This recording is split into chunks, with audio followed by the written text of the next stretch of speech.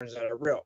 If we prove that those unicorns aren't real, you're just reading some fictitious book that has nothing to do with reality.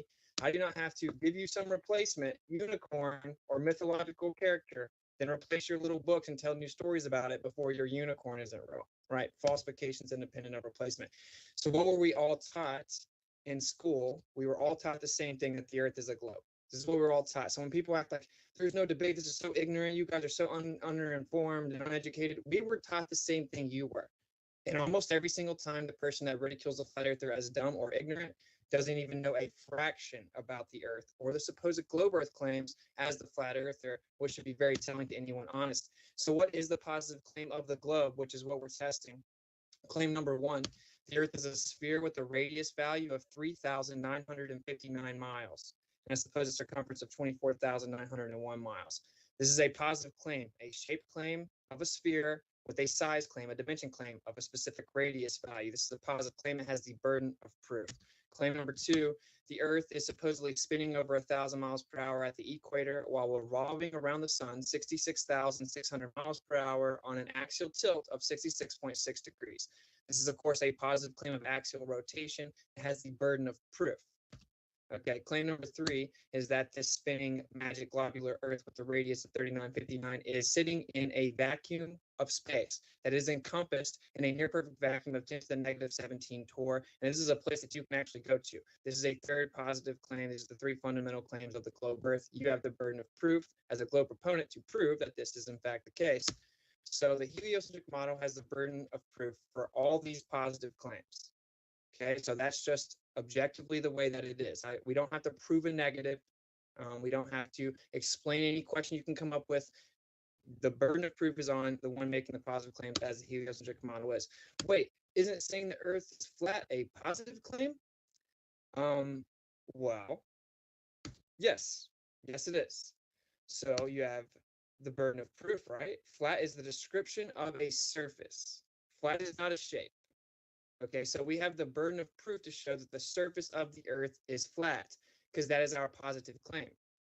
Well, conveniently enough, this has been done numerous ways, and we can get into plenty of them. But radio waves can be sent over 10,000 miles with no Earth curvature obstruction whatsoever. How is this possible? Of course, it's propagating over a horizontal plane, 10,000 miles, no Earth curvature obstructing it whatsoever. Seconds have been used to successfully navigate for hundreds of years and require the Earth be a horizontal plane as you take an elevation angle to a celestial object, and then it comes down to the plane to have your corner pocket. An elevation angle is to a horizontal. You cannot in any way use a sextant successfully without the Earth being a horizontal plane, and it's worked for hundreds of years for hundreds and hundreds of miles. Next, the horizon has been seen over 10 times the geometric limitations of the globe. This falsifies the globe claim. Again, there is no need for replacement of this model. It has been falsified.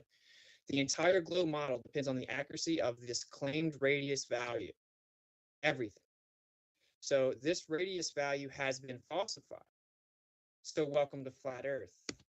This is not real, and it's okay. You made the positive claim that this is real. We have falsified that positive claim by falsifying the radius, and you have the burden of proof to substantiate your claims. We must not come up with some fairy tale to replace it. So that is where it all begins, to be intellectually honest about the conversation and where we are. And cool, excited about having the discussion. You got it. Thank you very much, Austin, for that opening statement. And with that, do want to let you know, folks, just a couple of channel announcements as we are absolutely pumped. In particular, got to let you know, on the bottom right of your screen, as an example, my dear friends, for the first time ever, Modern Day Debate is hosting our first conference, DebateCon, in 1 month, January 15th through 16th in Dallas, Texas.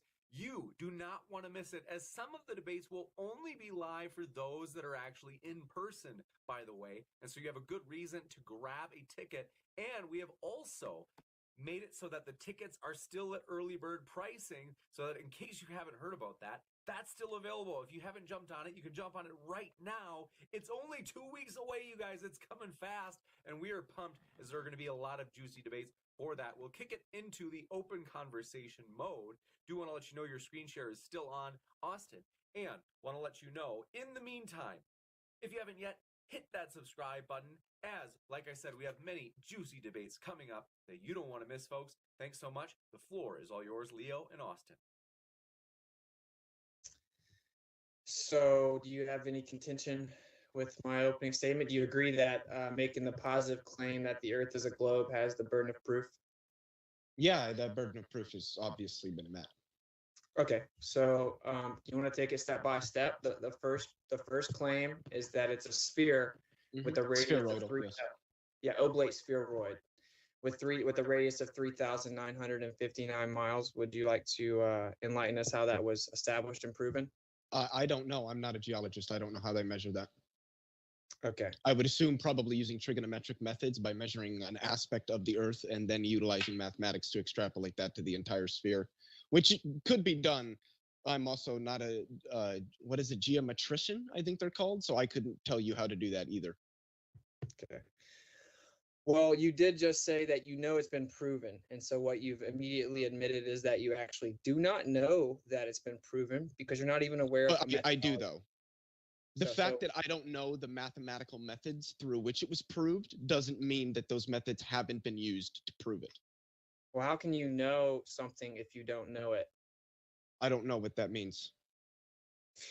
Well, how can you claim to know something as a fact if you don't even know what it is you're claiming as fact? I do know what it is I'm claiming as fact, that the Earth is a sphere. How was the radius verified? I don't know. If you Okay, wanted well- to know that, my question would be, why haven't you asked a geologist? I have debated people that do it for a living. Did you ask them that question? Yes. Did they So answer it? I'm sure they answered it. What was the answer that they gave? They tried to invoke geodetic surveying. Geodesic surveying? Geodetic. I don't think I know what geodetic is. I know what a geodesic is. I don't know what geodetic means, though. Okay. So we physically measured the surface of the Earth and falsified the claimed radius. So unless you can How provide so? evidence, it doesn't curve at the rate it would have to if it's a sphere. With How do that you know rate. that? For example, I showed you the observation of the black swan, right? So if the Earth has a What? sphere of a radius of 3,959 miles, then that means that the Earth's geometric horizon or curvature should be no further than 1.225 times the square root of the observer's height in feet. Just basic geometry, right? And you can Google it. This is on Earth Curve Calculator. This is not flat Earth math. This is testing the globe claim, right? And so that means at 1 foot off the Earth, you should see the curvature of the Earth at 1.2 miles. Yeah, we have an observation 1 foot off the surface of the Earth, and the horizon's over 10 miles. That would require the radius be over 250,000 miles, but they claimed it's under 4,000, so we have a problem here. Yeah, I don't really know anything about that. I just Googled it in like 10 seconds. I found out how we know what the both the circumference and the radius and the diameter of the Earth is. And it's exactly what I said. You use trigonometric methods to measure curvature over a particular area of the Earth. You could say maybe even over 100 miles, and then you can use that to calculate what the whole diameter of that circle would be. If you have part of the circle and you know the angle at which it's curving, then you can essentially piece together what the size of the entire circle would be. So you're saying if you know the angle at which it's curving, you can determine the radius value, but the way that you know that curvature rate is the radius value. So that would be I don't know what that means. We know it by looking at differences in the angle of the sun. I mean, this was calculated thousands of years ago because this kind of math has been around for thousands of years. Humans have been doing this for thousands of years. We are not in rocket appliances right now. This is very, very simple stuff. But I would pump the brakes on all the arrogance, right? Because you just admitted to the whole audience you didn't know the What do you method. mean by arrogance? I'm just stating things that are true. Like, we've known this for thousands of years. These methods humans have been using for thousands of years. Okay, so you're talking about Aristophanes? Eratosthenes? Yeah, that's who you're talking Yes, I believe he was the first one that calculated it, if my memory serves me correctly. Yeah, there's no primary documentation of that ever happening, even if we pretend that we know it did happen. So it's just an argument from silence, which is fallacious. That's why you had to interrupt me, right? Well, no, but that's what you're presenting. That is just an No, no, no, argument from no, no. silence. What I'm saying is you're making a positive claim. This dude measured the circumference of a globe over 2,000 years ago. I'm proving that you can't prove that at all because there's no primary documentation of that ever happening. You don't know that. In addition, we'll Yeah, pretend this it is did. an argument from silence. This No, is we'll just a pretend it. fallacy. No, you're saying that as if I'm just supposed to. Do you know what an argument from silence is? Yeah, you're saying I'm supposed to just believe that it's a real story. I didn't say that. I didn't say you're supposed to do anything. All I Okay, did was say that what you're doing right now is committing an argument from silence. Okay, can you provide evidence for your positive claim that Aristophanes did this? The fact that there are thousands-year-old documents of it having been done. No, Now, if there's you no- want to dispute that whether the person who actually ultimately is the actual human that did it, whether his name is Aristophanes, is irrelevant. The math checks out. Do you have an argument against the math? Yeah, sure. I was trying to get there, right? So my preface was that actually there's no primary documentation, but we'll just assume it is real anyway. But you had to interrupt me. So if we assume it's real, do you know that he had to assume the sun was distant with parallel rays? Well, of course it's distant with parallel rays. That's how light works. Light works that the sun is distant. That's the only way light could work. No, light moves in straight lines. Okay, so is there anything such thing as divergent rays? Is that a real thing? Divergent rays? Yeah, there are ways to do that. Yeah. Okay, so that's not how light works. The electromagnetic radiation, yes, it propagates orthonormally, I believe, if it's not interacting with a form of medium. Yes. It actually propagates in a transverse movement, wave Or like. do you not know what orthonormal means? Orthonormal? No, you enlighten me. Orthonormal. One oscillates this way, one oscillates this way. They're orthogonal or at 90 degrees to one another and normalized of unit length. So they're normal. Ortho, normal. Is it transverse? Yes or no? Oh, Lord have mercy. So you don't. Okay, so the So propagation. the concept of orthonormality would subsume the concept of transverse. Right. Okay. So can you provide evidence that the sun is 93 million miles away, or is it just a claim? We can measure that. Okay. So did he measure the sun was 93 million miles away? Actually, I do not know that. I have no idea whether, know he whether actually- he measured the distance to the sun or not. Right. Let's Well, he find out. needed that assumption to deduce the calculations. And did you know he didn't even claim it was anywhere close to 93 million? He claimed something more like 3 million. Did you know that? I don't know if anything that you're saying is true or false because I haven't read anything about what Eratosthenes did in terms of calculating distances from the Earth to the Sun. Well, this is your claim, though. You claimed he proved the Earth was a sphere with a circumference value. It's your claim. I claimed that he used simple mathematics to determine what the circumference of the Earth is. Yes, Assuming and we know that he did that. Yes. It works the same if the sun's local on a flat surface. He assumed a distant sun with parallel rays and assumed a spherical surface. Yeah, but those are facts, which is why he assumed them. Okay. The sun is distant, and the electromagnetic radiation propagates orthonormally unless it's interacting with a medium. So your proof of the Earth's measurement is that he assumed the Earth is a sphere, and you can use that assumption to prove that the Earth's a sphere. If the Earth weren't a sphere, unless you're arguing that there is geometric curvature to it, even though it's not like a sphere, then fine. But that wouldn't be flat. There is geometric curvature on the Earth. Okay, that's he figured that out just from walking from two cities. Yeah, that was the claim. Well, actually, that's not the claim. That was the observation. He determined that there is curvature on the surface of the Earth because these things that we see in reality happening. But did you know that if the surface was flat and the sun was more local, you would get the same results? How so? Because the divergent rays would create shadows relative to the angle of the local light. What do you mean by divergent rays? They converge to the point of light, the source of light, which is the sun. So isn't that how all lights work? Okay, so, well, you just a second ago they're all parallel. So anyway, yeah, they travel at straight lines outward from the source in all directions. Like that's kind of how field mechanics works. Well, the globe Earth kind of doesn't claim that any of the sun's rays on Earth is divergent. They claim they're parallel. I don't know what you mean. They're parallel in terms of them coming from the sun. The light just moves in straight lines through space. Right. Yeah. Right. So if it's divergent in the sense that all those straight lines would diverge back onto the sun, the point of origin. But Where the the light globe is Earth sourced from. model, the globe Earth model has just a small portion of the light of the sun hitting the Earth, and they're all parallel. If the Earth is smaller, or if the sun's more local, then it has divergent rays locally on the Earth. It's a fundamental difference. I have no idea what you're talking about. Okay, so you have no. First of all, that wasn't even claimed. Like optics isn't this hard. Actually, optics is a pretty difficult field. It's boring too. Do you agree or disagree that if the Earth was flat and the sun was local, you'd get the same results? If you had like a sort of a flat disk Earth and a little ball up here with the light would just be covering the whole surface, so you wouldn't have nighttime. So no, I don't think that would work.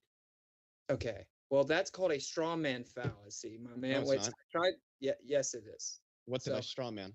Yeah, you just straw man a model of the Earth, saying that if the Earth's a disk with a ball above it, then it'd cover up the whole disk. That is just an unfounded claim that no one on this side has ever made. There's something called Except all of you.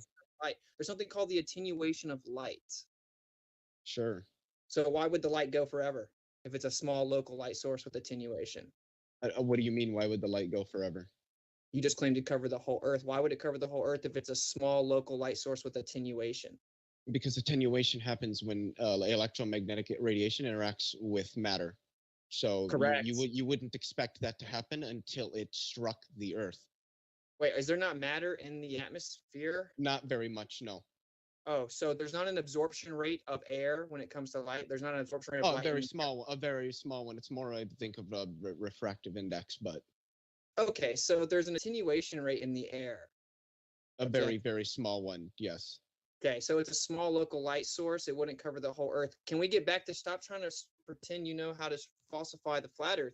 Can you prove the globe Earth radius value? That's what we're trying to get to here. I already have. We mathematically calculated it. We measured that there was curvature on the surface and used the amount of curvature measured over the length and extrapolated that to an entire sphere and got an accurate measurement. We've confirmed it today, so...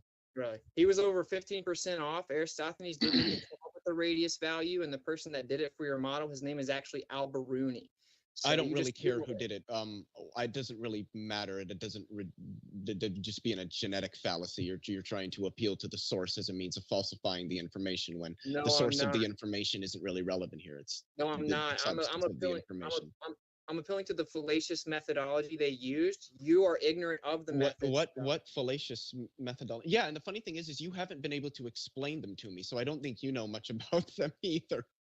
Yeah. I never claimed to know everything, and I don't actually know how we've even today measured the circumference and the radius of the Earth. I really don't. I've never asked, but I'm sure if I Googled it, how can we measure the circumference of the Earth, I'd get perfectly fine answers that make sense and have a lot of valid mathematics to back them up. I mean, I'm sure that anybody, if they really wanted to know these things, could just Google them or call a university and ask a professional.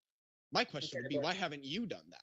Well, hey, isn't it pretty ignorant to claim you know the answer to a subject or question if you're completely ignorant of all the details of that subject? I didn't say I was completely ignorant of all the details. I said there are some things that I do not know. That the Earth is round is one of the things I do know.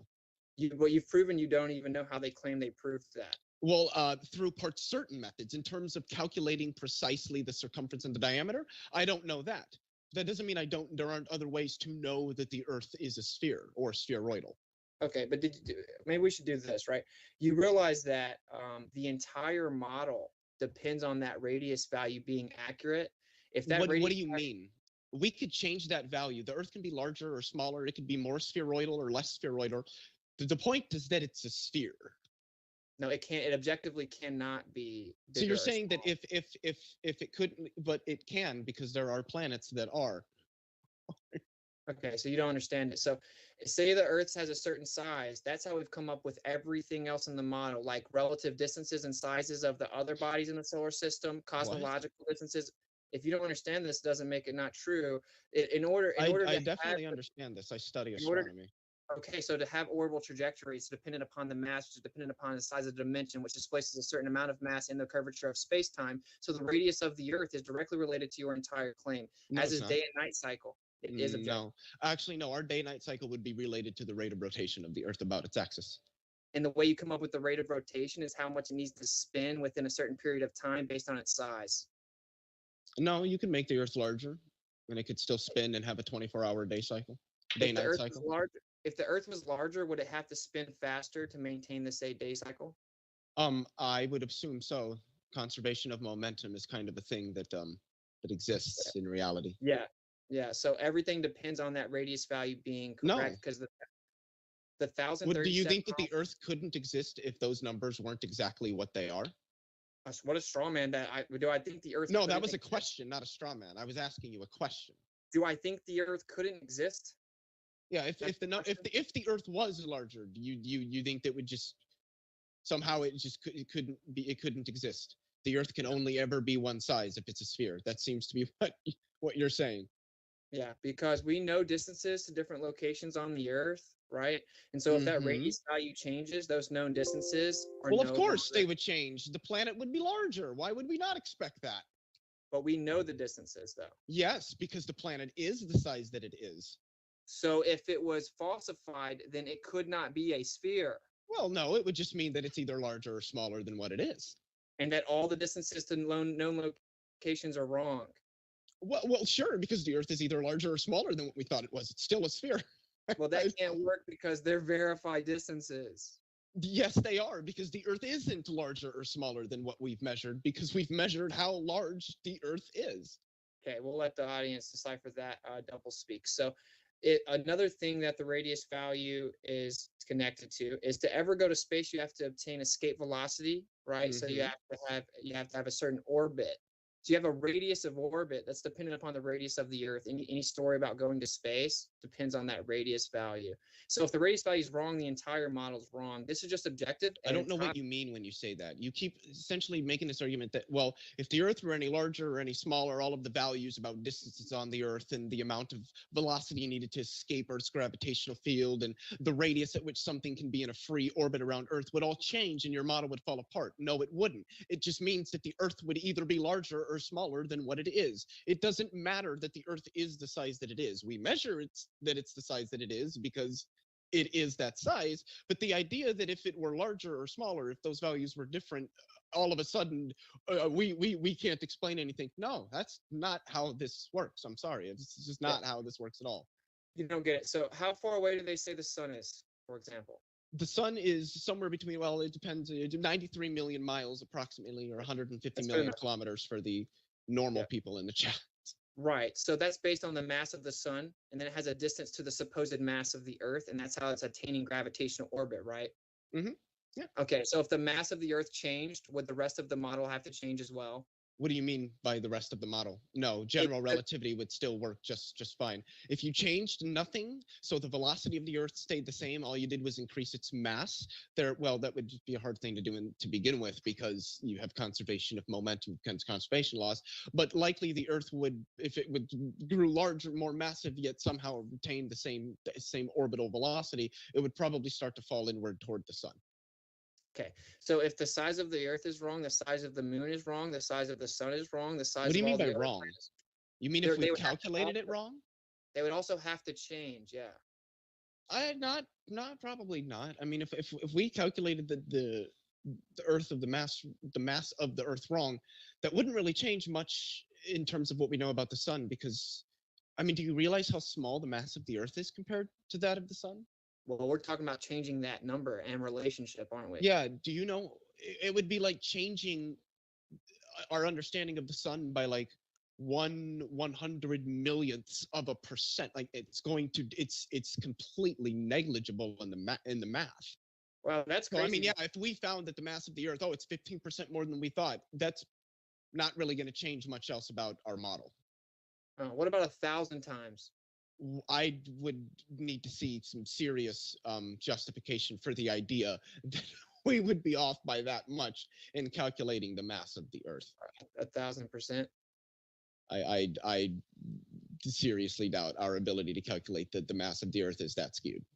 Yeah, well, we have an observation where the radius value would have to be 264,000 miles. So I don't know what you mean. Well, they claim the radius is under 4,000 miles. I've said something that's objective. You've disputed it, but I don't want to keep going in circles. If the radius value is wrong, the entire model is wrong.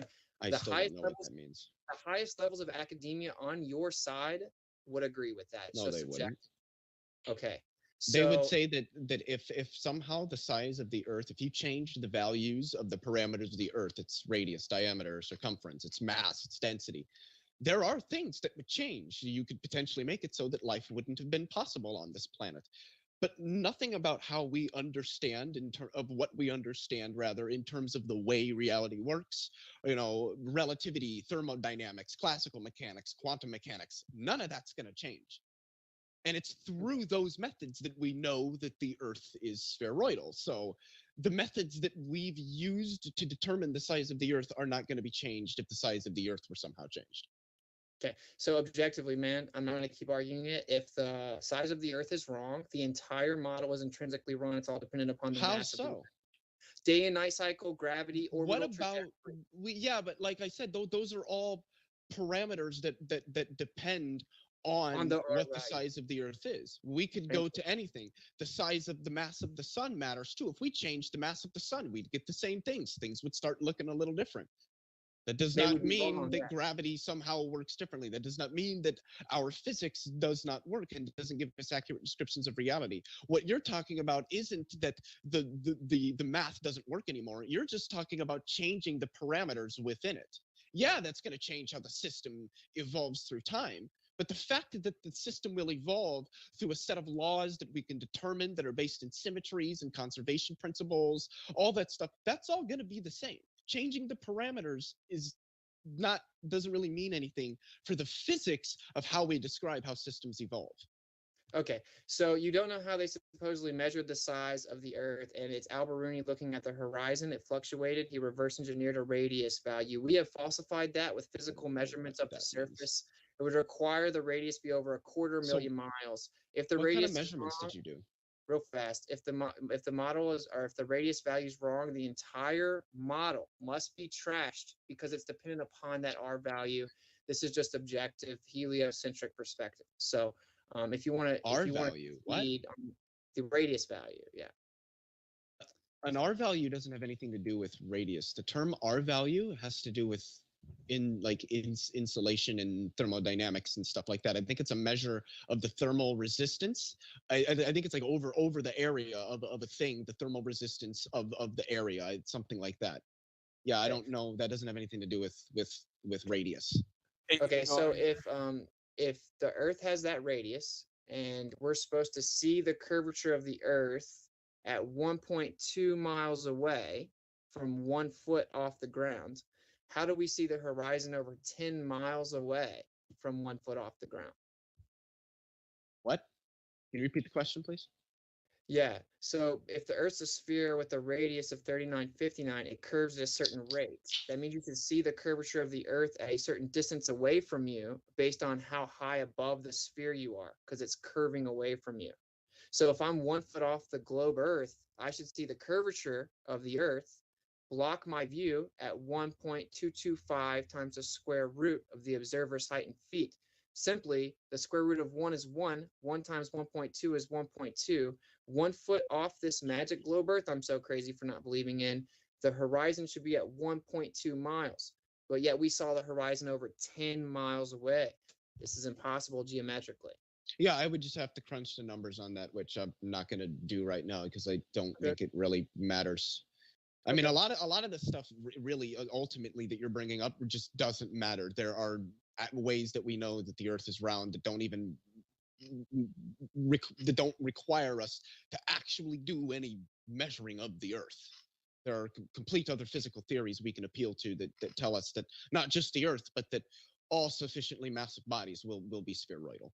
So you agree then that there are no physical measurements of Earth curvature that exist? No, I don't agree with that. Do you know of one? A way to measure the curvature of the Earth? Yeah. Walk from one place to another. Walk from, Tampa, Florida, all the way up to Boston, Massachusetts, and measure the difference in the position of the sun at the same time of day. Okay, so and you will notice it will change. Yeah, you'll be able to use that to determine the angle of curvature of the distance between Tampa and Boston. And then from that, you could essentially extrapolate all the other pieces and get the full circle and be like, oh, so yeah, the object that I'm standing on is a sphere and its circumference would be this amount. And then from that, I can determine what the radius and what the diameter would be as well. Right, but so you have to assume the Earth's a sphere. So how? No, can you don't. You would. The thing there is, what you're observing when you make that walk is that you're walking on a curve. That's not an assumption you go in starting with. It's something that you get out of doing it. That's a result of what you're doing. It No. accounts for why you see the Guy. world the way that you do. So on your model or lack thereof, you would have to account for why we can experience a curvature to the Earth's surface when there really isn't any. We literally don't experience a curvature to the Earth's surface at all, ever in the entire. Why does the history position of the sun change when you move? Holy shit, I'm gonna get this wrong. I think it's longitude, I think, is this way. Look, guys, I'm not a surveyor. I'm not a geologist. I do physics. Okay, I don't know this stuff. I think this is longitudinal. Correct me if I'm wrong. But when you move longitudinally, if I'm correct on the Earth, the position of the sun changes. The position of the stars change as well. Okay. Yeah. That And would happen their on change is flat Earth. proportionate to a definite curvature that we can measure on the surface that we're walking. Why? Okay, because that would happen on a flat Earth, and they. I'm trying to explain it, but you really have impulse control issues. So when they looked at the sky, they reverse engineered the cyclical nature of it to apply it to a spherical assumption. What does that mean? So Reverse if you engineer don't- the cyclical nature of the sky. I don't. yeah. So okay, let's take it word by word then. The sky has a cyclical nature. What does that mean? It has a cycle.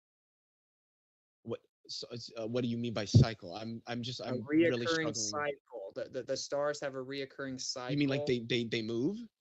In a circle and a cycle. Yeah, that you know that's because the Earth is rotating, right? That's You why know we that- see the sky spin like this, because we're on the Earth, which is rotating. That's what you believe, yeah, because you have been indoctrinated. So anyway, Is the whole universe rotating around the Earth? Is that what's going on? Or are you gonna go Robertson Genis on me? the sky moves over top of the Earth. Yeah. I don't. How? What Well, does that that's even what we mean? observe. Isn't that what No, we it's observe? not. We observe the Earth moving. No, we don't. According to your model, we don't observe the Earth. No, according to your model, we don't observe the Earth moving. It's all relative because the mass of the Earth is so big based on the bending and warping of the curvature of space-time. You actually don't feel it. You're in a gravity well, and everything is relative. The Earth is so big, you don't feel it spinning. And actually, the sky is still relative to our position in this coordinate system of space-time. It just looks like it's moving because the Earth is rotating, but we can't feel it. That is your claim. Yeah, of course. We Okay, can't, just like when you're in a car going 100 miles an hour down the highway, you can't really tell that you're in a car going at 100 miles an hour down the highway. I mean, obviously, you know, the little bumps and stuff in the road, but if that road were like perfectly smooth, there's no bumps or dips or any what's often referred to as a change of vector, you would have no idea that you were moving. This is Yeah, why in an airplane at almost 700 miles an hour, you are sitting there like, oh yeah, I'm in my couch in my living room, because that's how that works. You don't feel movement, you feel acceleration. Yeah, and the Earth is rotating, which means it's accelerating. No, it's intrinsic- not. Oh, really? No, the Earth's rotation is slowing at a rate that is so slow that we are never going to be able to tell that change. It would be like slowing down from 100 miles an hour to 0 miles an hour at 1 mile an hour per year. If you were to be, if I understand it's somewhat of a contrived hypothetical, but it makes the point. If you were in that car for 2 years, you're not going to notice the change from 100 miles an hour and 98 miles an hour over that 2 years. I'm sorry, but you're not going to notice that the car has slowed down at all. Okay, so I know your argument, right? But the reason it's not analogous with the car is You know it, because but do you understand it? far better, actually. So if you're Okay. driving the car and you turn it, are you going to feel it? Yes, that's a change of vector. Oh, so if it turns, you feel it. So is the Earth Yeah. turning? Is the Earth rotating? Yes. Okay, so it's intrinsically changing direction then. Changing direct. What do you mean? If something's rotating, it's Like, constantly a turning. rotation, yeah, that angular momentum, yeah, but not linear momentum. This would be angular momentum. Oh, And so we just wouldn't fill it. So I already said Well, not on something that's as large as the Earth is. Why? I said I said that already. I said, Yeah. so So if you said it, then obviously you understand this. Then I don't know what your contention is. Obviously you understand that the Earth is a very large object, and because it's so large, and where our entire existence has been confined to the planet in the atmosphere that is also rotating at the same speed what I as put in live stream voice text with the Earth's rotation and everything. We're not going to be able to feel that it's rotating. That's so yeah. Okay. I mean, if you understand that, what is it about that you're contending with? If you seem to understand it so well. Do you think the fact that you wouldn't theoretically fill it proves that it's spinning? Well, no, of course not. Okay. So what's the proof it's spinning then? The proof that it's spinning would be well, the fact that we have actually measured the angular momentum of the Earth. We do have instruments sensitive enough to do it. And there's actually an instrument that's not just sensitive enough to measure the angular momentum of the Earth as it rotates, but can measure a change in that momentum, that force going along the surface of the Earth longitudinally. I believe it's Foucault's pendulum is the device that we can use. Also, we see that the sky is spinning in the same direction we would expect the Earth to be spinning if it were. And yeah, these tell us that the Earth is spinning. So we saw the sky spinning, and so if we theorize that the Earth was a globe spinning and it made the sky look like it spin, it only had one direction it could be spinning, because that's based on what the sky is doing. It's not. It doesn't match the rotation that we expect the Earth to be. That's not what happened. It has to be spinning east. Are you saying that if the Earth if the Earth were rotating, we wouldn't expect to see a rotation in objects in the sky? I didn't say that, no. Well, that's the statement that I made. If the Earth were rotating, we would expect to observe a rotation in the sky, given that we're on the Earth. Okay. And we do see that. Yeah. Which okay. means So that serves as evidence that accounts. So the idea that the Earth is at least rotating, regardless of what its shape is, accounts for why we see the world this way. Right. So that's if the stars in the sky are still, right? So what we actually They're observe, not still. Right, you're right, because I time lapse them all the time. They're constantly moving in perfect circles. Yeah. Well, not so really perfect circles, here's the question: if the Earth was stationary and the sky was moving, would we observe the same thing? If assuming it's moving in just the right ways, yes. Yeah, east to west, like it does. Well, I mean, just even beyond that. No, everything else works perfectly. Well, assuming that it moves, I mean, if everything was, the sky was moving, but it was moving like across us like this, then we wouldn't expect to see a rotation. So we would only expect to see that if the Earth was stationary, the sky would have to be rotating, but the sky isn't like an object that can move like that. So that's another reason why we know that that's not the answer, because like the sky isn't a thing that can rotate. Okay, the stars in the sky rotate, bud. Around the Sagittarius A star, yes, not around the, surprisingly enough, what would be the center of the axis of the Earth, because it looks like the sky is rotating around that, which is also something which comports with the idea that the Earth is not just rotating, but is a sphere and is rotating about an axis. Okay, so yeah, they all revolve around Polaris. We don't actually feel the movement. Your argument is that it's so big you wouldn't feel it. Cool. Still, objectively, we don't feel it, though. That's objective. Sure. And then we see the stars move. You claim that it looks like they're moving in a circle, but they're actually sitting still. It's just because the stars aren't sitting still, no. Yeah, relative to our reference frame. Well, yeah, well, sure, but at that point, I mean, there is no wait, what do you think motion is? You do realize there's no such thing as absolute motion, correct? Why are you diverting? No, you're the one that wanted to divert, because you said relative to our reference frame. Well, of course. Yeah, because you just said that they weren't still, and I rebutted. Yeah, the stars are moving. Yes. Oh, the stars are moving in. Yes, yeah, they are. The whole. You do realize the Milky Way galaxy is rotating, correct? Cool. Yeah. Yeah. So obviously, the stars and our solar system, which is around a star, would be moving with all the other stars we do not exist for long enough to really see that. I mean, for Christ's sakes, it takes the Milky Way galaxy 225 million years to do one rotation. That's all pseudoscience, fairy tales. I don't know what you mean by pseudoscience. That was these are things we've measured quite well. In fact, we've measured the rotation of not just our own galaxy, but many other galaxies so well that we realized that the amount of baryonic mass that is present in the galaxies isn't enough to account for why they're held together, despite the fact that they're rotating so quickly, which is why we have a thing like dark matter. There has to be some extra mass to create the gravitation to hold the galaxies together, because they're rotating too quickly to do it on their own with just the mass that we can see. So yeah, we do know that galaxies rotate. Well, all of this stuff is obviously tangentially related, and it all comes back to proving my point that the methodologies that I rely on and that everybody else in the sane world here relies on obviously work, and those methods tell us that the Earth is a spheroidal ball that is rotating about an axis and orbits a star. Okay. No, it doesn't actually. All practical use assumes the Earth's a flat, stationary plane, like flying a plane. Military documents about horizontal propagation, electromagnetic propagation for ground weapon systems, they had to assume the Earth was a dielectric, stationary plane. Helicopters, ballistic missiles. Relativistically, of course. Okay, so your claim is that we have to treat the Earth always like it's stationary and flat for anything to work, but it's all relative. Well, we don't have to do that. We choose to do that for convention because it just makes the math easy.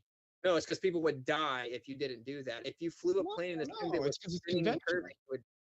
If you had to account for spin and curvature in a plane, everyone would die. Well, no, it's just that we don't need to account for the spin and the spin of the rotation of the Earth. That's convenient. Well, yeah, because why would we need to? We're spinning with it. Well, actually, no. Your model claims that the atmosphere doesn't move in synchronicity with the Earth. Well, not perfectly. No, of course not. What do you think weather is, and like wind and stuff like that, and tornadoes? Those are just weather patterns within the atmosphere. Your model, what you just said would require it move in synchronicity, but your model does not. No, not necessarily. It doesn't have to move in synchronicity. The atmosphere largely is spinning at the points closest to the Earth at roughly the same speed that the Earth is rotating in those areas. But the atmosphere, I mean, there's going to be a gradients to its movement, and there's going to be turbulence in it because you have electromagnetic radiation coming from the sun. You have a bunch of thermal and geochemical processes and geothermal processes and all these other geophysical processes occurring that are adding all this turbulence into the atmosphere. You've got humans that are doing things. You've got the tides, all this stuff having an effect. Yeah, it's not going to be like 100% synchronous moving with the Earth. Okay, it's a fluid. Yeah. So anyway, is there any scientific evidence of axial rotation? Rotation about the axis? Yeah, the fact that we observe the stars in the sky, they rotate, and they seem to do so about an axis, which is exactly what we would expect to see if we were on a sphere that was rotating about an axis. And it is scientific because, as anybody who knows science understands, the beauty of science is that we can go out and make observations about the world and then find models or form models that help account for the things that we see in the world. And the idea that we are on a planet that is a sphere largely and that is rotating about an axis accounts for looking up and seeing. If you've ever seen the videos, you can see it looks essentially like the sky is rotating. We would expect to see that if we were on, an Earth that was a globe.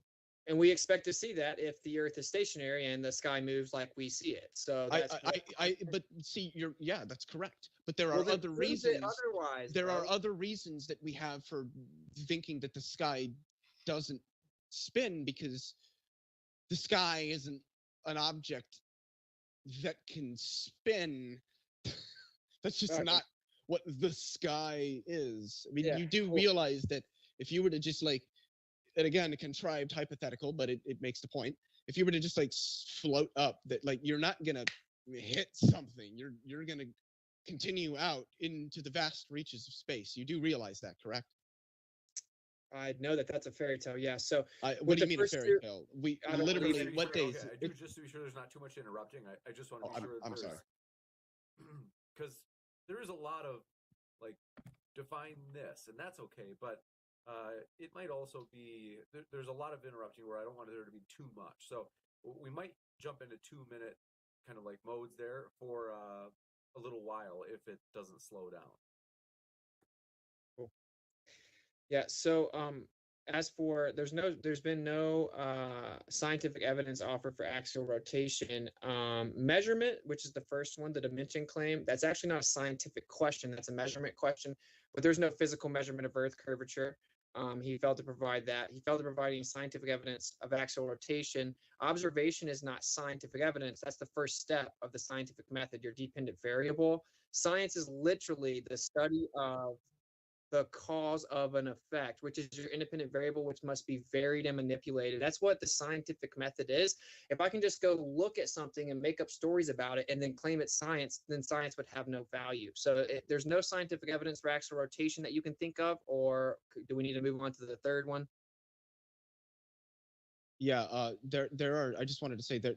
So, see, you propounded this oft refuted and just not true idea that science is all about causes and effects. That's just not at all the case. There are areas, very well understood and very precisely measured areas of science where causality isn't even a factor. And you can ask most physicists, and they'll tell you causality is much like temperature. It's like a phenomenal result of our experience of reality at the scale that we experience it, but it's not this fundamental property that's built into reality. That's not a thing. So much like temperature. Here you go, Mickey. Pause. All right. Yeah, that guy is like, he's super, super bad at doing everything that he came in there to do.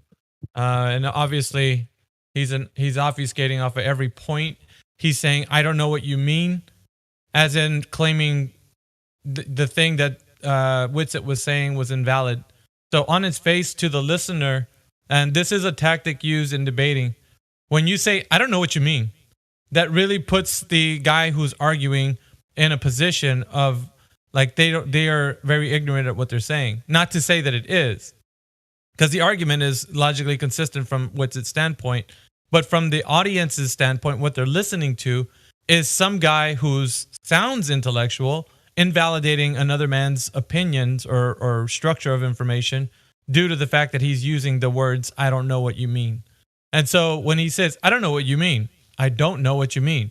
Every time he says that, it's kind of on his face, not to say that it is invalidating, but to the audience, it's putting them in a question mode. Like, yeah, it's true. What is he talking about? Like, and so some people might get it, but the vast majority of people who want it to be still a globe will be saying also, yeah, the guy is true. What do you mean? Like, you know, and so it gives FE more of a defense standpoint.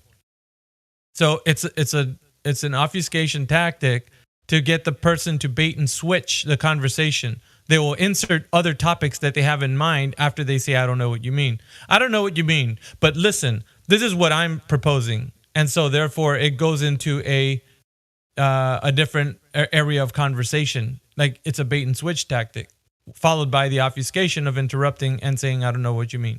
So very much so, they think that they're getting away with something and inserting whatever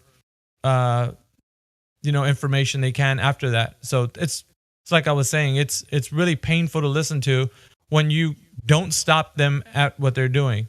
You have to actually call them out when they're actually doing that, and then it makes sense to the audience. They're like, oh, wait a minute, is he trying to change the topic? And then people realize it becomes obvious that it's a bait and switch. But it has to be recognized within the context of the conversation. Otherwise, it will be like used upon over and over. So, and I've heard of this before. There was a guy who actually came into the server maybe last week or the week before, and he was actually applying this method while I was speaking. He actually used it because supposedly he was new to the topic. And he said, I don't know what you mean.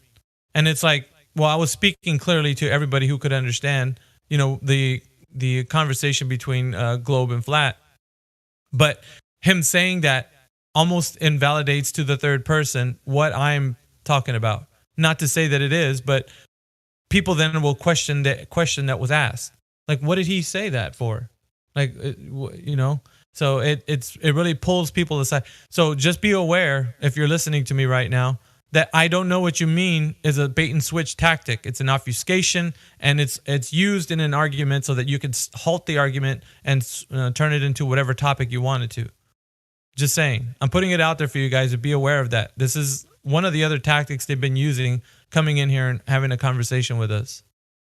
Yeah, now you say it, I've viewed it a lot, actually. Yeah. The reason I'm talking about it, Flatty, is because a lot of people who don't understand, they think they're coming from a genuine place, that they really don't know what they mean. Like, let's say you have a conversation with a glober and he's saying, I don't know what you mean. All I know is that we know that the earth is a globe and it's spinning. You see how easy that was? On its face, I just hand wave dismissed the logically consistent argument you gave, and I bait and switched into the topic of me saying I don't need to look into that topic. All I got to do is just believe that people have given me the correct information. Like this guy, he was saying that early on in the discussion. He was talking to Whitson, and he was like, I don't know what you mean, and I don't need to look it up on Google. I mean, I don't need to find out how you're saying to measure it. I don't need to measure it. I can just look it up on Google and trust the information that was given was done by people that can back up the information. So I don't personally need to do it. Therefore, relieving him of the burden of proof, and easily too. So a lot of people will jump on the bandwagon because it's a lot more comfortable. Hey, I don't have to look into this. That's a way to fight flat earth. Just say that you don't have any responsibility. Pawn it off to those who give out the information. And that's why it's important when you call them out on this. Because if they don't know, they don't know. And that's why exposing that needs to happen a lot more. You know what I'm saying? So FE needs to be on the offense consistently. And on every front. Like on the front of the argument. Because the bait and switch, obfuscation tactics, they need to stop. And it might sound a bit rude, like when you interrupt them when they're, I don't know what you mean. But anyways, the globe is such a X, Y, and Z. You're like, hold on a minute. You just said you don't know what you mean. You're claiming ignorance.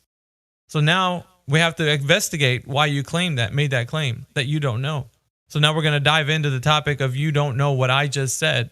You know what I mean? You turn it back around them because they just claim they don't know what you mean. Yet they want to present their argument as in their argument is valid, yours isn't.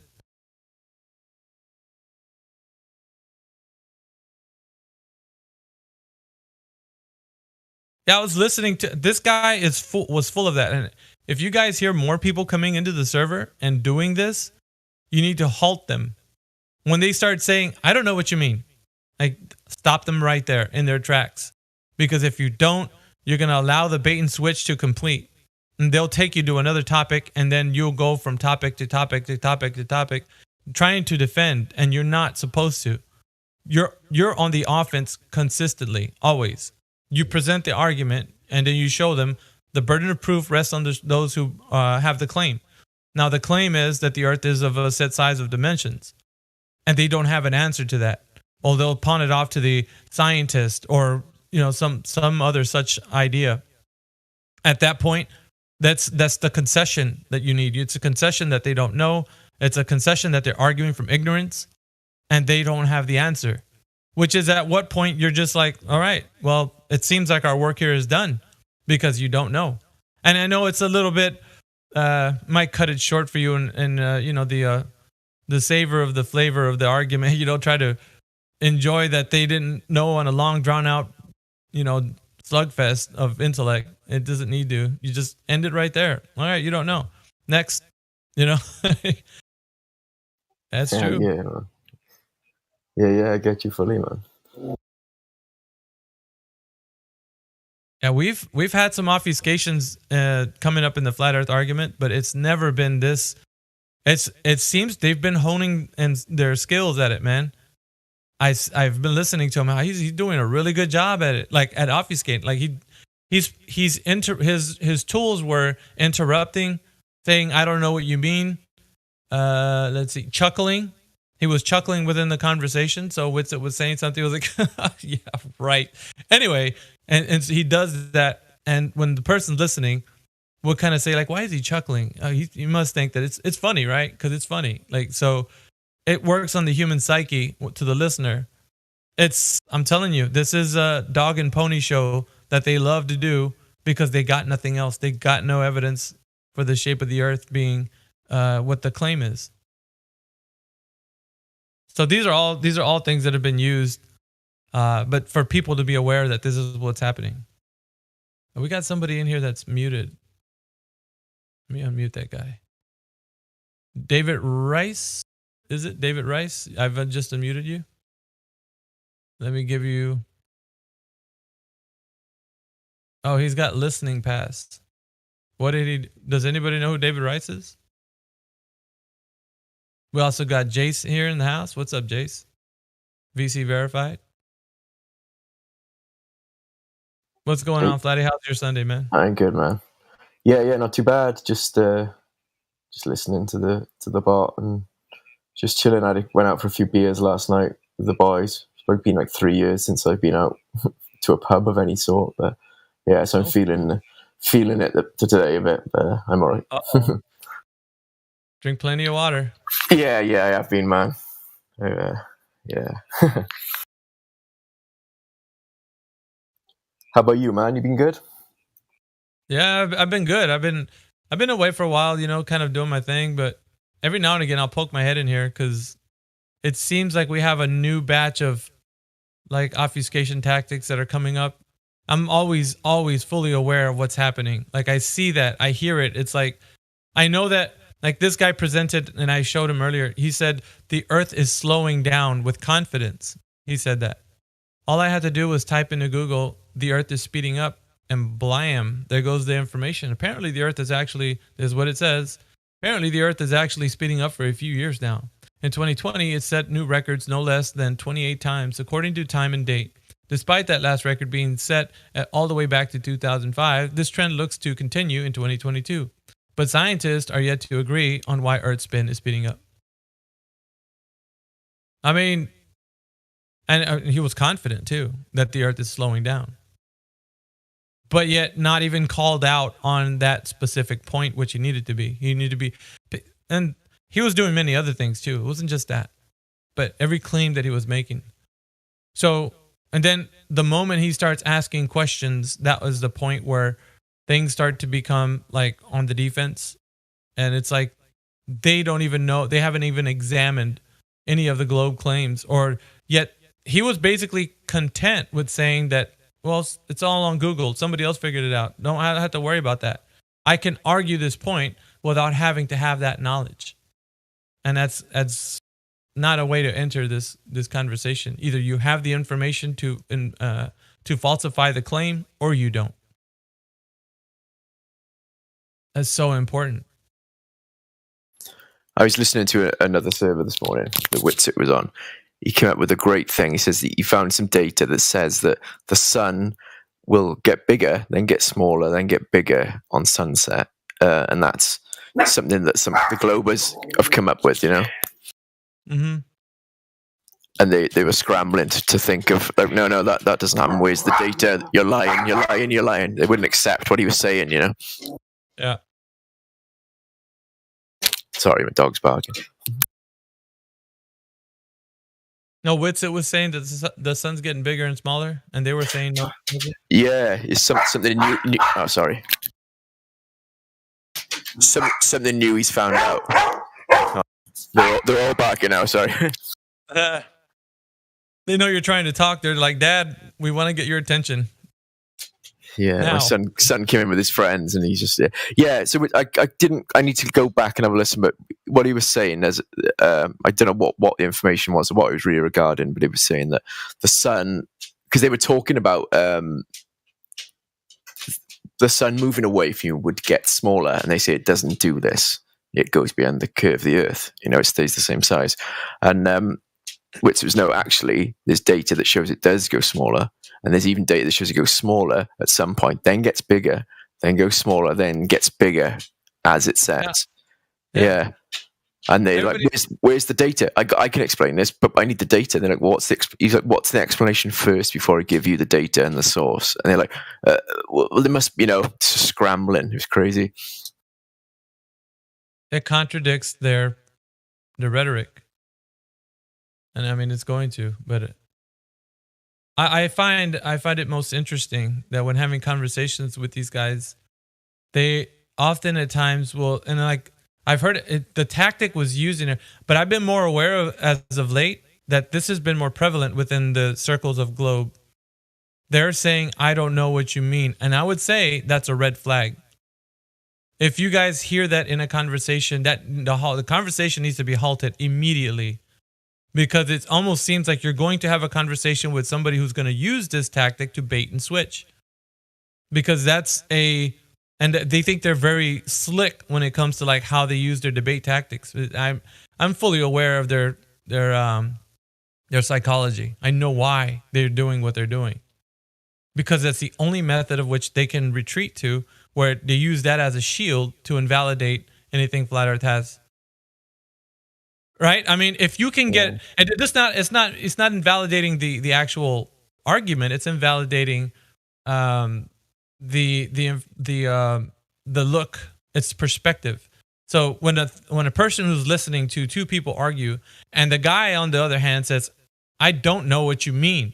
I don't know what you mean," keeps saying that, then there's like an idea that in another person's mind, right, that's listening, is like, dude, can you just break it down to this guy like in more simpler terms?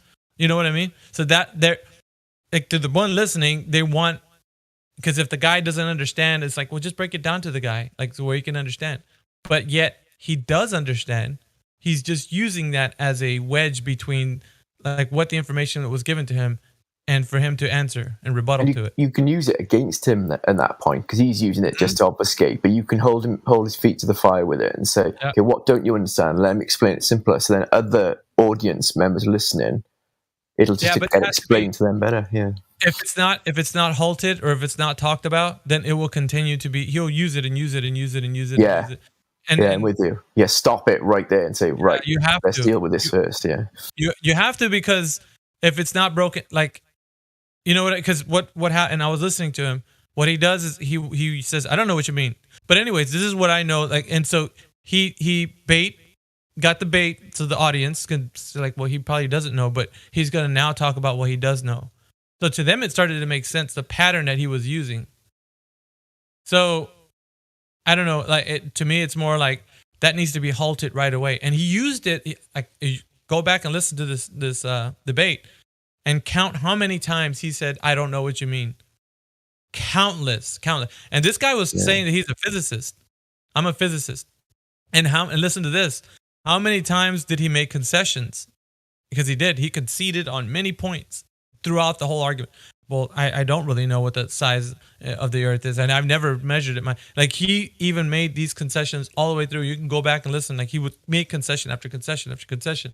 So at which point there needs to be some kind of like, okay, let's bring this all together.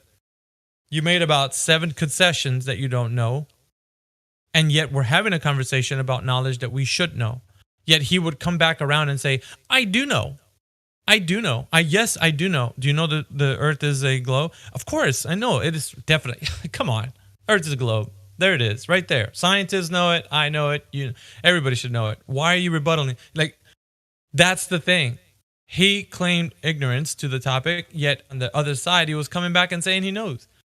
Like, it's like smoke and mirrors when you listen to this guy. And so,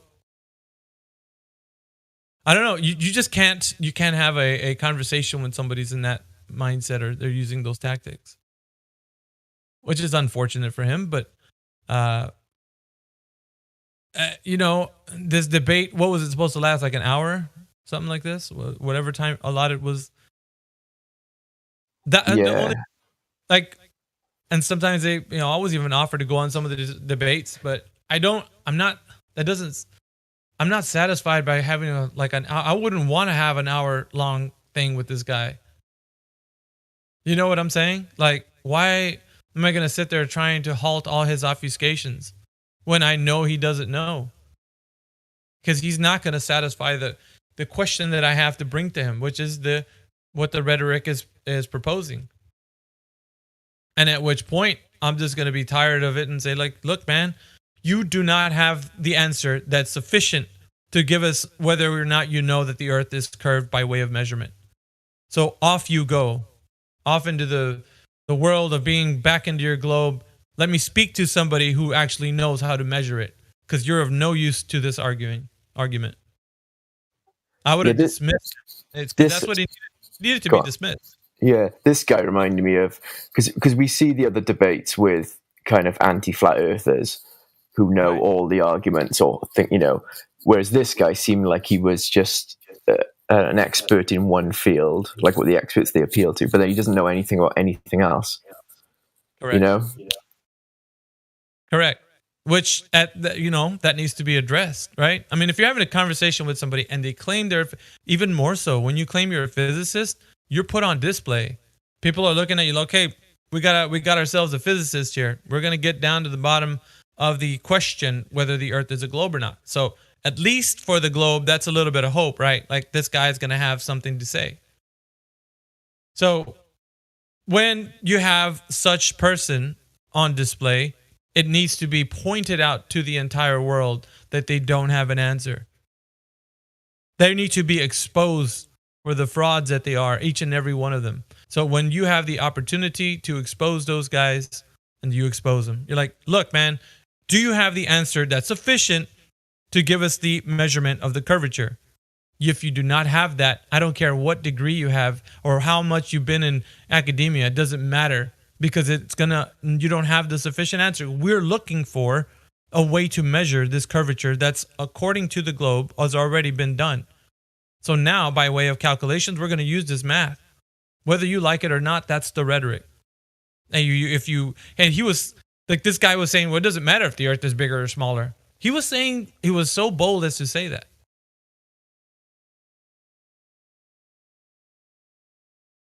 Yeah. Old dude's correct, but like I don't stand for these guys being who they are and then indoctrinating more people because of how they use their language, of what they're doing. They think that because I'm a physicist, I don't care who you are and what lofty title you have. You either have the information that's sufficient to answer the question, or you're off you go back to the globe and let me speak to the guy who does. That's the way I handle it. It's not very satisfying to a knockdown slugfest of intellect, of going through every point of like argument. I don't feel that's even fruitful. To me, it's going to be over and done with a single blow. Measurement of the curvature of the Earth. Do you have it? Yes or no? I will come at it every single time that this, like, I'm gonna actually make this a point to, like, the more prideful they are, the harder they're gonna fall. Like, this guy was full of pride, and I was like, look, listen to this confidence. Like, oh, such confidence this guy has coming into this discussion. Puffed up with pride and, interrupting. Like, that's all his tool was. He was just constantly interrupting wits, and it was they even got to the moderator's attention. But after like what, 30 minutes to close to an hour of him doing it? Yeah. I mean, come on, man. Like, but I think it's what you call it. It's entertainment. It's for the masses to kind of hear that good old rousing debate, and that's like, man, I'm so wanting to this to be done with. Like, I'm tired of the obfuscators. I'm tired of them. You come with the correct information, and if you know something or you don't know it.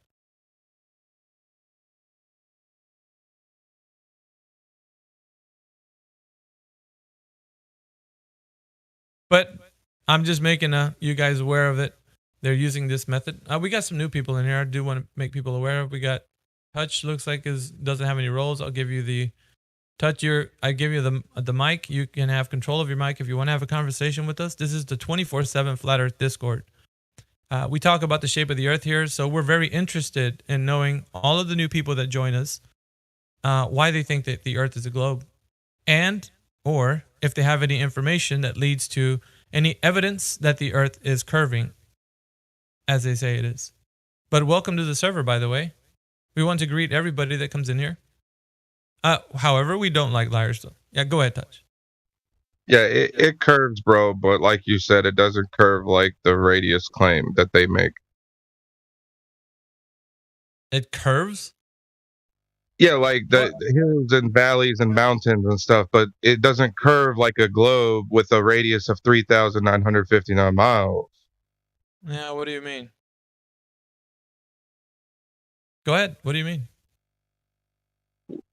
I mean, you don't know Are the you depth. saying it's a topographical plane? Because yeah, they're talking about that it's curving in the rate of 8 inches per mile squared. All of this stuff has to do with it. So No, the curvature is unconstant. It's erratic.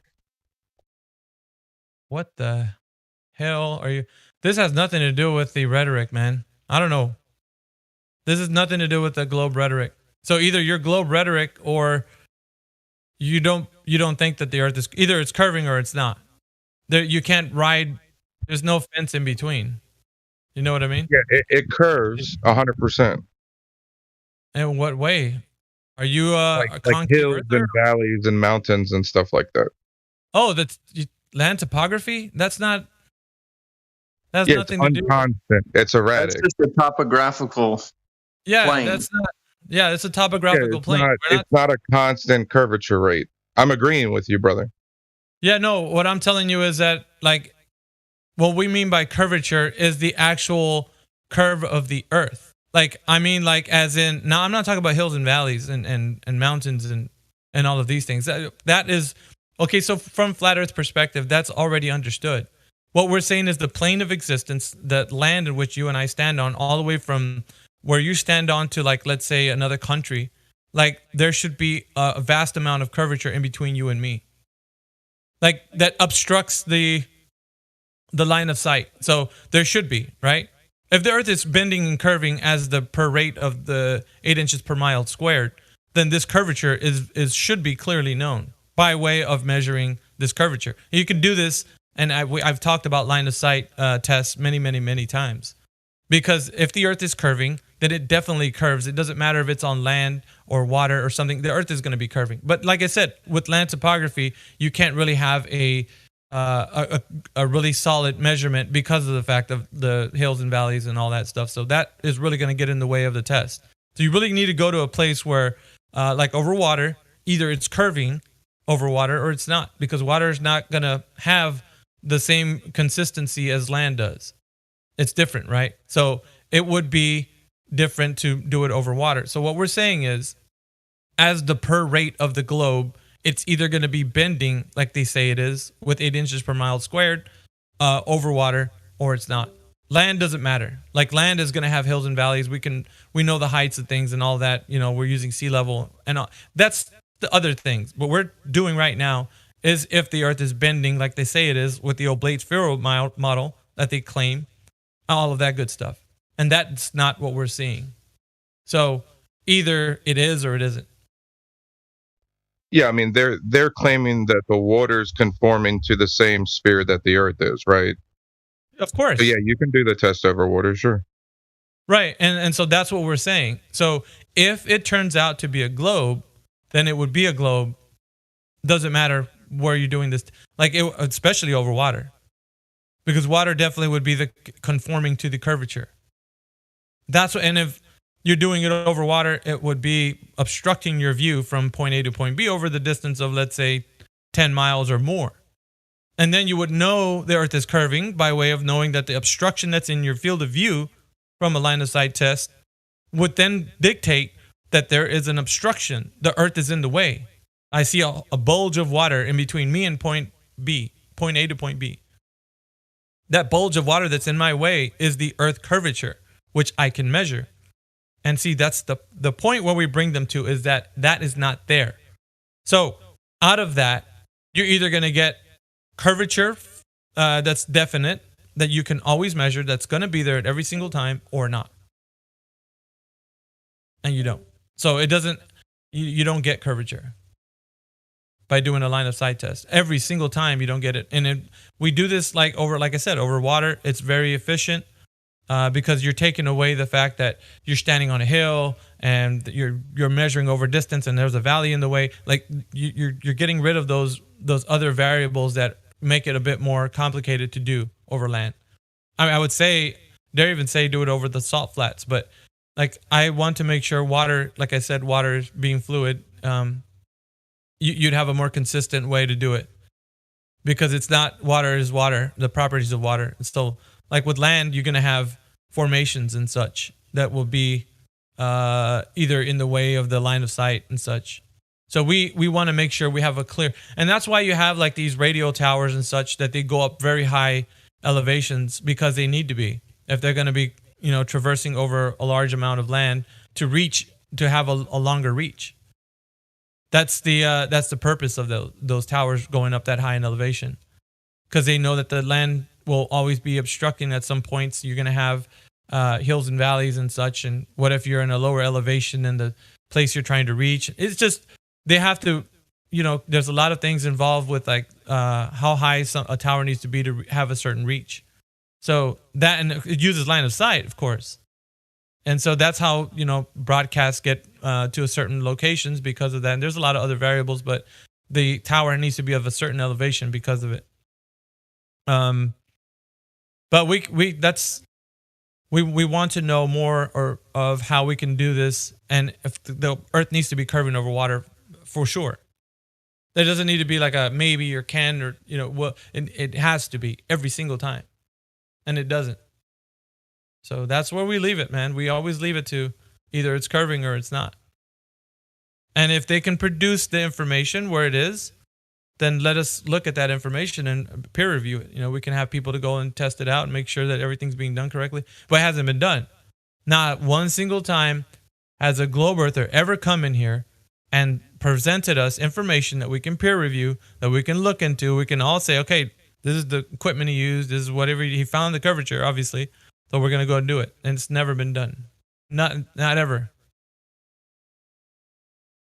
So it's not curving. Like I said before, it's not curving like they claim, then it's not a planet. Well, that's the whole the argument wrapped up in one blow. Either it is a planet like they say it is, or it's not. Because if it's not curving like that, then all bets are off, man. We don't got a radius. We don't got a circumference like they say it is, 24,901 miles. All this stuff, man. Like all the metrics to the globe, like vanishes. And the guy in the argument that was previous to like what we're talking about right now was actually stating that it can be bigger or smaller. I think he said it can be bigger or smaller if you guys were listening. It didn't matter.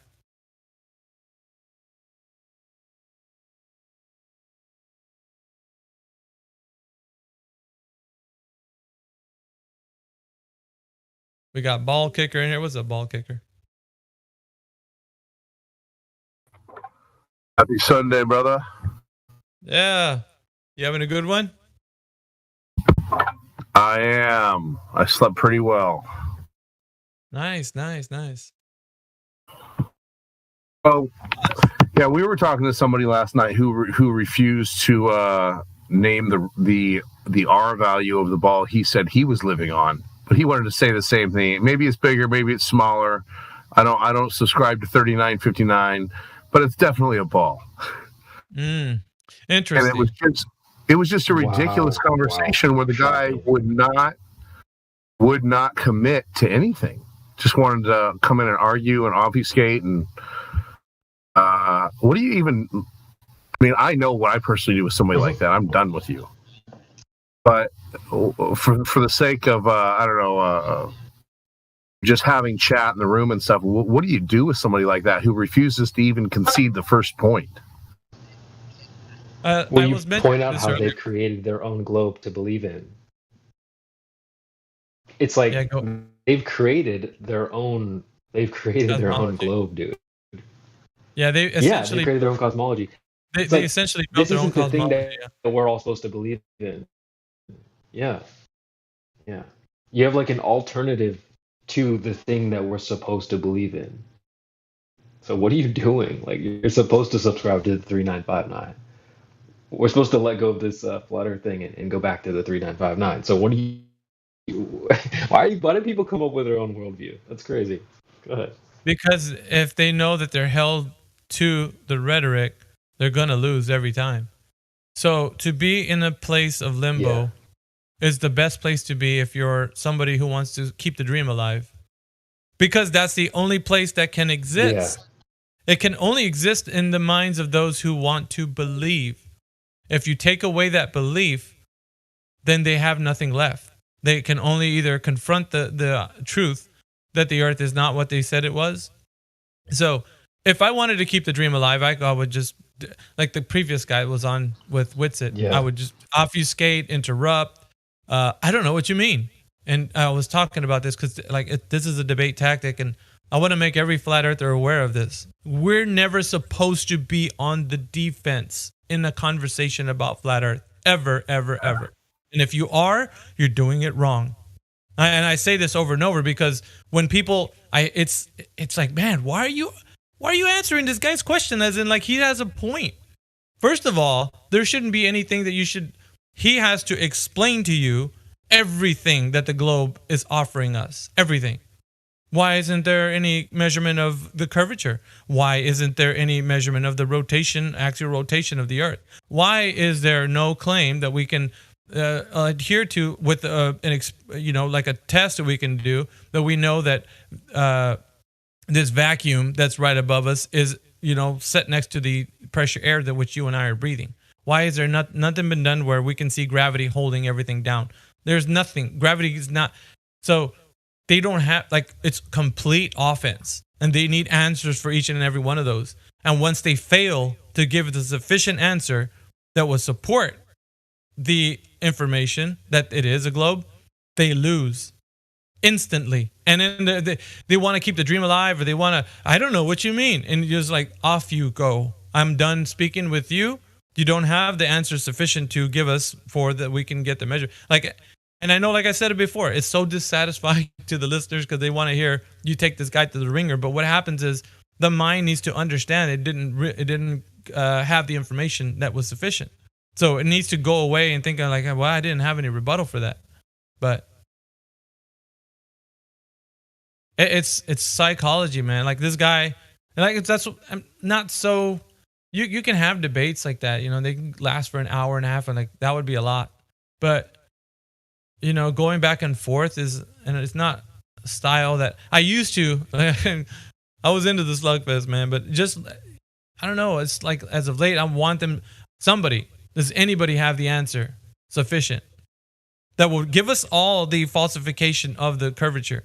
Someone out there, if you have that information, come inside here, this 24/7 Discord and bring it.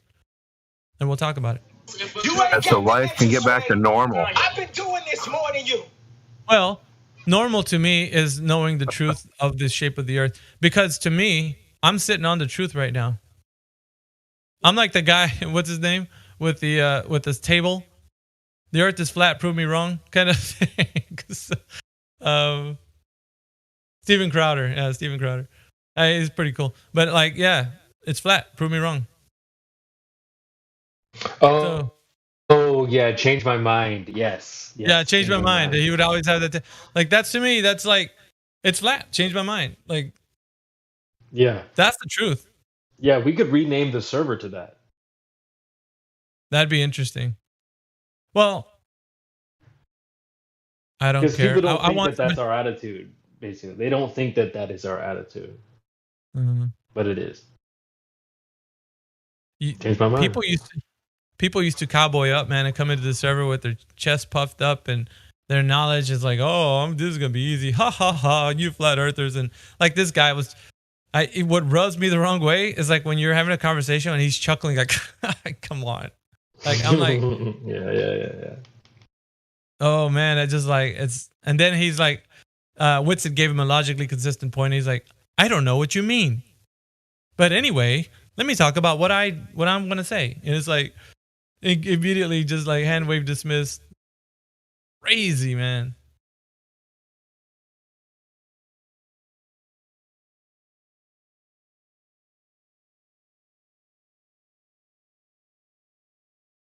Yeah, their psychobabble word salad dog and pony show way of arguing doesn't work on me.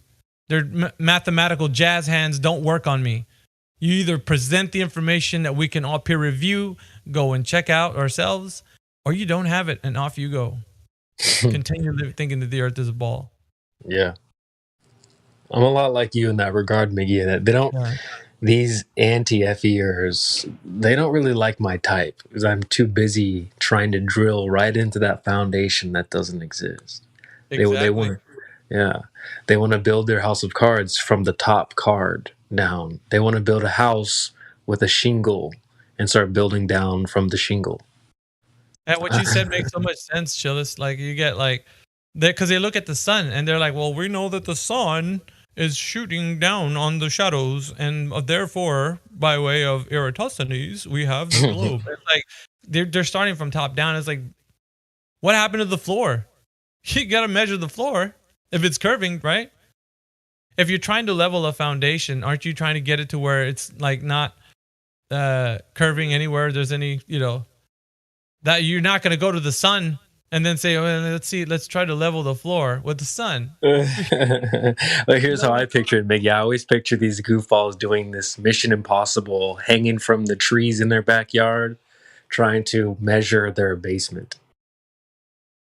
Hanging off of like spider wire, Dun, like off. dun, dun, dun, dun, dun, They got the night dun, vision dun, goggles, looking at the sun and then looking at the ground, like, yeah, it's yeah, looking up at the sky. Yeah, exactly. So stupid, man. Well, and that's I know you guys aren't Bible guys, but that was one of the things that really helped me to understand one of the things that helped me to understand how to argue this thing. Just even a few months ago, it was so futile at talking to people. Is in the beginning God created the heavens and the earth, and once I realized that, and then realized most of the arguments that they're bringing are coming from the heavens, so they're literally asking my neighbor about my floor. You see, they're asking the heavens about the earth. They're asking a whole nother realm about this realm's floor, and it's exactly the same thing that you said, Chillist, about the monkeys trying to measure the basement. They're trying to ask for testimony from a completely different realm. They don't want the testimony from the earth. They want the testimony from the sky that I think is actually a sphere that they wrapped around the earth. Yeah, there's some people in here that aren't biblical, like myself. I don't bring it into this forum because I know what it does. Because there's so many different religions in here, that's fine. No, that's not what I'm talking about. I'm talking about the line of distinction, for me, drawing the line of distinction between two different realms, and then having the realization that most of the arguments that Globers come from the realm of the heavens, the sky. Yeah, instead of talking about the earth we're standing on. You know what I mean? Yes. So, ball kicker, what I mean to say is that the point at which we're bringing that as a focus point to debate against somebody of that nature. If we're going to talk to somebody in that, the reason why you don't know a lot of people in here of what they believe or what they don't. So, like, I'm not saying that you're coming off as in like you're dislabeling everybody, but I'm just saying everybody here comes from a different religious background. So I myself personally, I understood that point that you just made. So to me, it made sense. Like when I looked into the word, and even on the fourth day when it said he made the sun, moon, and stars, like, and on the fourth day, to me it made sense as like, well, what was the earth going around previous? Because the earth was existing before the sun, moon, and stars, before the fourth day, and that's Genesis. So the heliocentric nonsense didn't even exist, because what was given the vegetation life prior to the sun? Because you got to have that. The sun was a key component to giving vegetation life. So there's a lot of, if you want to get into like that sort of thing, but I'm more of like the way of like, I'll tell somebody like the heliocentric nonsense that the earth is going around the sun. How was that possible? What was the earth going around before the sun was created? Huh? There was no solar system, man, according to what Genesis is saying, if we're going to go that way. But I digress. Like, I don't need that because of the fact that they don't have the measurement curvature sufficient answer. So that's what I'm saying is I'm not talking about the Bible or anything biblical or anything. I'm really just talking about principally in talking about this subject with people, realizing the arguments they're bringing are coming from the sky and they need to be coming from the ground. I don't care what the sky is saying about the ground so much as I care about what the ground is saying about the ground. Does that make sense? Yeah, that always has been the case for the conversation. I mean, it just so easily devolves into eclipses and moon phases and nonsense. I used to feel like I had to answer, and now I don't feel like that anymore. Like I don't really care what this guy's saying, bro. Yeah, it doesn't.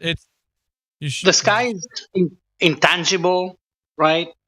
You can't really touch it. The sky. Yeah, everything that's in the heavens is in a place of unobtainable. You can't obtain any of those things.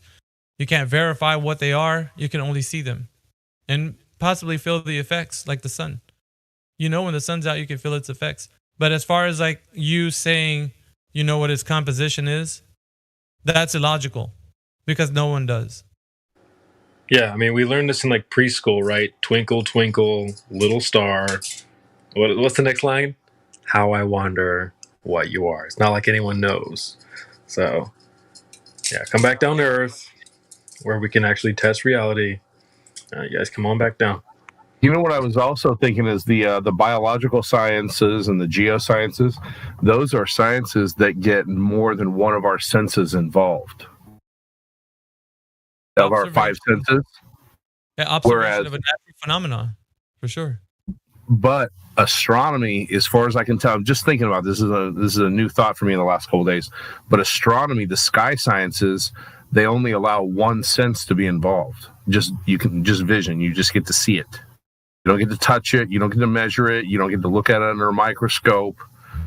You don't get to change its composition. You don't get to do anything with it. So what it do you actually. mean? Sorry, what do you mean sky sciences? Like weather There's only three things to study. You can study the earth, that's the dead stuff, rocks, water. You can study living things, animals, insects, human beings, or you can study the sky. When I think about it like this, there's only three things to look at. You can look at the ground, you can look at the things living on the ground, or you can look at the sky. So when I say the sky, I'm talking cosmology, astronomy, astrophysics, anything that's kind of focusing its energy and its inquiry on the sky. If that makes sense. And those sciences are all sciences that basically employ one sense, whereas the earth sciences, they employ all five senses. This is just a running theorem. We're big on using words properly, so it's not science. Yeah, it's not. Yeah, science. that's what I was asking. That's what I was wondering too. I mean, are those really sciences? What you said, the astronomy and the cosmology. No. Yeah, they're not. Yeah, they're not. Yeah, they're not. I would say no, but that's a new thought for a lot of people. That's not something that most people would just intuitively say. Yeah, those aren't even sciences. Well, yeah, you can look at QE's explanation. He has a very thorough way of explaining what science is and what isn't.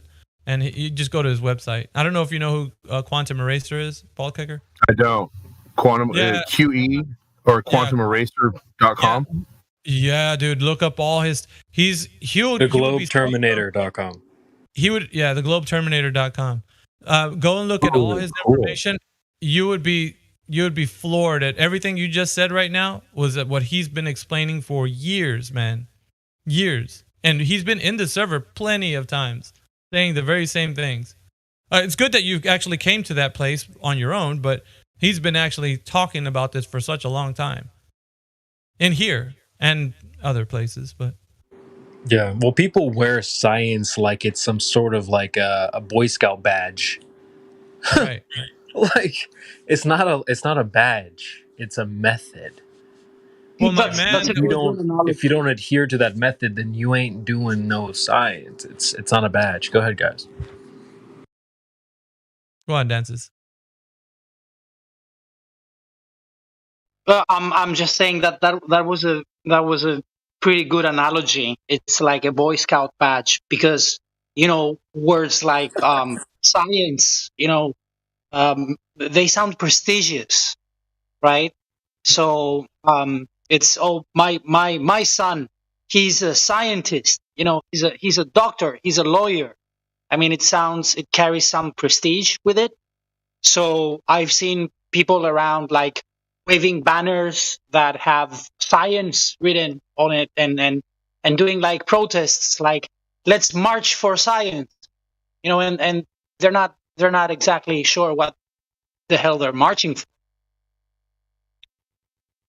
So it's just a word to them that commands authority and like projects authority and commands like. So yeah, we got these lofty titles, Dances with Fools. We got lofty titles of all types. The guy who was in the debate with Witsit just a while ago was an astrophysicist, and he even claimed it. I think what's worst is that when they say what they are, it makes it that much worse for them to lose face in argument. Yeah.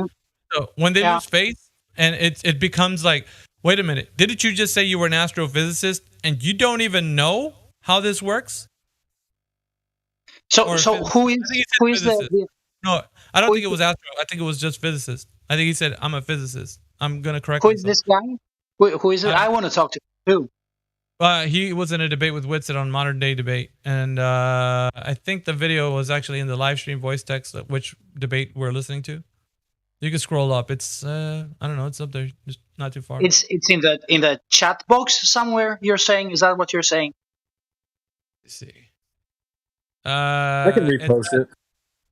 Yeah, just repost it. Yeah. Hold on, Dances. He's gonna repost it.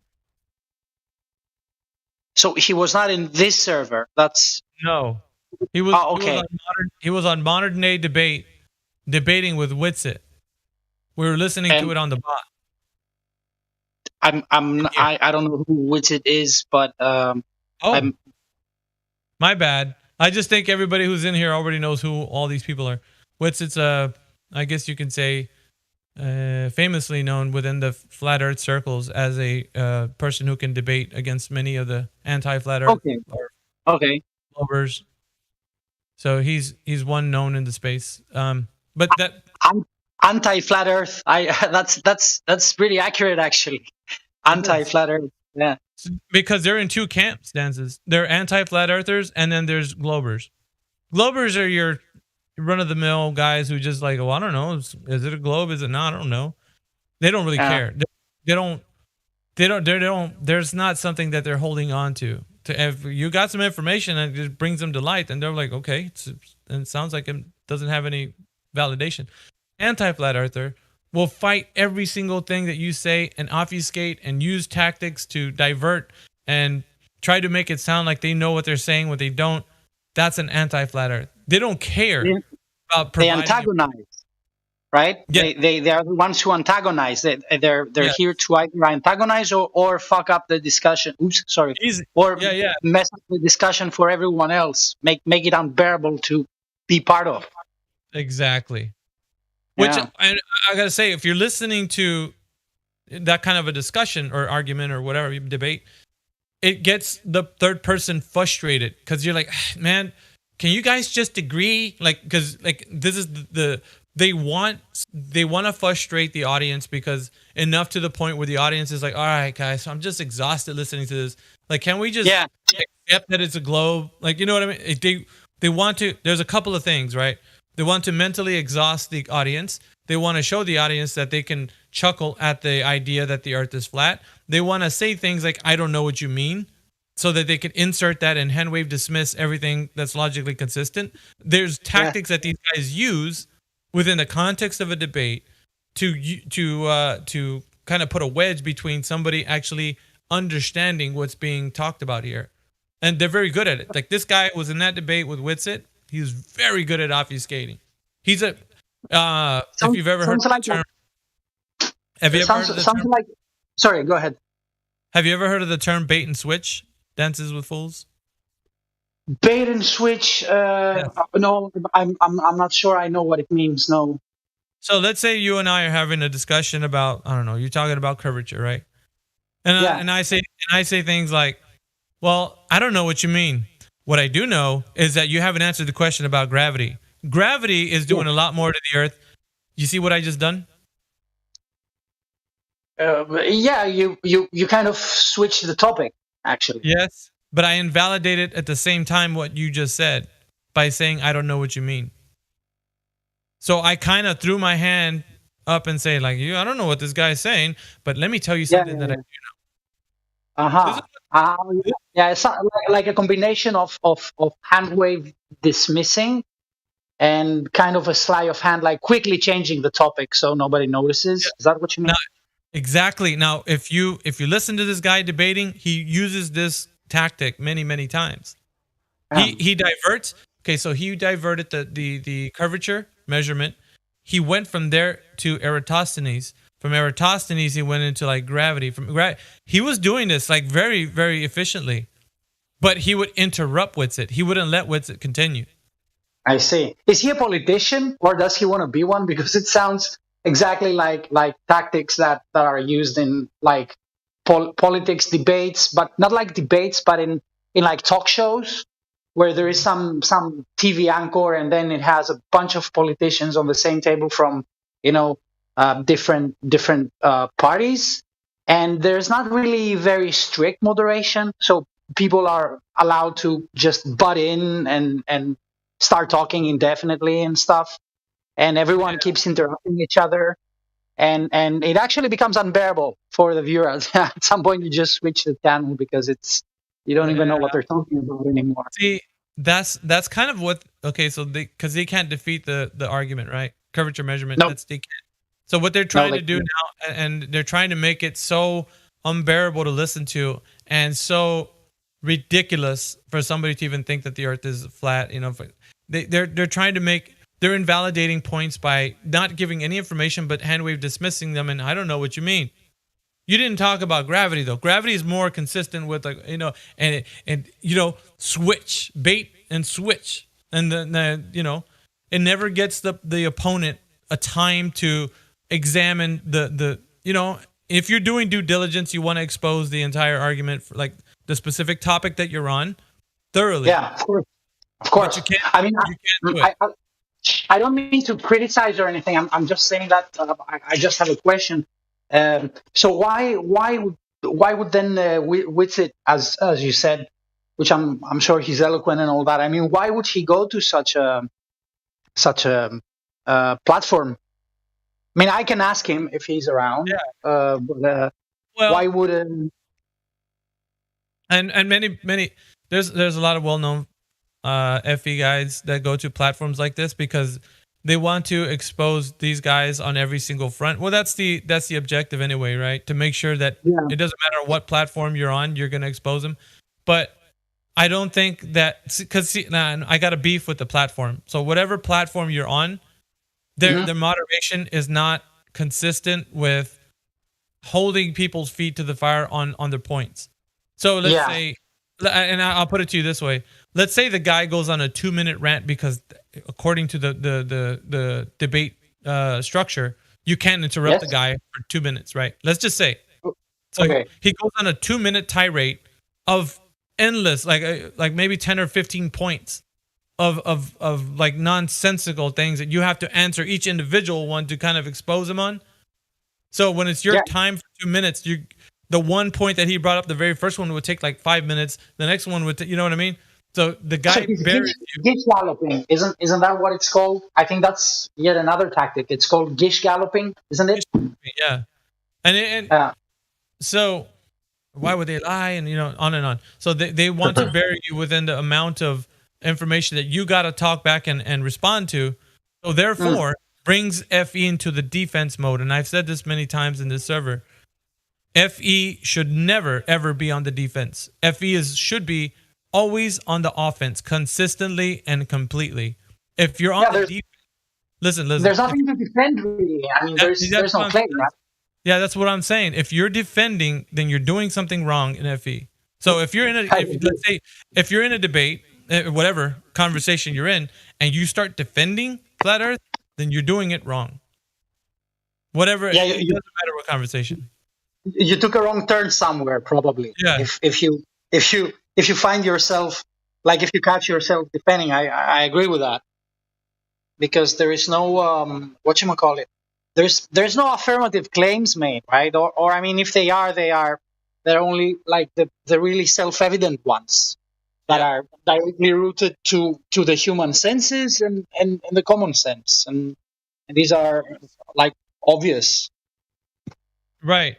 So, and I'm always putting it this way: examine the conversation and like these tactics, man. Like they're new. They're a bit new. I have been hearing them for at least maybe a couple months now. But the one, really? the more prevalent obfuscation tactic that's been used is, and I want everybody to remember this, when they start saying, I don't know what you mean, and using it consistently. When they start saying that consistently, it's a red flag. It's a red flag. Yeah. So beware, because if they start, it's not genuine. It's not coming from a place that's genuine. Because if they're having a logically consistent conversation, like with listening to you and being able to rebuttal what you just said, and then later on they're like, I don't know what you mean. That's they're saying that because they don't want to answer your question that you're holding them to. And it's a bait and switch after that. Can she respond back? Well, allow me to explain then. You can. You can, but you're not going to be heard. Yeah. I see. Yeah, it sounds exactly like propaganda that has been used like for decades, if not centuries. It's at this point, to me, it's no different than like the political debates. And I think there is training specifically at that, like how to get the for lack of a better word, I mean, I don't mean to be offensive, how to win the audience that is half asleep anyway. Yeah. Right. Yeah. How to appeal to mostly an emotional level, like come across as the more confident. You know, on the table. But that's like some type of confidence that is, I mean, it's not real confidence. It's the type of behavior that will be recognized by the, for lack of a better term, half asleep audience as the confident one. So they tend to side with, you know, this guy because he seems to know what he's talking about, though I don't have a clue what he's talking about. But he seems to be, you know, quote unquote winning. So it's psychology. It's psychology working on the human mind. So if you and I are having if you and I are having a discussion and I say, I don't know what you mean, you're funny, dude. Anyways, check it out, man. We've always known that the Earth is a globe, but we have all the scientists, guys, and you have nothing. See, when I use the power of my confidence, I'm able to portray something to the audience that they were like, hey, man, this guy's coming from. He's laughing at this guy, like even. Like, so it sounds like with my confidence appealing to their emotions, I'm able to win the minds of the people that are hearing it third person, because they're able to hear that I'm making light of what the next person is saying without addressing the actual information. You see? I wouldn't say win the minds, because I don't think their minds are switched on. Again, I don't mean to be offensive. I think it's mostly like at an emotional level that this. Because once you switch your mind on, I mean, it's obvious what's going on there. Well, that can only be done though, Dances, if the person is willing to take the leap forward. If the people, like as you said, were half asleep, then they're going to be like lethargic. They're not going to really pay attention. And the only thing that's important to them is the emotional state of what's happening. Oh, this guy raised his voice. Oh, this guy's making a strong point. He's laughing, or like inside of the person's mind, that's what's really appealing to them, is their emotional state. So when they hear those emotions, and the reason why I say it wins them over, because of the fact that they're more drawn to the drama. So like people that are drawn to drama are gonna want the excitement of the thrill of like how somebody's making fun of somebody else, or it has nothing to do with something that's more logically consistent, or the base of the structure of the information. See, and that's what I mean. They're gonna win them over with their confidence, their charisma, and it has nothing with the information given, which is kind of like what these guys are using right now. So what does that tell us about the long game, though? I mean, I think that the long game, if we're to make conclusions about the long game, is that what they're doing now, and I'm kind of surprised to find out that it's recent. I mean, I've seen it, you know, back in the day as well, but it seems like it's coming up. It's resurfacing with more organization and structure. I mean, you know, the bait and switch stuff the drama-based debates and all that. And I think it's because more and more people have heard about it now. The whole, again, for lack of a better term, flat Earth thing. So maybe it's yet again a massive attempt at retardation. Like, I mean, retarding the progress. You know what I mean? So it doesn't expand. Like put a lid on it, kind of.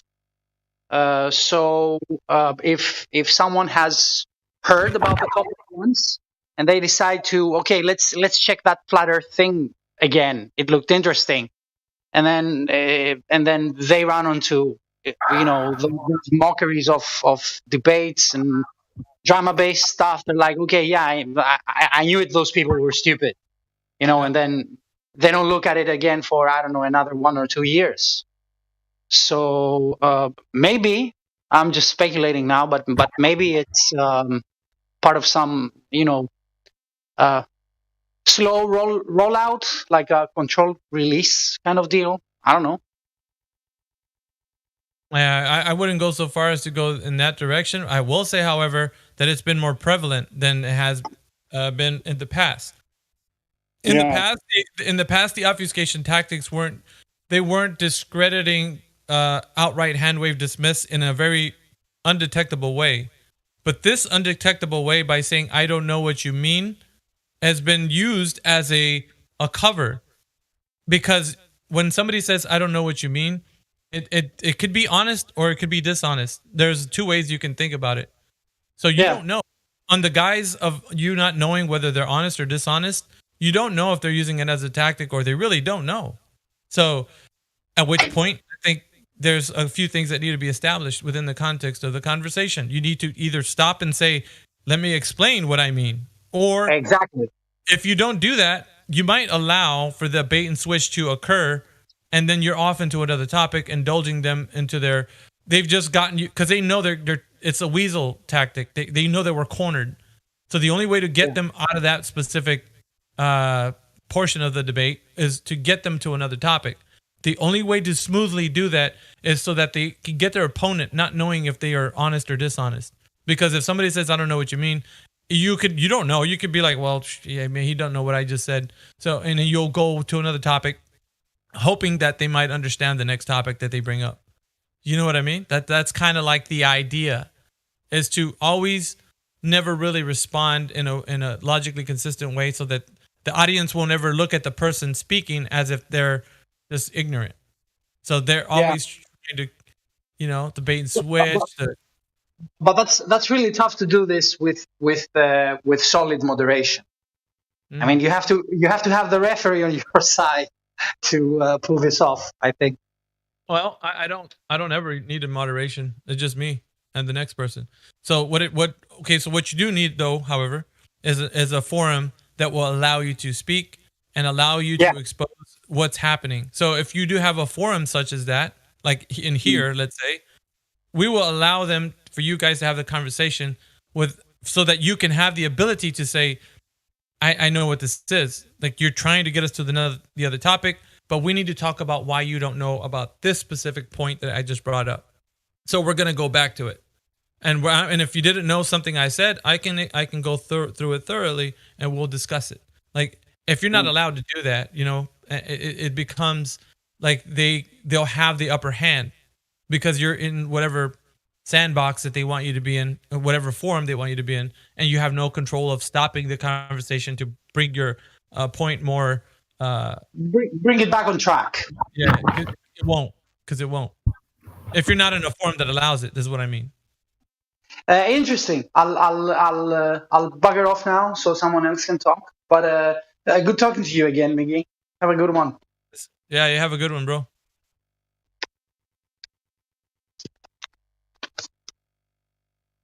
Morning, Lou. Morning. How do you do? Yeah, pretty good, man. I was listening to the modern day debate discussion with Whitsid and Leo Phyllis, I think it was, who's a physicist. Have you heard of it? he did another one last night, didn't he? But not that one though. It was the one they did like a week ago, maybe. Is that? I don't know. Could it be? I haven't looked at the video. I was listening to it. Either way, I haven't actually listened to either one of them. Oh. But I know of them. Yeah. The confidence on these guys, Lou, is like level 10, bro. Like they're coming in with such. Yeah. I mean, it's amazing. Well, I picture I'm just bewildered by it, man. I'm like listening to it. I'm like, oof, man. Well, really, it's like the way I picture it. You know how Miggy, the saying goes, is that people ride in on a high horse, and really, it's more like they're on a donkey that's in a ditch. They don't know that. And then they end up falling off anyway. So Getting run over by their donkey. And yeah, they get kicked by the donkey. That's right. So they're not actually on a high horse, but they think they're on a stallion, but they're really on a donkey that's in a ditch. Like, and then they fall. Look at the thumbnail, man. Like, even the thumbnail of that video. It's crazy, man. Like that thumbnail in and of itself is a mockery of what we talk about. Just saying. It's the Witsit talk you were talking about earlier. Yeah, the one he was talking to Leo Phillips, the physicist. Yeah, that's what it is, I guess. So did Witsit debate another physicist last night? No, I don't think so. I was over in Geo's server, and he said that he had to log off because he was going to be doing a debate with that Amy dude. Yeah, it was Amy and Leo who he already debated, and Leo obviously never looked into anything to come back with anything more. It was just basic 101 flat earth stuff for the lobby here, right? Nothing to see here, folks, huh? For us. More frustration, more lying, more dishonesty, disingenuity. Same old stuff, man. Nothing new for sure. Definitely not a single proof of the globe. Just like I said, more frustration. Frustrating to watch. And, feel bad for Witsit sometimes. That guy's got incredible patience to deal with that stuff. Yeah, no, I'm listening to the. It's because in this one here, the one that's presented in the live stream voice text, when he was talking to the guy, he was interrupted every time. All through, he couldn't explain like not even a couple words before the guy was interrupting him and then starting to talk. And he was, and I guess at what point the moderator stepped in, like already 30 minutes after the fact, that he interrupted Witsit like almost all throughout. He's like, "All right, guys, we got to let other people speak and so on and so forth." And I'm like, yeah, I called it out. It was stammering. Every time Witsit went to talk, the guy started stammering. Preparing his interruption to pretty much say nothing. And that was extremely frustrating one to watch because that guy was really hung up on the, 9.8 meters per mile squared gravity thing. And no matter how many times they tried to explain it or a different way to explain it to the guy, he just, he wouldn't stop and think about it for a second that it doesn't even matter. So, why keep bringing it up? And everything I've seen lately has done nothing but frustrate me. It's a lot of Dunning-Kruger effect in full effect. Agreed, Adam. Yeah, good point. Yeah, that's a great point, Adam. It's a Dunning-Kruger effect. Which is the reason why I don't know. Like some people, I mean, they want to expose these guys, and I just think it's the forum that you're in. Whatever forum it is, it won't allow you to do it efficiently. You're going to have to adhere to their rules, and their rules is you might have to let the guy run his mouth for 2 minutes and, Gish gallop to 15 points. And then you're going to have to stand there and kind of expose each one, and it's going to take you a little bit because they're loaded questions that they're going to be talking about. So I think I think Witsit and Jaron might have been taking some tips from me from the comments, because I've been commending them on, being more thorough in the debates. They're literally calling everybody out on everything, every fallacy, the interruptions, every bit of dishonesty, every bit of avoiding the question. So, I commended Austin again last night about that, that's the way I think it's got to be done, because they try to slip and weasel out of everything, or, just change topics. I mean, you guys have heard it all. But it's time to start calling them on all their bullshit every time, all the time.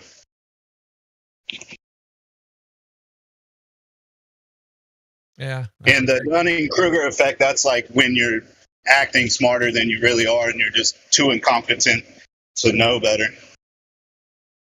What I don't like is, because I was hearing it before with, who did said it first? I think Professor Dave, when he was using it in one of his debates.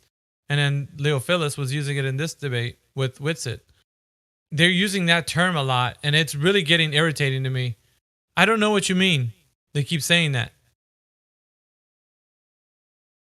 which is frustrating to me. I'm like, that is like that's so weaselly in a conversation. Like, and he was speaking very clearly, very plainly, very easy to understand. Like, there wasn't anything he was saying that was like so complex. Like, he wasn't talking about the mysteries of like something like that was like super complex. It was very basic. Like, he was speaking English, man. Like, it was so easy to understand. And when that guy was saying that, was like, I can't believe somebody would even fall for the idea that this guy is claiming he doesn't know because of what Witsit was saying. Like, he was acting. It was an act he was putting on. Just like, this, all they know how to do is put on this freaking act, man. That's frustrating. It's a get out of jail card. This thing. I don't know what you mean. That's how it sounds like to me. Yeah. And then I'm pretty convinced that after I don't know what you mean is followed by some inconsistent blabbering, gish galloping all over the place, and gravity and the ISS and this and that. It was exactly that. Which is like, it was like textbook. Like, at which point you could just say, okay, now he just said, I don't know what you mean. It's going to be followed by a word salad. And it was every time. Like, he just, and he would chuckle after he said, I don't know what you mean. But look, man, like, and it's word salad, whatever. And he kept doing it. Conceding that he doesn't understand, even though Witsit's very thorough in his intentions and his explanations, and say, I don't understand, but you're wrong about it. That's the Dunning-Kruger effect. He's just acting smart. There was a lot of ad homs, where he's like, you don't know what you're talking about. You're so wrong, but never explains why he's wrong. I'm sitting here waiting for some kind of explanation, and it never comes. So what's the exposure of this parody of a debate? How many people are, like, is it on a channel that is established already on something else, or? Yeah, modern day debate is really, it's all over the place. It's not one specific, just flat earth and globe. It's a lot of different topics. I think they cover like religion and other debatable topics. So, I think they're on YouTube. You can look at modern day debate, just look them up. So they cover stuff that is actually debatable, but they decided to do one about the objective world that is not actually debatable. Well, they've been doing this. If you've been following modern day debate, they've been doing it for a while.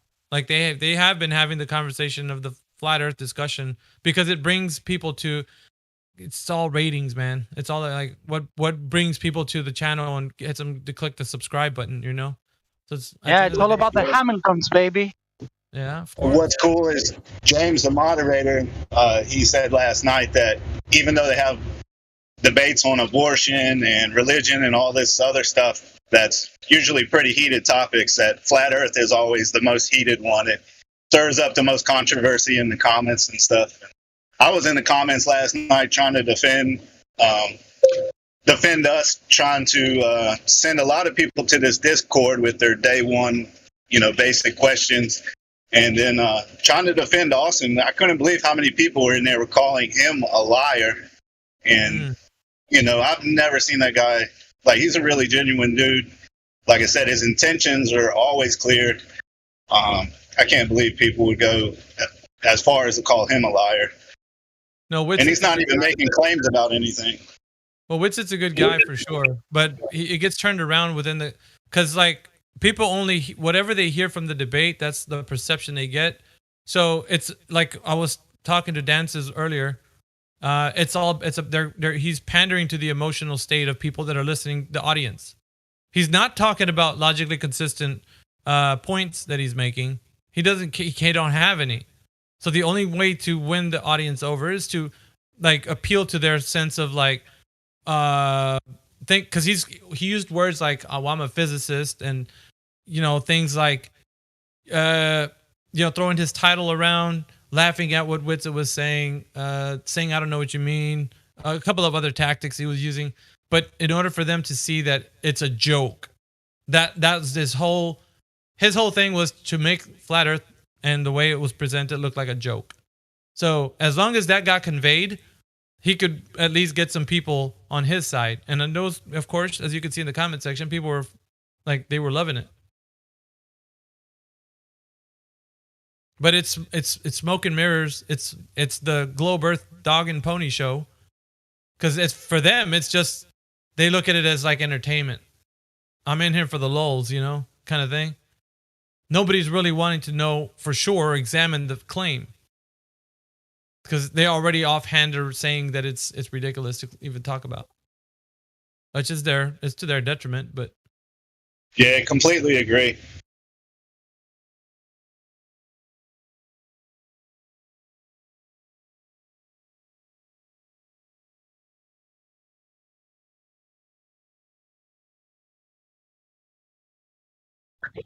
I would like to see it eventually turn around and be, better discussions, because, that stuff gets old. These people really got to look into that stuff before they come on and try to debate, and then all the baseless claims like, well, where's all the pilots that have come forth? Well, it would take me a little while, but give me like 30 minutes, I could find a whole bunch of them, fighter pilots, and, there's literally thousands of them, there are groups of them.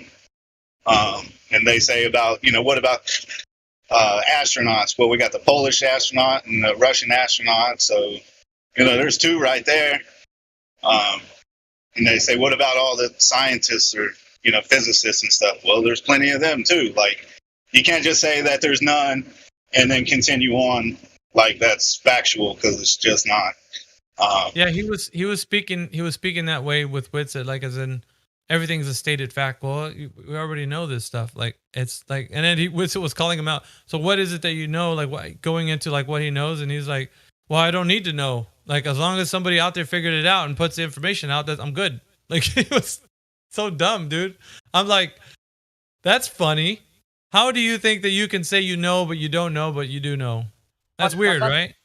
That's the reality, though.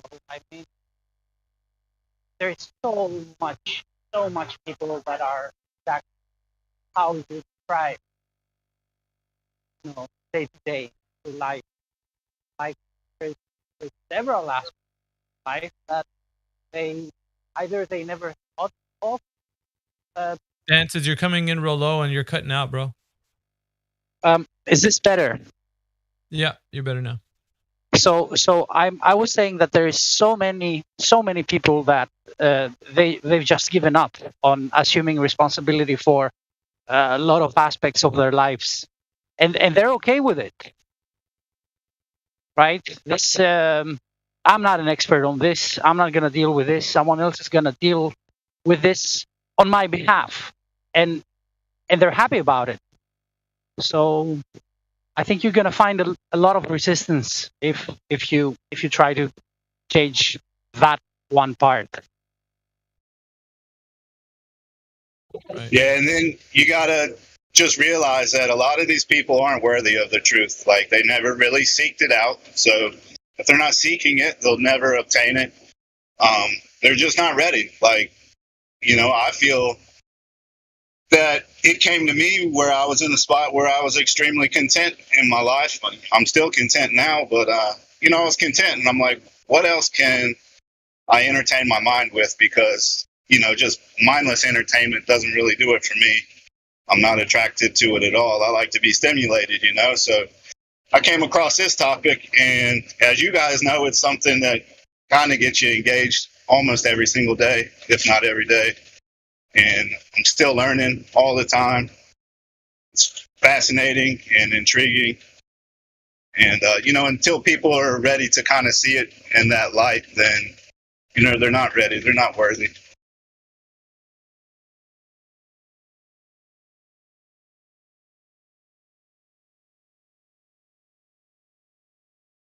I just like the fact that people in the server who have been here a while, they've dedicated their time to come in here and kind of engage with people.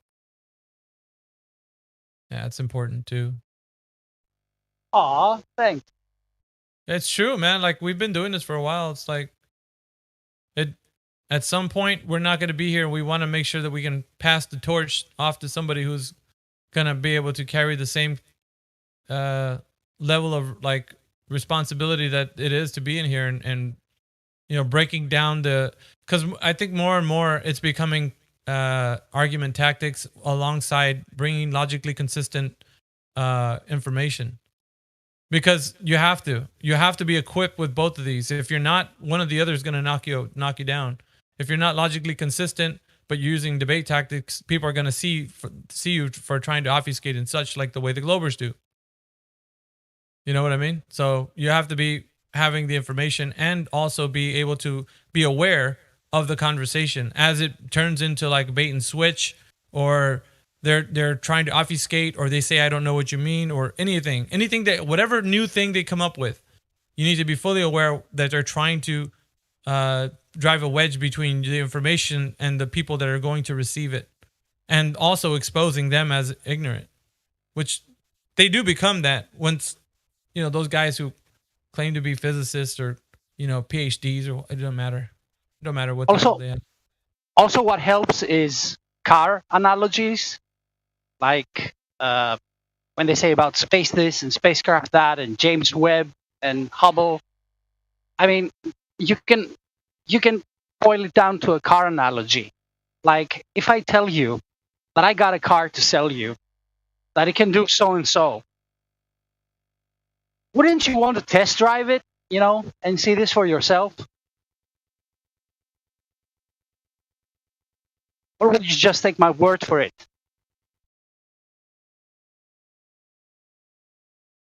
That would be something like to expose if they're going to be honest or not.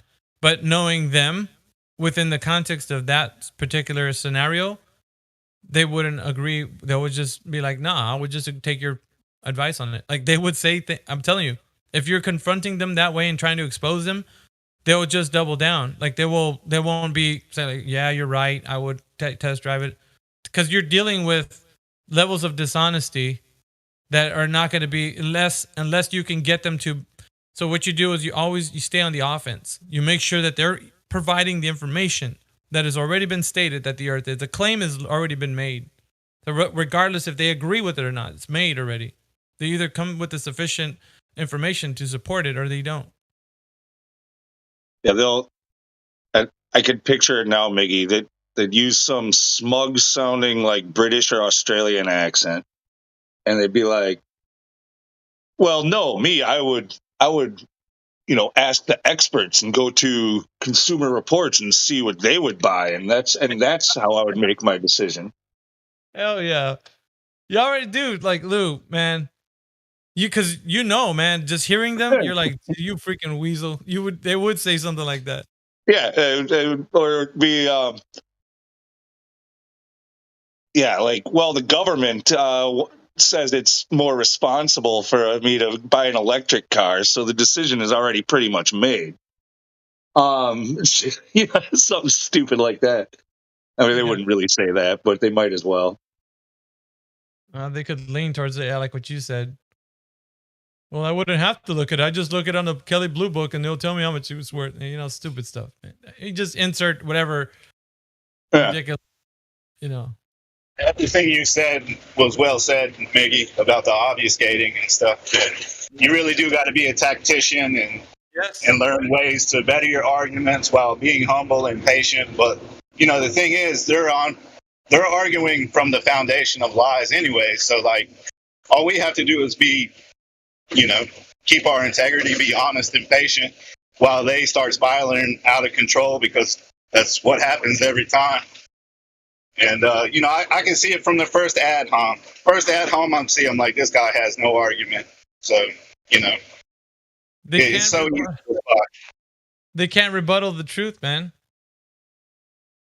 You know what I was and I Exactly. It's unrebuttable. I know some people aren't biblical, so excuse me if I just brings up one point up. But that's what Satan was trying to do to Yeshua on the mountain. 3 points. He was trying to get him off kilter by using the biblical stance against him. But every single time he came back with a very solid point that he couldn't refute, resisting them every single one. And like, I think that's like these obfuscators, they try to drive, like he was gish galloping to another question. And Yeshua, at the end, told him, man can't live on bread alone, but every word that comes out of the mouth of God. So, and there's a lot of things that people are listening to when they're hearing this discussion back and forward, but they don't hear you actually calling them out on the point that they're trying to use to obfuscate. Like the guy was saying, I don't know what you mean. And then he would insert whatever rhetoric that, Yeah, Leo got backed into a corner real quick on something Austin said in the beginning, and then he goes, well, what about the Southern Stars? Yes. Wow. Exactly. That's it. And you hear it too, Adam. Like I'm listening, man. I'm like, no, you're not gonna get it. In my head, I'm like, you're not gonna get away with that. I would drove him right back to the point. And I know it gets frustrating because when you're listening to the conversation, you're like, just let him explain what he wanted to talk about. At the same time, people don't realize these tactics. Like if you're new to like listening to debates, or you don't know like how this is really gonna go, you think the person is coming from a genuine place. So they're not going to be trying to obfuscate or something. They're really just trying to get you with some, logically consistent information. So if he says he doesn't know what you mean, he means he doesn't know what you mean. But in this forum, of a debate with the globe versus flat, you're going to hear people, using these tactics. And it seems like more and more it becomes prevalent within their like community of anti-flat earth kind of discussions. Because there's been a couple of people in this server that come in here and use that. They'll be talking to us and like, I heard it, like I could say there was another guy who came in, he's VC verified, and I even told him he hasn't been here much long in the server. But I was speaking to another guy and he chimed in with saying like, yeah, but you know how you speak to them? Like, I don't know what you mean by like what you're saying. Like, you need to be more clear. Like he was giving me advice on how I should propose to talk to this guy. But in the audience ears, it sounds like putting everything that I just said, like it was super complex. Like I need to break it down so that they can understand it. And I usually speak in the most basic way. I don't speak of like complex terms. I'm very like simple, basic, and so it doesn't overcomplicate things. So, but when they say stuff like that, it puts it in the minds of the people listening. Like, well, you got to really go into the minutia of what you're saying, because like otherwise nobody's gonna know what you mean. So. Well, I think I've got an example on that one. It happened yesterday. Can you guys hear me? Yeah, we hear you, bro. So there was this guy, Noah, and to me it was clear that he was here yesterday because he spotted like he's a baller boy, right? He's a NASA fanboy, and he was here yesterday because he spotted some CGI bullshit in one of his favorite space ISS videos, right? And he knows that there are some smart people here. So he wanted to get opinions on what would possibly be the motive for NASA to show him some obvious CGI crap, right? But it was I think a 3 or a 4 hour endeavor, and half of the time, and I'm sure everybody's goodwill here, or at least most people are, but half of the time people here were trying to corner him, like get him to consent that there is no curve, there is no this, there is no that. I mean, sure, there isn't, but that's not why the bowler is here for them, right? And the other half was Helio being obnoxious. Yeah. So, Okay, I believe you now. I think you were really here listening. That convinced you, Lou, that he was here.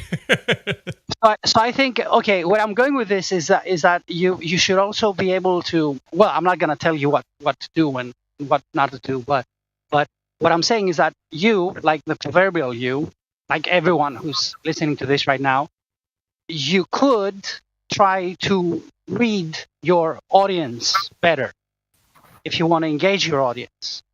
And I think the reason why Noah was here last night was that he doesn't want to hear how space is fake, how gas always expands, how water is always level, and blah, blah, blah. What he wants to know is why his favorite space show is punk. Why did they like? That's what he was here for yesterday. He wanted to see what you guys think, what we guys think about what could possibly be the motive for lying to such a faithful guy to them like he is. I could be mistaken, but that guy, he sounded like a young 16 or 17-year-old kid who was very unsure and very simple when he first came in. And then over the course of the time of him being in the room, his arguments became increasingly more sophisticated, and it was clear that he was putting on a show. To me, it was very, very clear. The guy was not honest from the gate. It took us 90 minutes to get out of him. He believed he lived on a ball that could not be measured. An hour and a half to concede the first point. I think that's a little ridiculous. When we run into people like that in here, should the conversation even be allowed to be continued? Because there were 3 or 4 other Globers in the room that were VC verified and stuff, but we never really got around to addressing them or inviting them to talk because this guy just completely ruled the conversation for about 3 hours. I see. To me, he was never honest. Yeah, I see. I agree with you. He was acting like a narcissistic bastard. I mean, like a complete sociopath, dominating the conversation, everything being about him, blah blah blah. Yeah, I agree with you. But that's not the point. What I'm trying to make. The point that I'm trying to make is that I think that the majority of people here failed to understand the true reason why he was here. I think he was here because he honestly wanted an opinion as to why NASA lies to him. Because for whatever reason, he came here and he was convinced that, yeah, okay, I saw some space CGI and it was bullshit. And I wasn't expecting that. I'm actually shocked, you know? So I don't think that was the right time to engage him into some other kind of conversation. You can always tell him to fuck off, of course, and talk to someone else. But all I'm saying is that I think that's why he was here for. And all the rest of the stuff you said, I completely agree. What I'm talking about, though, is kind of like the future. Like when you run into somebody like that that's clearly here to argue, they're not here to learn, they're not prepared, they refuse to answer any questions, they're not being honest.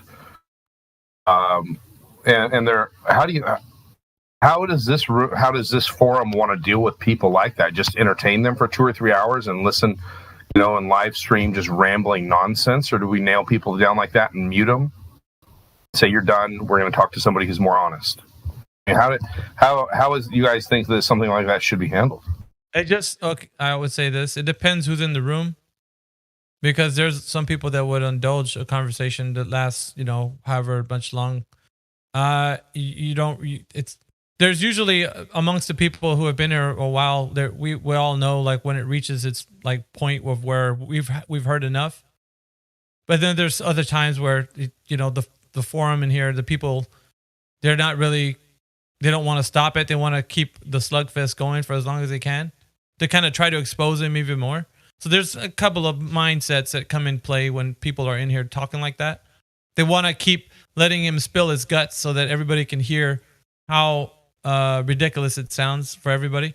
And then there's those that are like, so there's different people that I don't know what it was yesterday, but I mean, unfortunately, there are a lot of people who, yeah, it's like a sport to them, and they, like you said, I mean, they're just trying to milk them for sound bites and shit like that, and it can be funny, guaranteed. Like they say some ridiculous shit, and it's good for some laughs.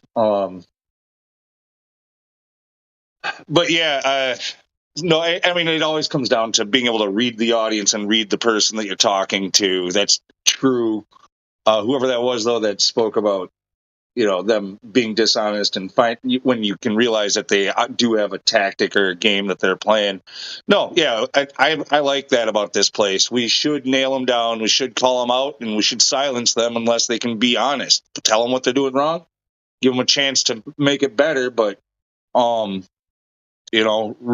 with I don't know. Was the Iron Fist? I don't know. That sounds a little commie or something. I don't want to use it, but no, but it's not like. Yeah, I know what you mean, Lou. I think some people. I mean, there's other servers that you can go to if you want to hear people be given the chance to lie all they want. Like, there's pretty much every other server. Yeah, pretty much, man. But what happens is, like, okay, so people get here, and like I said, it depends who's in the room. If Lou's in here, he'll allow them. Of course, you got to let them explain a little bit of what they're. You let them go through their rhetoric. You let them go through why they. And then once they're thoroughly, you felt like you're reaching a point where now it's time to, like, okay, now let's get genuine. Let's get honest. Now, if you don't want to be, there's an option you got. You can sit there and not say anything, or we mute you. So either you're genuine and you say I know or I don't know. Where people are starting to get that. All right, he said his piece. He came in here and said what he was going to say. Now let's at least put a stop to it, or if you're gonna listen to him keep lying the whole night, it's really up to the room. Whoever's moderating. I think Gold Plus can mute, can't they? Either if there's Gold Pluses in here or moderators that are in here. Just depends who has the mute button. I just like to say I still feel lucky that we have Clovers actually come in here and talk. It's kind of a they thought 4 verse 1 was bad in the debate or something. Sometimes it's like 20 verse 1 in here. So kudos to those people that do show up. Sucks they're mostly liars or trolls or whatever, but at least they're still filtering through. And on that note, I'd like to say that I think we should all support Witsit in his endeavor to seek out and debate people with titles to their names. They already had the one. That's just one of many that could come. That's his goal. He wants people with credentials so that he can put them on the spot, or, maybe learn something so he can further his knowledge. But that's the direction that we should be heading. We shouldn't, there's big fish and small fish. So let's go after the big fish, man. Dealing with trolls all the time is like a fruitless endeavor, and it's frustrating. No, I agree with you, Adam. I'm more of the mind of, like, because there's some returning known ones that come in here. Let's see, who do we got in here? What's the Colonel Sanders guy? What's his name? You know what I'm talking about. Who else? We got Dave, who comes in here. And there's some people who are, I guess, either they're retired, they're not actually teaching anymore, and they come in here, and they're like scholars or whatever, but they don't have answers for anything that we have. Professor Phil Bell's a joke. That don't know nothing. He just likes to troll. I don't think he comes in here, but he hangs out on, like Jaren's YouTube channel and stuff, Glowbusters. Well, Adam, we do have some randos that come in here that we don't know who they are, but they'll claim that they're physicists or, they're astrophysicists. Like, they'll claim that, they're in college, but they don't disclose, any information or anything, their names or such. But they'll have they'll cling to their titles, and they'll come in here and say, well, yeah, of course. But well, there's also the occasional guy that actually is from within the academia, but usually they get their ass handed to them and they never show up again.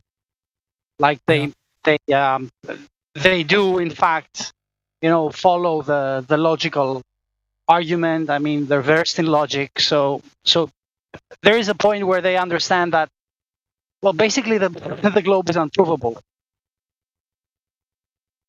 And then I don't know. Then maybe they grow a beard and go to some island for a couple of years. That's how it is. But yeah, this place has been. It can get pretty crazy at times, but like I said, it always depends on who's moderating, who's in here in the room. Hopefully we don't allow that to go on for like an hour and a half listening to people that are being dishonest. 3 hours. Oh, 3 hours he was in here? Goodness. Dances, what do you think? Was it 3 hours? Dances? Hello? Dances with Fools? That's a long time, bro.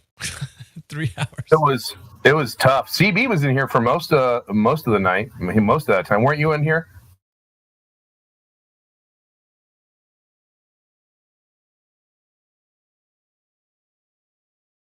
Nobody wants to respond. I was in here for most of the night, and the only relief was the fact that Helio was bombed out of his mind. Yeah, sorry, I got off the mic. Yeah, I think it was more than 3 hours. Helio was on his like fourth pyramid.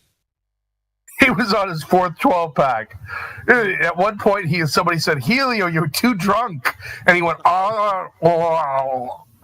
and just trailed off. Like he didn't even say anything. He mumbled and trailed off. Really is. Oh, you don't know? You don't know what a pyramid really is. You don't build multiple pyramids. You just make a megalithic pyramid. You keep stacking it on.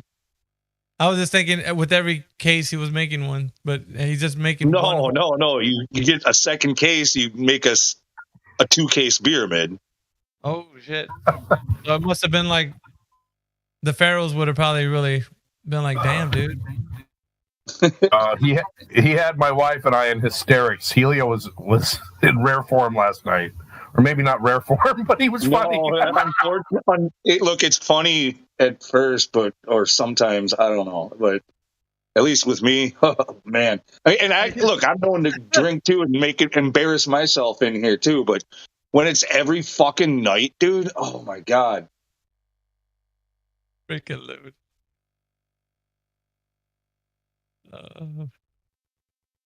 Yeah, it's like I said, it just depends who's in here. Like if that guy was going on for 3 hours, damn.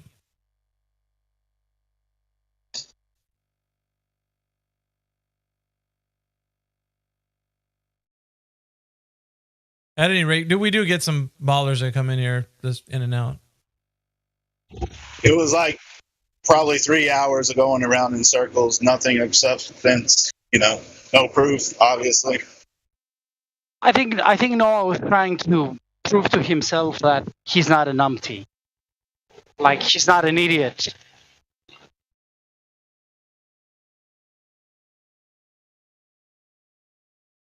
Yeah, he needed y'all to validate that for him or something. That's pretty funny.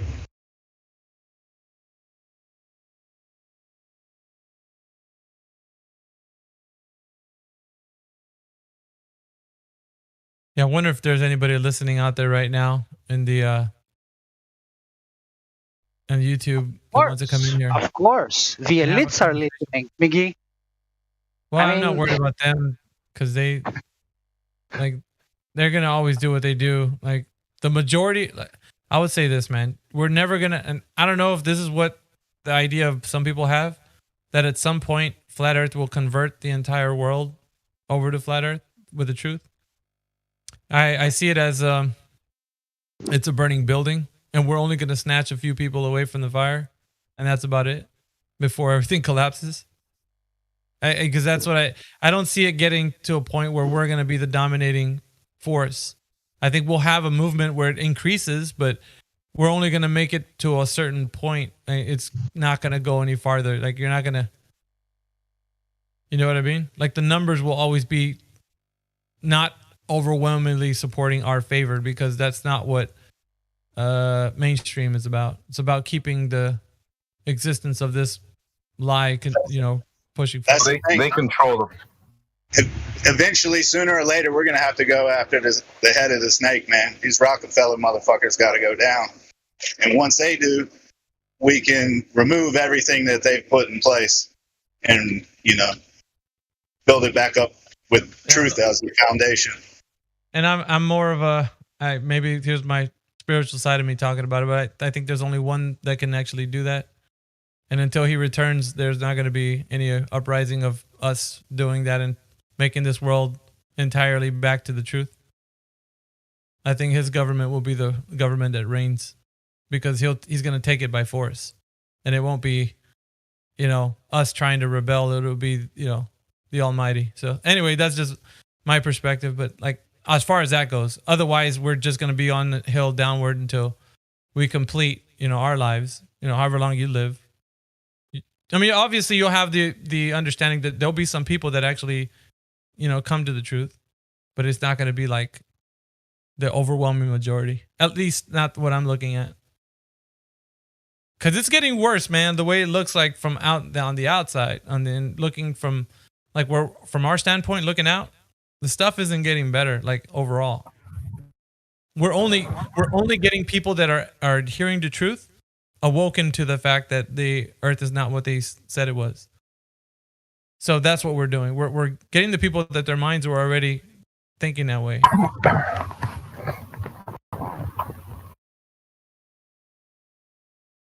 But I mean, there's always hope, right? That somebody will someday, wake up to it. But looking at it from the outside, I think the Globers are exposing themselves big time.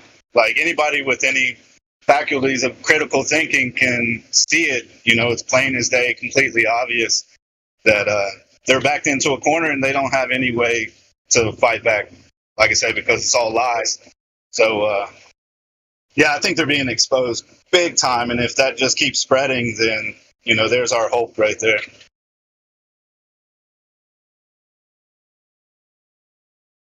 Yeah, I just think in the past, it's always been how it's been done, how it's been if we're going to say that Flat Earth, if it ever went mainstream, or how it was starting to go mainstream, was not, I don't know. I guess if I was to see it go mainstream, I wouldn't like to see it go the way it was going.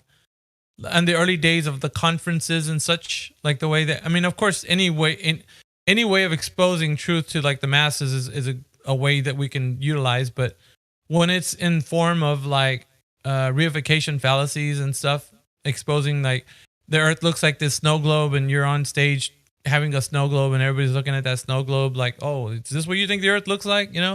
And, just having people look at that. It's not really shifting the focus to truth. It's more of a concept that you want them to look at. And I think truth is something that is irrefutable.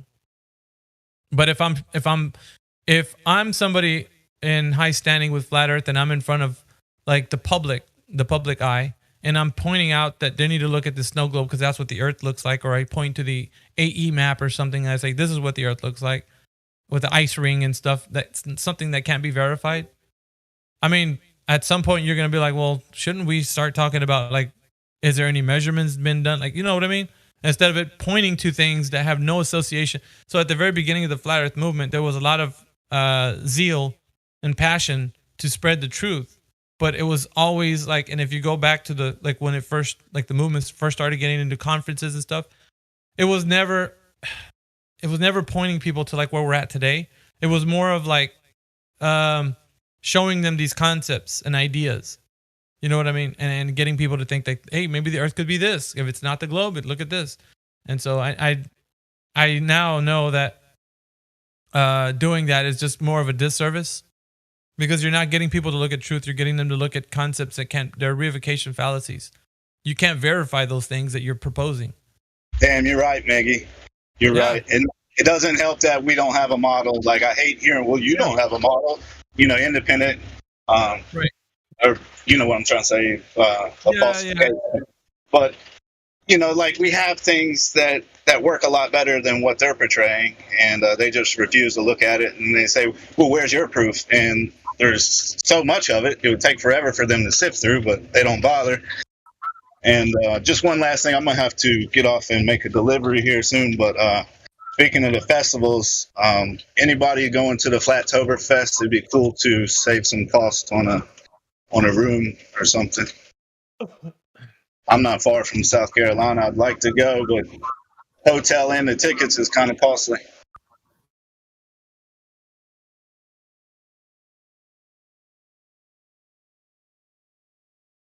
Is there another Flat Earth conference happening? Flattoberfest, October 22nd, 23rd, South Carolina. Is that Karen hosting that again? Yeah. I think Witsit and Dave Weiss. There's a few people. Witsit's going to be there. Dave Weiss is going to be there, I believe. Dave Weiss is from Dearth, right? Yes. Oh. Flat Earth Dave. Yeah, I was just saying, I'd like to go, but my wife she can't go. She has other stuff to do. So I'd be by myself, so that leaves me open to, maybe get a room with somebody or share the cost somehow. Maybe an Airbnb with a few people or something. Going to be speaking. He's going to be giving a couple talks, and he's going to be performing some music, I heard. So there you go.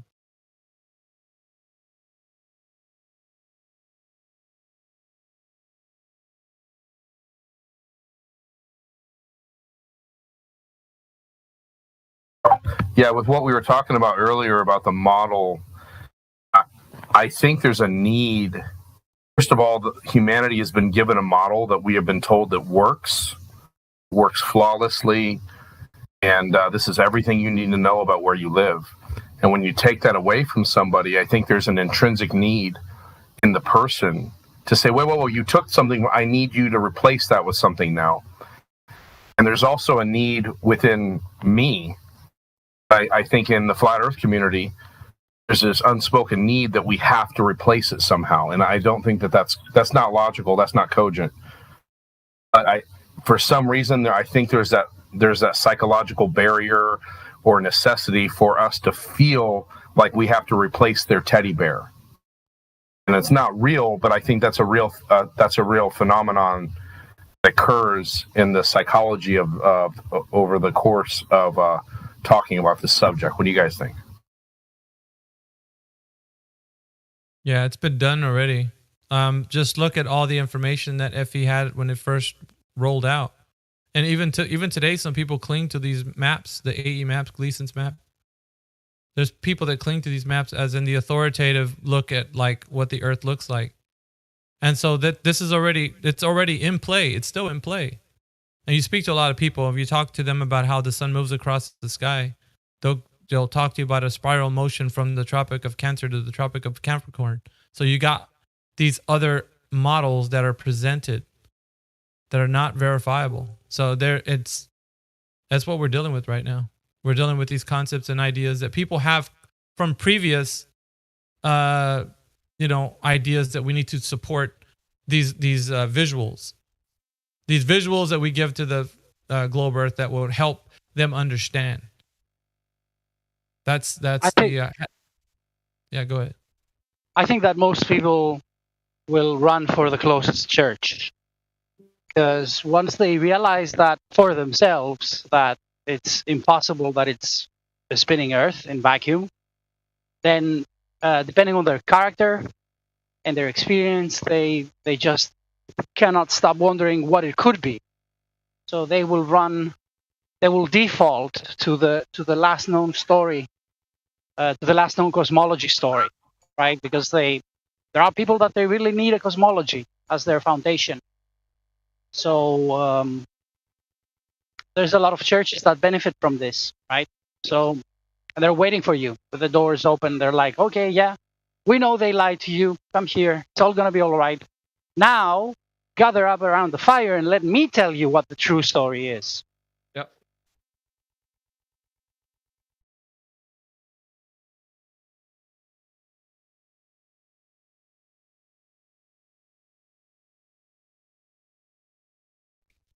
Keyword story. A lot of stories out there. I would also say that, look into when you're presenting flat Earth, that you're not using reification fallacy models and such, because once you start talking about things like, and I'll give certain examples, like I just mentioned, the AE map, or the sky is actually superfluid helium, or anything the flat Earth actually diverts to that can't be verified. Once you start making those points in a conversation to somebody who's like getting away from the globe, then you're just giving them more things to, like more straw men that are going to be, because that's what happened in the very beginning of the movement. That's people were hanging on to these straw men, and some still are, which, like I'd say, like flat Earth should be already advancing to the, like, if we're asking, because, we have to talk about all the things that flat Earth presents to a glober. What is it you're presenting, and make sure that thing you're presenting can be validated, because if it can't, then you're really going to get yourself more in trouble in way of conversation, because they'll call you out too. They'll be like, okay, so you're saying this map actually works for flights. Let's examine that. And and you see these lines being drawn and you're like, man, that doesn't represent reality. Whatever you're doing on that map, it's not what flights, the flight paths, they're actually using different maps. And you're using this particular one to actually talk about how, the planes fly over the Earth and like the distance between. So, you know what I mean? Like, that's a lot more of subject that you don't need to bring in. You don't need to present that. And the only thing that you need to show them is that it's not curving in the consistent way that it would be if it was 8 inches per mile squared, according to the math. The rhetoric is telling you what it should be. And if it's not that, then it doesn't matter. You don't have to, there's nothing that you need to spice up the flat Earth with to kind of get visuals going and things and concepts and models, and that stuff is all things you don't even know, and you're presenting it. It's exactly what they're doing. They're presenting models and such that they don't even know, but they're saying, hey, well, some other person figured it out. Yeah, I see a lot of that. And then, it's just all like semantical arguments, which, like, where's the fruit of the conversation? You guys are straying off path. So, it's not hard to fight for our side. It's pretty simple, really. But like you said, people like to spice it up just so they can continue talking about it. But yeah, it really won't take that. I've always been looking for the most efficient way to state my piece, and I'm getting there, right? Like, if somebody comes at me, I want to be able to like humbly shut it down in no time at all. Well, the sauce, the secret sauce, man, is right. It's always been right in front of us, and it's a foundation in which we stand on. So we go directly to the measurement of the Earth curvature. They need that for the radius. They don't have a radius. They don't have distances to the planets or sun or whatever, because the radius is essential for orbital mechanics. It's essential for almost everything they need for the globe to exist. If it's that one thread you pull on the sweater and unravels the entire sweater, you don't need much more than that.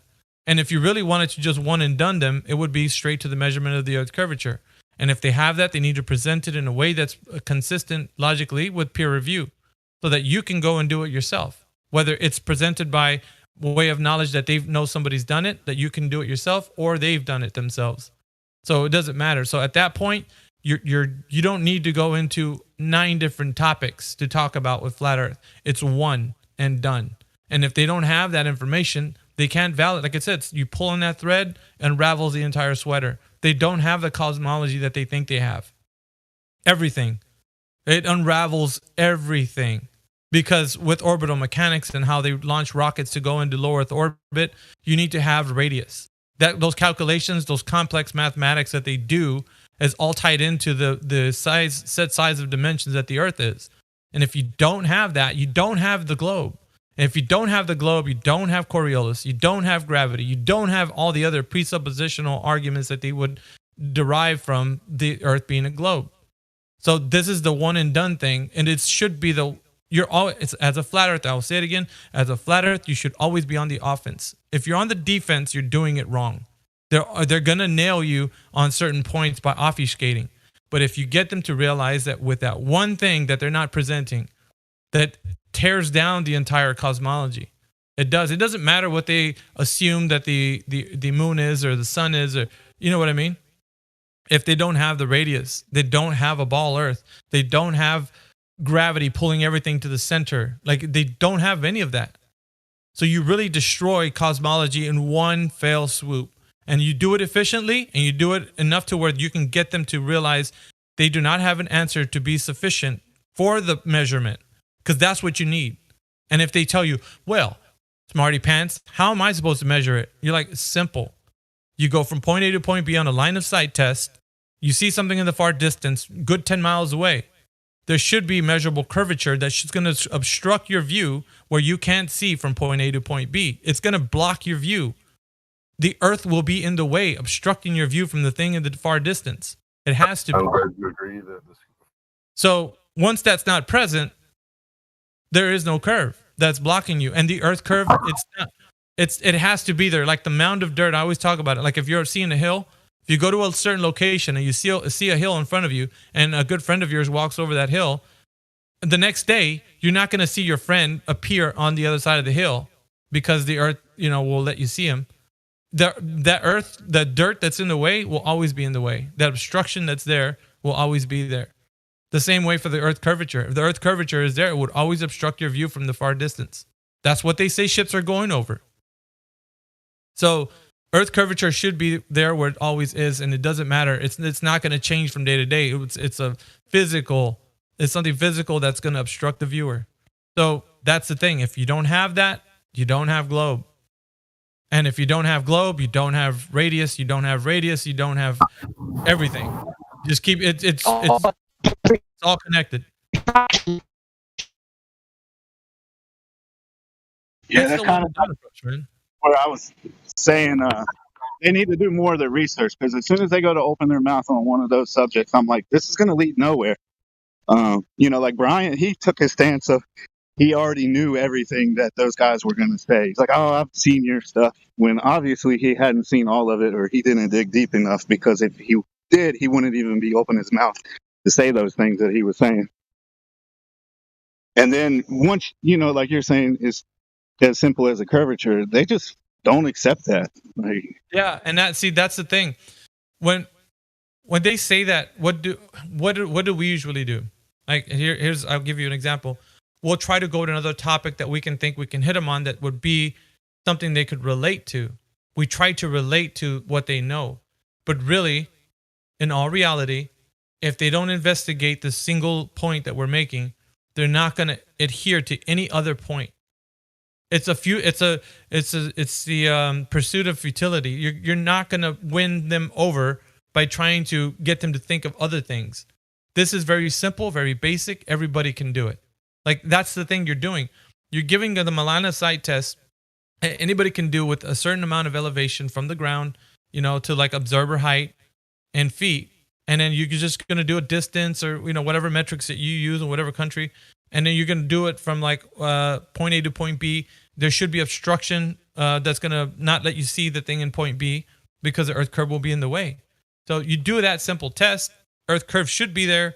Then it's a globe. And then you hand that information out to somebody else and they can verify it and do it themselves. And they'll verify that it's a globe or not. But that's the thing. If we can't be consistent with how we present it, and we can give them something to do so that therefore they can provide the evidence for themselves, then we're handing them something. We're giving them something. Here, you go and do this. And once you go and do it, you're going to find out for yourself whether the earth is curving like they say or it's not. But they have to be wanting to take that step. And that's the thing that you have to say. Like, we can be here all day long, talk about flat earth and globe earth all day long. It will make a hill of beans of sense to you until you go and do that test. Because then at that point, you're putting what we're saying to, like, not just what I'm saying, but go and test it out. If you don't believe me, go and test it out. Go see if you can see that thing in the far distance, or there will be something obstructing your view, like earth curvature, preventing you from seeing it. And that's it. Yeah, I really liked the other day I was listening to you converse with a young man, and I think he was a fairly honest kid. This is, I don't know, about a week ago. And he kept asking questions during the middle of your presentation, and you just very calmly said, okay, yeah, that's a question we can deal with, but in the meantime, let's deal with this. And you weren't putting him off saying, we're not going to deal with those things, but before we deal with those things, let's deal with this question. And the question was curvature. Right. talking with I took that. I was talking with my friend the other day. He kept wanting to talk about like the moon phases. Like that's only possible if da da da da. Mm-hmm. And so I asked him. I said, "Are you saying that's only possible if the Earth is spherical?" He said, "Yes." And I was like, "Okay. Well, then it sounds like you're presuming curvature. So now let's go back and talk about the fact that you haven't demonstrated that curvature yet." Right. So then he brought up another point a few minutes later, and I said, "Are you saying that's only possible on a spherical Earth?" And he goes, "No." And I said, "Great, I'm glad you agree that can also happen on a flat Earth. So let's get back to curvature." Nice. But you see that one, if you're efficient on that one move, that's it. You just need to be really good at it. That one single, just camp there, man. Make that your single. Just point. Learning how to take their energy and pivot it. Yes. Back to the curvature, back to the Earth. Back to it. And keep pivoting. Yeah, I never realized how easy this is to argue until I found Discord. Yeah. All this crap floating around in my mind, and I've argued with all my friends and family to virtually no avail. But coming into Discord has really boiled a lot of worthless study on my part down to just a few things that to me seem irrefutable. Yeah, and now it should only be, and I would say this to any flat earther, now it should only be one. If you're really, really good at that one single point, you could just pivot till the cows come home, and they will always be conceding, well, no, you're right, it needs to be curved. No, you have a point, it needs to be curved.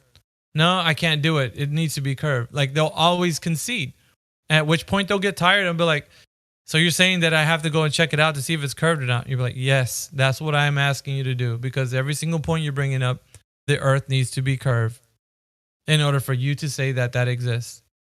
And it always brings them back to them. And in their mind, it's going to start taking off. And no, the guy said it needs to be curved, so that doesn't work. No, I remember I can't bring this point up because the guy said it needs to be, you know what I mean? So everything they try to think of on their own, they'll start to, in their own mind, start to realize it needs to be curved for that to be the case. That's why I said just be really good at doing that.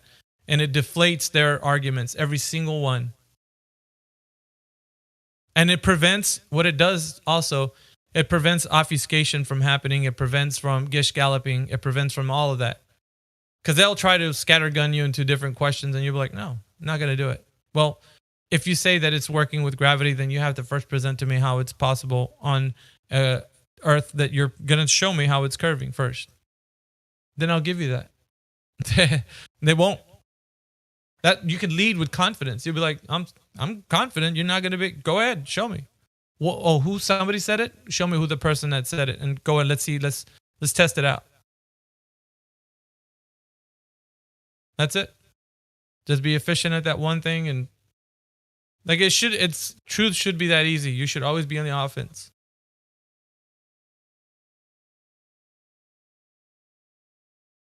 And you don't need to show them models of FE maps, the way the sun's moving, none of that.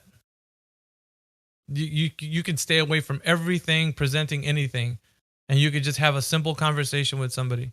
And every time they come up with another point or another picture from space, you're like, how did they get to space if the Earth isn't curving? Don't they need the radius for orbital mechanics so that the rocket can leave off of the Earth with escape velocity? And they do it by going around the Earth like 3 or 4 times before they leave. Doesn't the Earth need to be curved? You see? It's all defeated with just one point. And like I said, look at how everything they would bring up leads back to curvature, and just pivot. And they'll get tired. You'll wear them out. There'll be nothing. And they're going to be like, so all you want to talk about is curvature? That's it? Of course. That's the only thing that's important. That's the only thing that matters. Without this, you don't have anything. I'm not going to give you the globe and talk about gravity. It's ridiculous. Why are we going to sit there and talk about an hour and a half about Einsteinian and Newtonian if you don't even know if the Earth is curved or not? I'm not going to give you the globe.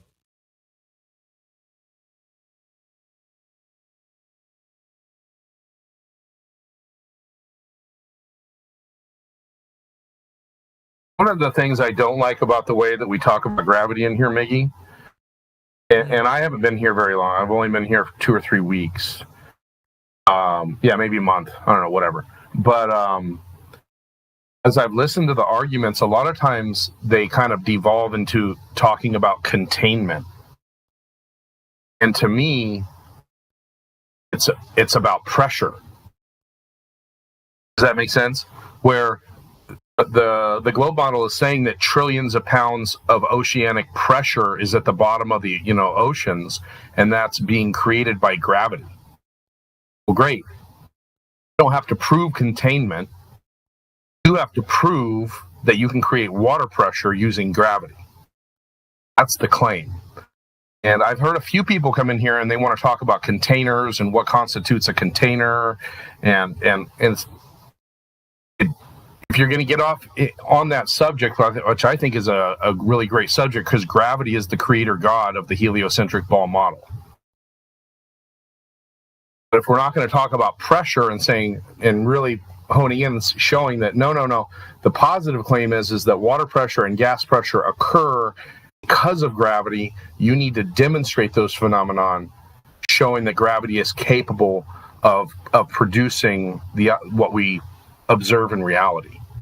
Instead, a lot of times what they do is they end up talking about containment, because we're saying we don't believe in gas pressure without a container, whereas maybe we should be saying we don't believe in uncontained gas pressure. Does that make sense? It's called the affirmative claim, not the positive claim. Yeah, there's two claims being made. We're making a negative claim. So examine that. There's no way to prove a negative claim. The only way we observe gas pressure is via containment. That's it. That portion's done. You're making the positive claim. You're the one who's saying that air pressure and water pressure occur. Why? Because of gravity. Great. Now show me how that's possible. Can you please demonstrate some type of gravitational water pressure for me? That'd be great. Utilizing gravity as being the container. I agree with you more now than ever, Maggie, that curvature is we need to continue to pivot back to that. Yeah, pivot back. Like, imagine, let's just say you had the conversation with that gentleman, ball kicker, and you were talking to him, and he was, you were coming up with some logically consistent points. What would then make him realize, stop him in his tracks and not proceed forward, is that he needs for gravity to exist, because according to the heliocentric rhetoric, it clumps everything up into balls, forming a globe Earth, and so on and so forth. So you would need that to be the presuppositional standpoint of that gravitational argument. That needs to be there before they talk about gravity even existing, pulling things to the center of mass.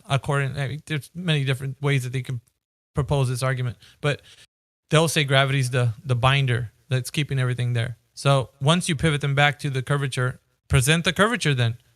If we're on a spherical, clumped together ball that's rotating, bring me back. Let's talk about how you're not presenting us evidence that the Earth is clumped together like a ball. To present us with our gravity argument, it deflates gravity in an instant, because he's going to have to present you the thing that he hasn't presented to you ever since you started talking to him, which is curvature. Pivot back, expose him once again. He's lost his gravity argument instantly, or probably by force, because he's going to kick and scream all the way through it. And then you're just, every single point he brings up, I'm like, not going to happen unless it's on a globe. And I can't give you globe unless you present to me the sufficient information how I can verify or falsify the Earth is a globe.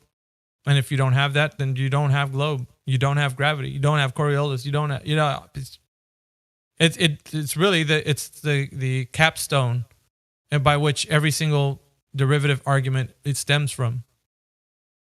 So, like I said, just be very, very, very good at doing that. And you'll easily pivot, like whatever pictures from space. I mean, I don't know, star trails. What other arguments can they throw out there? Everything, refraction. Well, it's got R value's got to be there, right? For refraction, the equation for how that everything pivots back to the curvature. Everything. No curvature, no cosmology of a heliocentric. That's it. No distance to the planets, no distance to nothing, because you don't have the radius.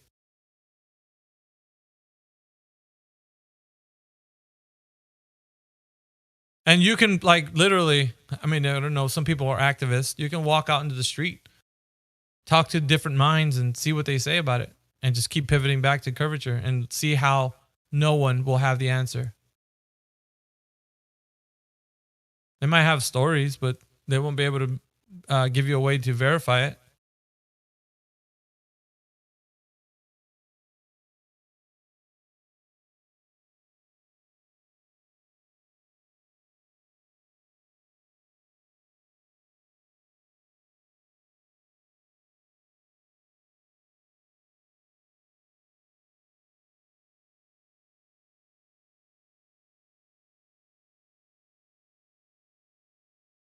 Giving you guys some man. Got anybody new in here, Miggy? Yays? Yays is, I don't know who Yays. Yavs. You can talk to him for a little bit. I think he's playing a game. Looks like it said he was playing a game. Yavs, I've unmuted your mic if you wanted to talk to us, or you just want to work. What's up, man? Not much. As you were listening to us actually have the conversation about flat and globe, I don't know if you want to just lurk or you want to jump in the conversation, but usually when people come in new, man, we just like to have talks with them. So what brings you to the server, man? I mean, I pretty much spend a lot of time in Discord with like very based and red-pilled individuals. So like I'm learning about like a lot of just like a lot of like things that are going on in the real world. Not necessarily, flat Earth is kind of new. We spend a lot of time discussing like other things primarily. Did you come from the political server? I think I've seen your name before. I come from Planet of the Apes Discord. Oh, yeah, there's been a couple of people from there. Yep. Yeah, it's cool either way. But what intrigued you about this topic? Just it was very niche, nuanced. Like, what was it that drew you to it? Taboo, maybe? I don't know. It's something to listen to, I think. Something to listen to, learn about. Well, if you heard me the way I was presenting it, Yays, I give the overwhelming, irrefutable presentation of how the burden of proof lies on those who make the claim that the Earth is something. So, other than observation, we don't observe a spinning globe. With you and I, we don't see that. According to the rhetoric, it's something that the Earth is. It just is, because they've calculated it. With people like Eratosthenes and on, or different ways like Al-Biruni, and they'll talk about people from ancient times and such. But there is no verification of the measurement of the 8 inches per mile squared according to the globe maths, radius, diameter, and circumference. So even me presenting that to you right now, I don't know if you may or may not know this, but there is a claim that has been made that the Earth is of a set radius, circumference, and diameter. Now, there's information out there that claims that there's a lot of ways that you can look at doing this, right? Or that boats are going over curvature, on and on. But is there any way that they show you how you can verify this information that you know of? The Earth curvature, I mean. That you know of. I don't know. Right, and so there's a lot of gaps of information that people just assume. Like, there's a lot of assumptions being made within the discussion. Like, when people come into this discussion, they already think, well, we already know it's a globe. Well, let's talk about gravity. Like, and I was talking to Ball Kicker about it. It's like, when people come into this topic, they don't realize that they do not know how to measure the curvature. And there needs to be curvature for there to be a radius, because the Earth has to be a ball of a set size of dimensions. And you would agree with me on that. If we're talking about the Earth being a certain size of what they're claiming it needs to be that claim. Otherwise, they've got it wrong. Like, wouldn't you agree that it has to be, like, according to them, right? That has to be what they claim it is. Otherwise, if it's not, then it's completely not what they're saying. I would agree that the Earth has to have a curvature. Right. And so with that, if you say you're on top of this Earth that has that curvature at the rate at which they say, okay, I'm not saying what flat earthers are talking about or why we always use this information, but just based on the rhetoric, on what they're claiming, that it has to measure curvature at that specific drop rate from point A to point B over a distance. It needs to. Like, you can't go from point A to point B and you're not walking over the curvature, over a curved surface. There needs to be curvature there, obstructing your view from point A to point B over, let's say, a distance beyond 10 miles or 10 miles beyond. We can make the observer's height somewhere like in the 1-2 foot range, something like that. But if there was any obstruction, that would come into the viewer, that would obstruct the view from the guy who's making the observation to the thing in the far distance, then you would say, hey, well, there's curvature blocking it. He can't see beyond a certain point because the curvature's in the way. But what if the curvature was not there?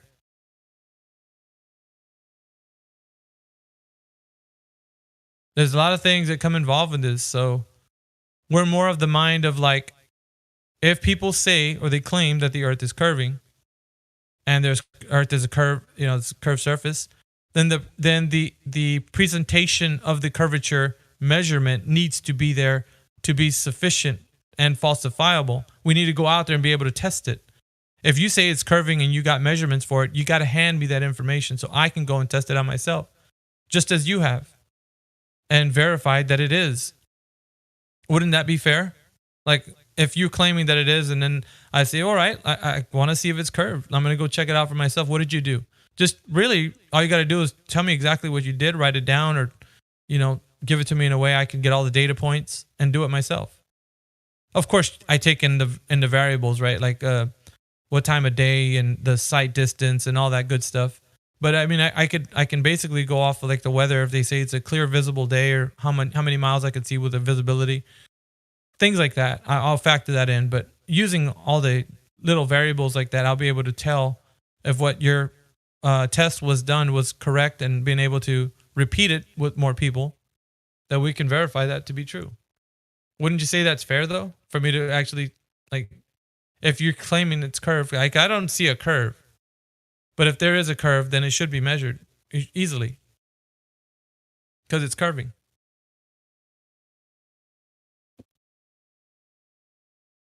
Yays? I'm in the middle of making some breakfast. All right.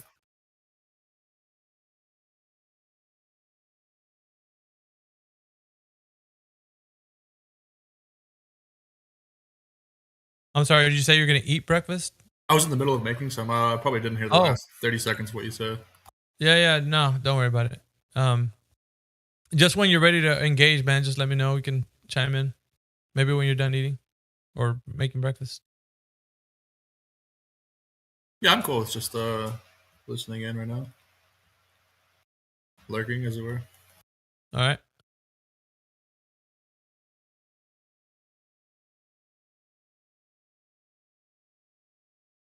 I think David Wrights has the listening pass. He was actually muted. Somebody probably let him speak last night. When I came in today, he was on mute.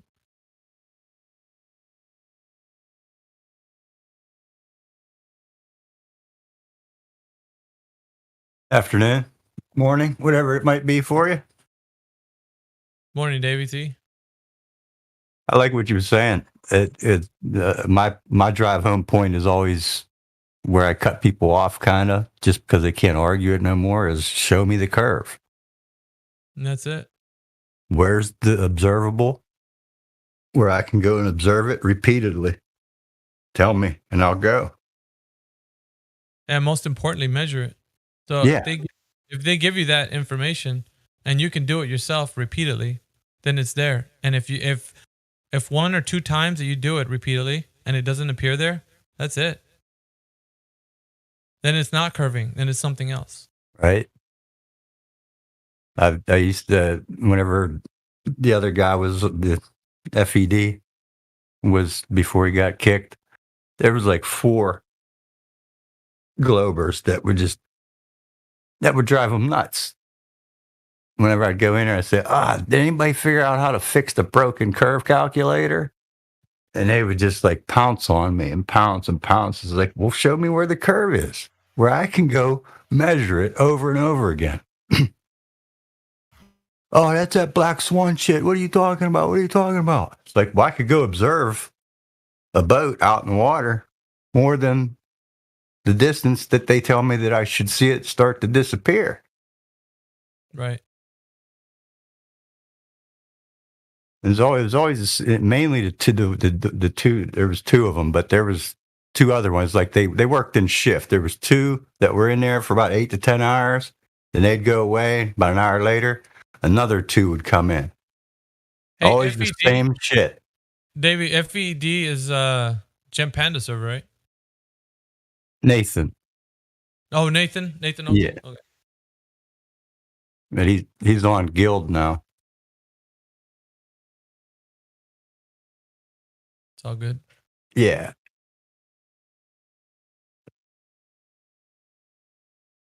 That's like one of the best things that I like about this one is that, like that rhetoric that goes on in a lot of different servers for Flat Earth. It's like it gets nipped in the butt here pretty quickly for the most part. There's some people that'll let it go on for 3 and 4 hours, but the same circle jerk, that common language they go back to over and over again. Yeah, exactly.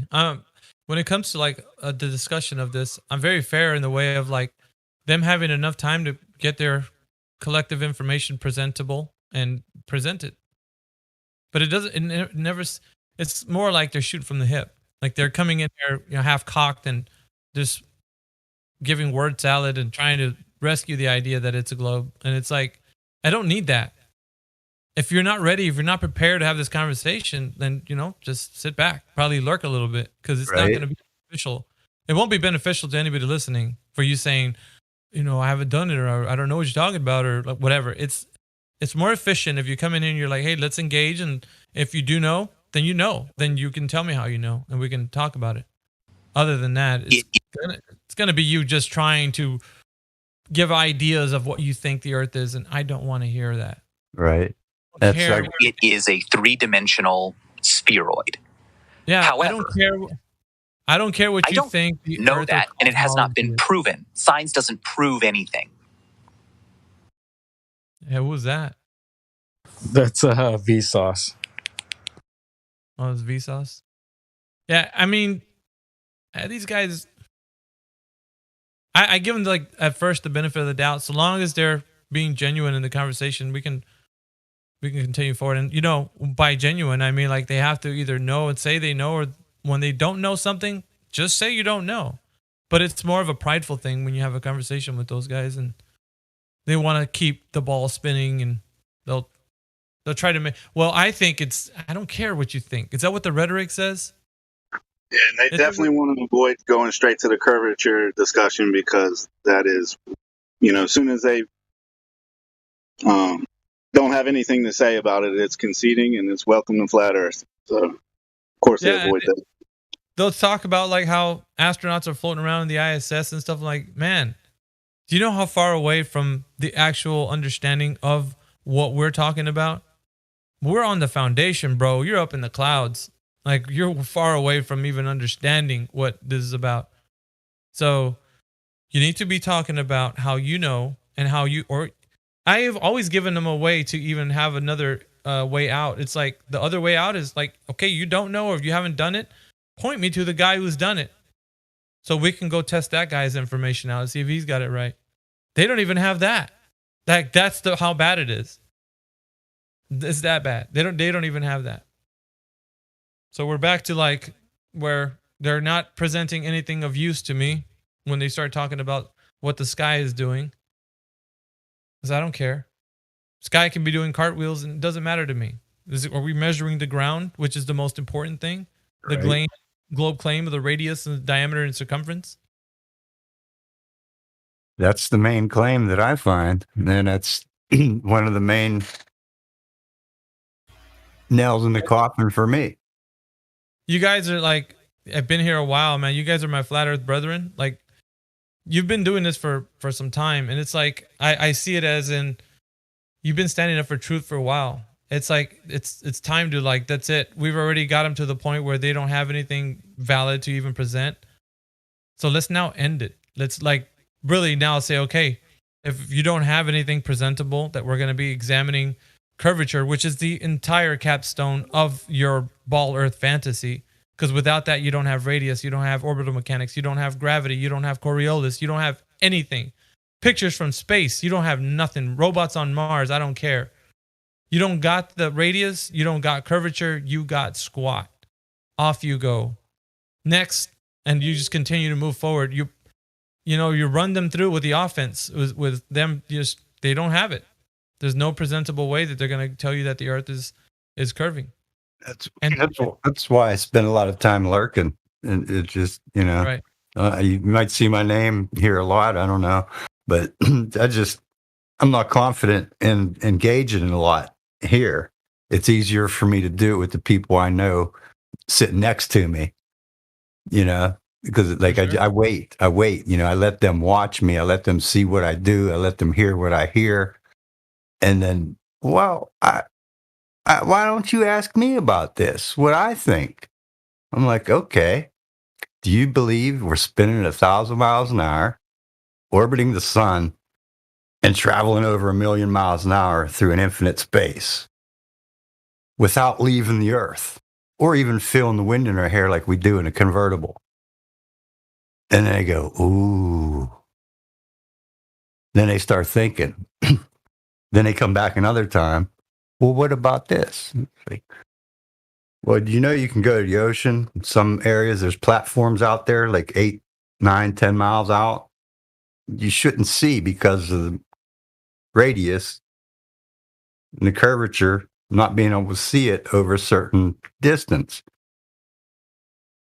And it just leads them to more and more. And then that's when I bring them here. Yeah. Sometimes it backfires on me. It did recently, but we'll most of the people in here will deal with that. But anyway, we do have Hydro that just joined our Discord. Okay. Hydro, I'm going to mute you. You can join in the conversation if you like, or leave if you want. If you come in or new, I'll unmute you guys because I'm curious. I want to know where you guys stand on the topic. If you've known all your life that the Earth is a globe, and you come into the server, I'll just unmute you so you can maybe talk about why you think that's the case. But also, you'll be met with a challenge. And the challenge is you're going to have to present your case in a way that is something we can falsify. I can go out and do a test of what you're saying is, of your claim is. Specifically, we'll talk about the curvature of the Earth being what they tell us the claim of the size of dimensions. The radius of 3959 or the circumference 24,901 miles. So there's a lot to do with what we're doing with the metrics, and the rhetoric has to be what it is. Can't be changed. It's not a bigger globe or a smaller globe. It has to be what they're saying it is. That's another thing too. Is I restream the Discord to my DLAV account, and lately, within the last 3 weeks, I've had the same guy come in over and over again, just dropping little snide remarks about, if, what about, And then finally I caught him one day while I was actually observing my own chat. And it's like, well, here's Discord. As you can hear, these guys ain't like what you described. They're not going to call you names. They're going to give you a chance to present your evidence, if you have any, and ask you some questions that make you think for yourself instead of going with this guy over here that you like and this guy over here that you like and science this and science that. Come on in. Yeah. That was good. That was good to know too, that what you said there, that whenever we got people in chat that can give people the voice chat verification. Because I told him that he'd have to go through a process, and I don't know if that turned him off or if he just got turned off because he was asked. I told him, I was like, I'm not going to argue it here in a text chat. Let's go on voice and let's talk about it. Right. About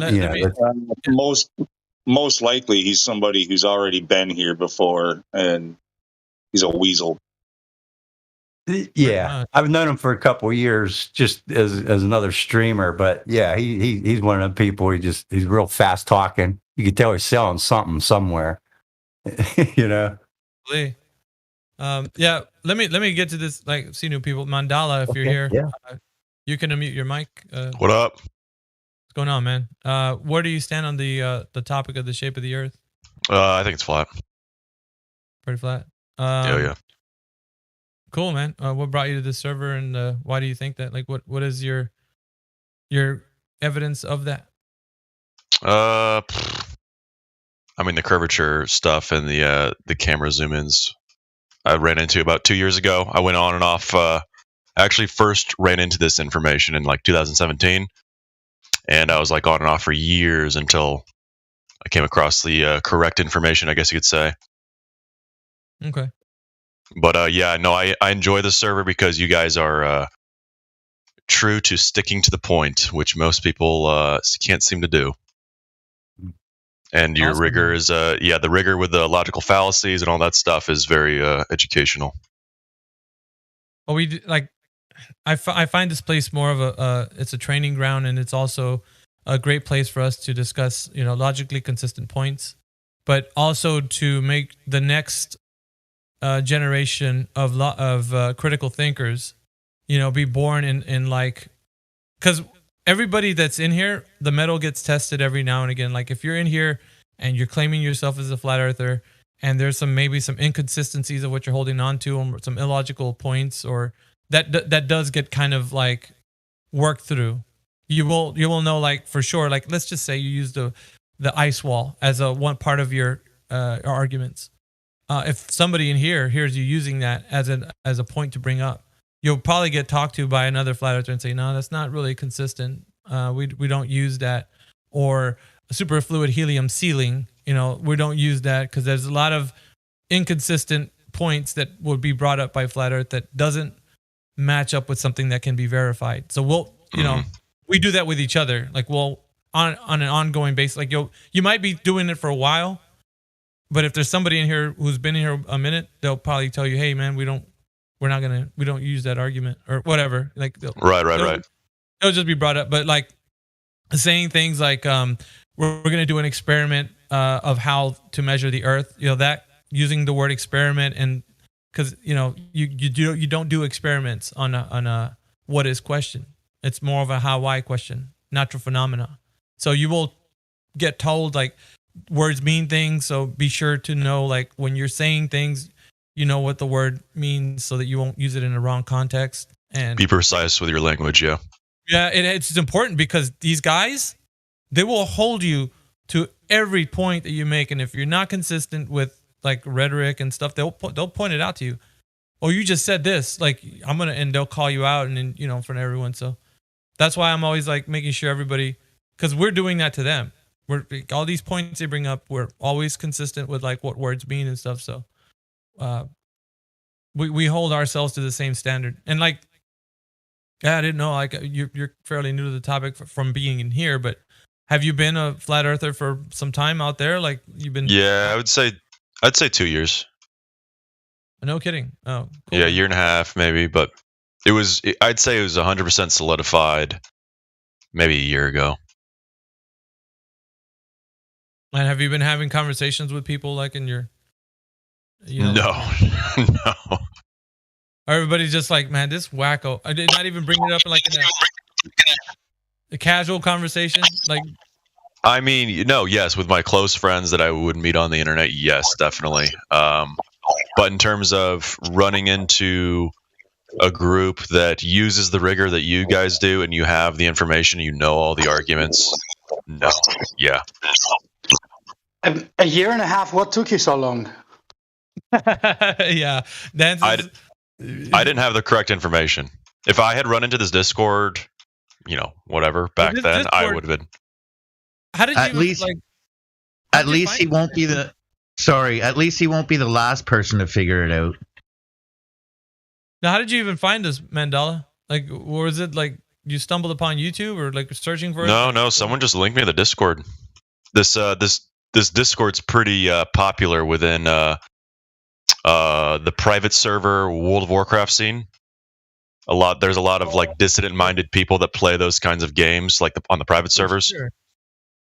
Yeah, that's now that you said that, we have seen people come from that server, because I do remember they were actually saying there was a group of young people that came in here, and they flooded I think it was one day they flooded the channel, and there were a bunch of rascals. They're using their yeah, they're probably young Zoomers.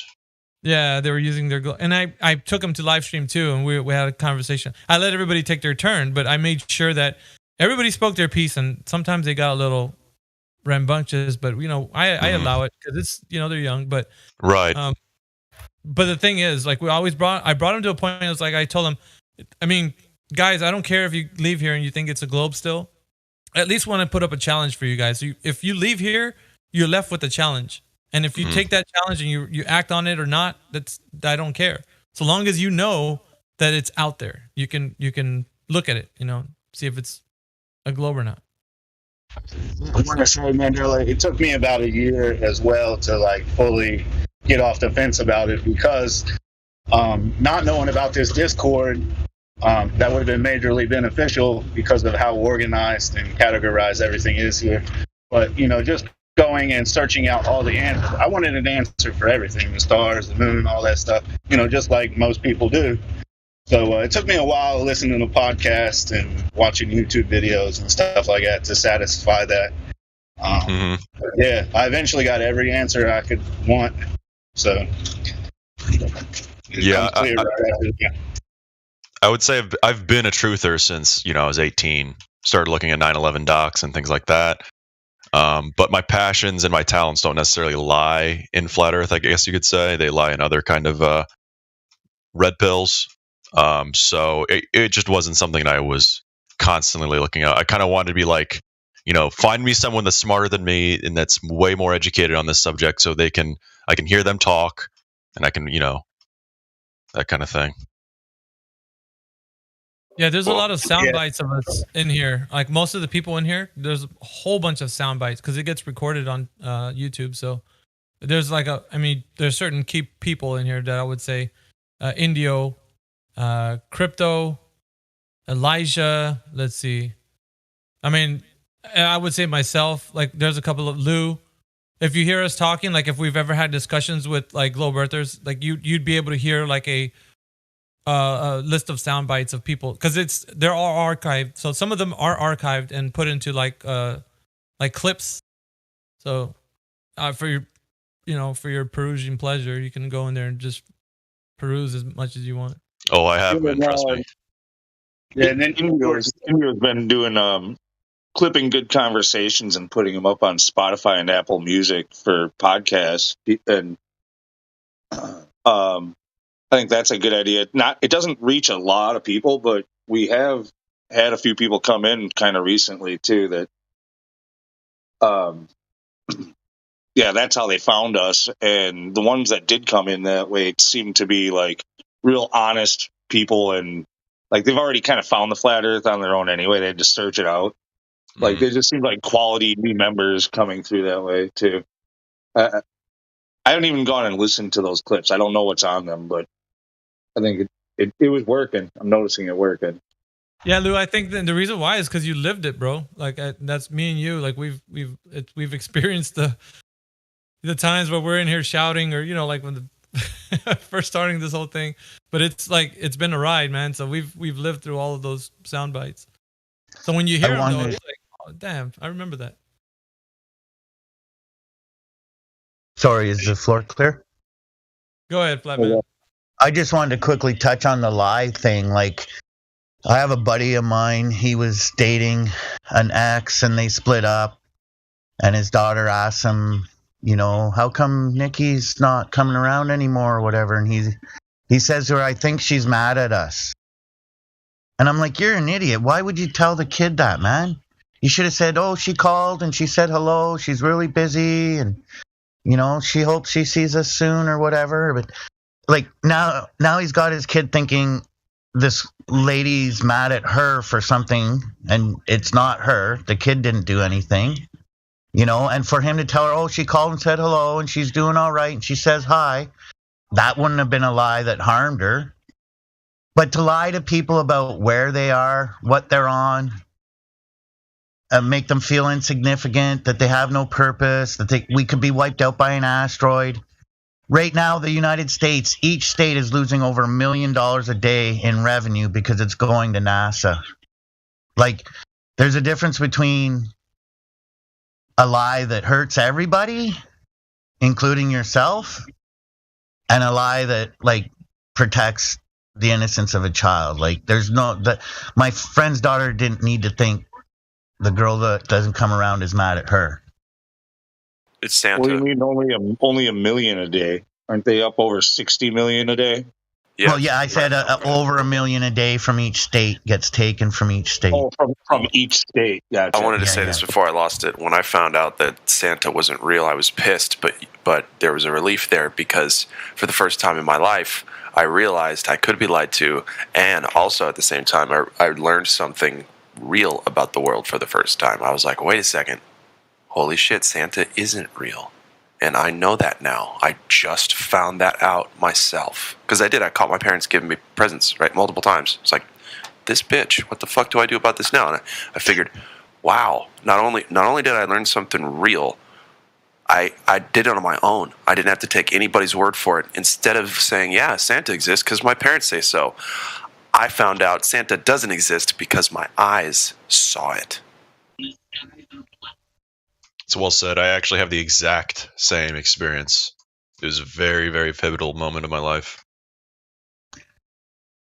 For the ladies listening out there, I have no exes, no child support to be paid to nobody. I want to be a parent. Even though I'm not a parent, what I just expressed is proof that I know how to be a parent. It's sad that my friend's a parent and he doesn't know how to talk to his child properly. On that topic, I'd like to say that my daughter came home with some homework the other day that, the first sentence was the Earth revolves around the sun. And, she's been watching debates and stuff. She's familiar with the flat Earth term and stuff, and that I'm really interested in Earth-based science and stuff. So, I just kind of simply ask her that everything that they're going to teach her is based off the philosophy that we cannot be special, that this place that we live cannot be special. And I simply ask her, what side would she rather be on? The side where we live is special and she potentially is very special, or, a meaningless void, emptiness, and all that comes with the heliocentric nonsense. And, of course, she would choose special. And, I'm not shoving anything down her throat or anything like that, right? I'm just getting her to think for herself. She's my child. She's a smart child. And they're going to be actively presenting all this stuff that goes against what I think. So, I'm going to have to play it smart for her sake and just let her think for her own. I'm not going to push an idea on her, but that's what it boils down to, is the philosophy of it. Like, everybody knows, it's just everybody here knows that that's the case. So avoid that stance at all costs possible.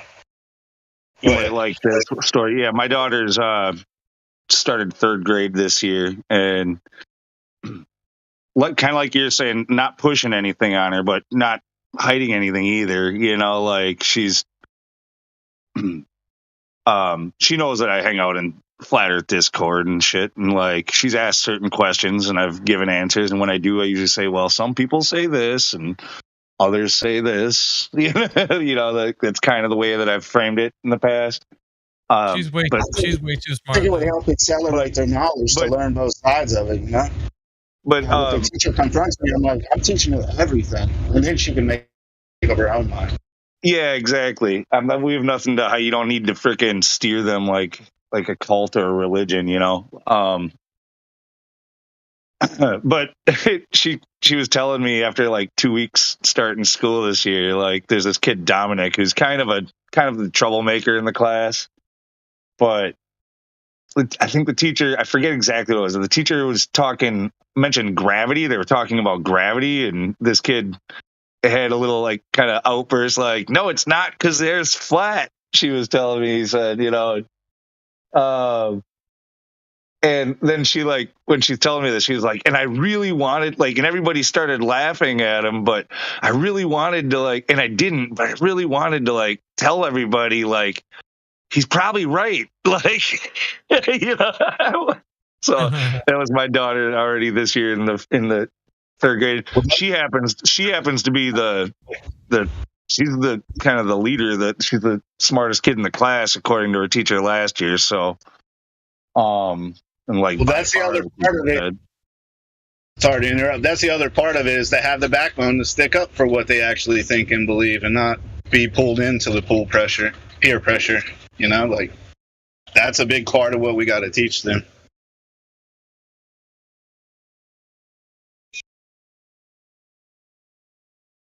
Yeah, she was like, I really wanted to tell everybody, like, it kind of makes a lot of sense.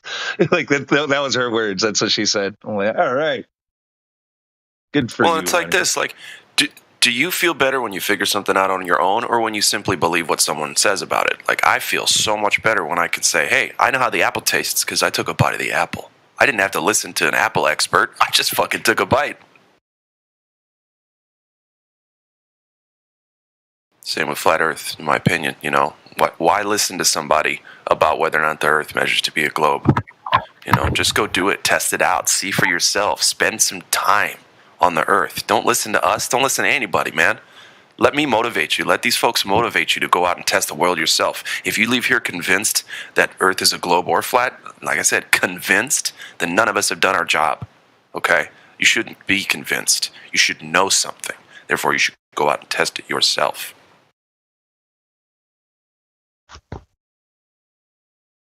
To think there should be a day coming, might be 10 years, who knows, where people will be like, I can't fucking believe we wasted that much money trying to go to the moon. How stupid. What a dumb idea.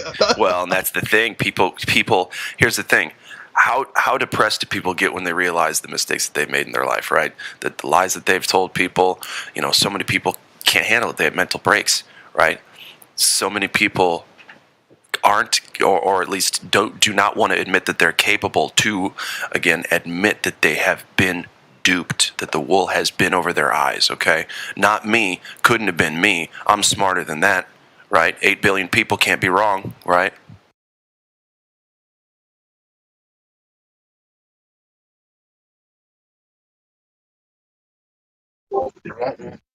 Now, one last thing about, raising the children. I think this could spark something, right? Because if she is intrigued by this as a whole, of like, well, maybe what I'm learning isn't true, and I should be a little more skeptical or ask more questions about the things that they're telling me, and then just spark, the path to doing her own research and taking on learning more about science, not scientism stuff, but you guys get what I'm saying. Yeah, I'm of the opinion to focus on the coming man. I think it's mostly useless to try and convince these people that are 30 plus otherwise. Yeah, I think the next generation coming up is going to be, oh man, they're going to be so smart if their parents do it right. Well, I think just naturally, I mean, I think might be some like esoteric thing to this, but I think the people, the younger generations, especially the Zoomers and the Gen Alphas that are coming in right now, they are just more naturally dissident-minded, more open-minded in general. Like I said earlier, these ideas, these dissonant ideas, are very popular in these World of Warcraft private servers, and most of these people playing it are younger. Yeah, what's crazy about WoW too is I was in like clans and stuff in 2002, 3, 4. And that was when World of Warcraft was still really popular. People were getting paid to play it back then and stuff, and it's still 20 years later going strong. I think whatever that means, it's funny that you would say that about World of Warcraft, because it's like, all the things that bring people to this truth. There's so many things. Just World of Warcraft is, I guess, just one of them. There's countless, endless things that bring people to this truth. And so it's not like, my point is, like, anti-flat earthers will be like, oh, you just think Earth's flat because of YouTube. It's like, mostly no one thinks that. I don't know anybody who's like, well, I started looking into it on YouTube and all of a sudden I'm convinced it's flat. It's like, I don't hear that. I hear people sharing information through YouTube and BitChute and anything they can, but I don't know anybody who's like, well, yeah, see this one YouTube video, I was convinced right then and there Earth's flat right there with that one video. Like, if you truly look into it, that's not really going to happen. You're going to reinforce what you find in the real world with what others have found, sure. Yeah. Yeah, and that's just a disingenuous and I'd say dim-witted argument anyway. I am, like I said, I'm of the opinion we need to turn our back on these kind of people. For sure. Kind of. There is a certain, I'd say, element of the whole egalitarianism lie that has people thinking they are smarter than they are, and wants to say that everyone's capable of backtracking on the lie or seeing through the deceit. It's just, it's not possible. Yeah. There's this feigning. Sorry, one more thing. There's, because I want to agree. There's this feigning of every single time a human notices or comes up with something, it's like it's progress, right? It's like everything that a human has done. The more time spent on something, the more progress is made. Nobody realizes that there could be avenues that quote unquote progress is going down that actually isn't, and is based on something not true at all, but people are going to base careers and lifetimes on it and shit, that kind of thing. And so it's like a willingness to admit that humans don't have it all figured out. Humans can't figure it all out, and there's only so many things that we can figure out. One of those things is that Earth does not measure to be a globe. Mm-hmm. Whereas academia says everything's accounted for. Don't worry. Yep. Don't worry. We got it. Hey. No. Don't look over there. Look forward. Pay attention. Just how they call progressivism progressive, it's not actually. It's the complete opposite. That's just meant to stifle and compartmentalize information. Absolutely, man. I like this guy, guys. Oh, Lou, you were going to say something? Yeah, when he was saying turning his back on people, or however he phrased that. On these people, I've been using that term, catching myself using that term, like you people or these people, when I'm talking to them. The anti-flat earthers, the people that we just run in circles, with, and keep. It's like Groundhog Day every fucking day, and absolutely no. But I gave up on them so long ago. I'm not gonna waste my time doing that shit. That carousel. No, those people don't matter. I've been telling the people this for years now, actually. Like, they literally depend. They don't exist without us. So don't let them distract you. Don't let them waste your time. Don't get caught up in some heated argument in the side chat with these guys. Just, I mean, it gets nowhere. It never will get anywhere. Those people don't matter. They don't exist to us. They don't need to anyway. Mm-hmm. I totally agree. They stall progress. Well, and that's what they're here to do. Okay, the people who literally, like, verbally, violently, angrily come after us. They're not here to help people understand that Earth may be a globe, right? They're here specifically to muddy our waters, to make us react emotionally, and to talk about all kinds of other stuff. Then where's the curvature? They're unwitting golems to the system. No, they're witting. I'll tell you, most of them, in my opinion, they're witting, and a lot of them are getting a little paper for this. But that's just my opinion. Well, yeah, there is an element to that. Yep. But I'm saying the system wouldn't work unless there was an ideological kind of subversion to where you can control the system and get the slaves to control themselves kind of aspect is what I was kind of getting at. Yeah, I hear you.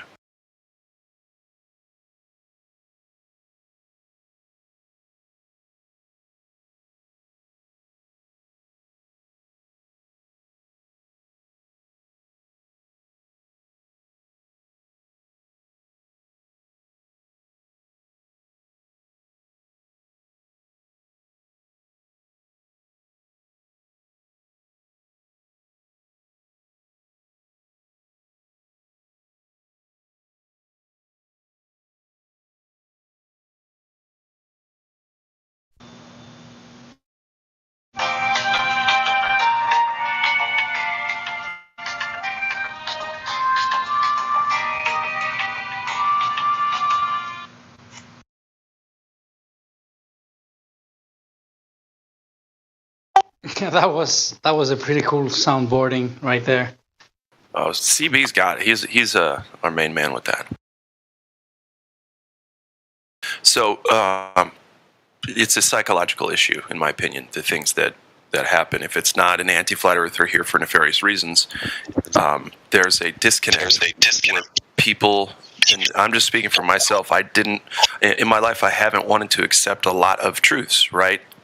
You know, it's so much easier to just say, fuck it, they got it all figured out, or, you know what, I might have lied to that person, or they might be lying to me, but I'm not going to address it because that's too much work. And then there's that, so that's part of it, in my opinion. It's a cognitive laziness, but then there's like an infectious, chronic incredulity. People don't want to admit flaw in their thinking. They don't want to admit that, God forbid, the vast majority of people telling them stuff is actually wrong. It's actually lies to support some kind of narrative, right? A couple paychecks here and there. Why are we told it's the number one? They're not doing this with any other piece of information. But the first thing that happens when we're kids, it starts with those mobiles when we're in our cribs, right? The space planets mobiles, right? We don't even have a choice. We start eating that shit up right away. They're not doing that with anything other than, well, dinosaurs too, but we don't have to go there. But they're doing it with all of these things that if they didn't start us early with, we wouldn't buy as adults. We wouldn't fucking say, well, duh, it's a spinning ball. You feel how motionless it is? That means it's moving. Unless they get us as kids, adults, in my opinion, adults aren't going to go, yeah, fuck yeah, we're moving. You feel how stationary it is? That means we're moving. It's ridiculous. Yeah, imagine if they tried to sell it to us now instead of then. Yeah. Oh, it'd be silly. It'd be silly as fuck. It'd be like, hey guys, Thundercats are real, and you're gonna meet them tomorrow. They're coming to your house. Like, no shit. I'm an adult, so I know. I'm an adult, so I know that that's not gonna happen. I'm an adult, but as a child, I watched Thundercats 2, 3, 4 years. Nobody told me that eventually I'm gonna find out it's not real, and say, hey Johnny, come Monday. 4, 5, 6-year-old Johnny, come Monday. You're gonna meet. What's his name? Lion-O, right. You're going to meet Lion-O and you're going to be able to touch his sword. Oh my goodness. The kid won't, after the parent says something like that, 10 kids could be like, no, it's fake. And that one kid whose parent said you're going to meet Lion-O tomorrow would be like, bullshit, I don't care what you say. I'm going to meet Lion-O on Monday. You know what I'm saying? And what's worse is that after not meeting Lion-O, they'll listen to the first excuse about why Lion-O didn't show up. And they'll believe it. That's what we're up against here. I just want to say, kids, if you meet Lion-O, do not touch his sword. Okay. I mean, sure. I hope the metaphor went through, though. That was funny, though.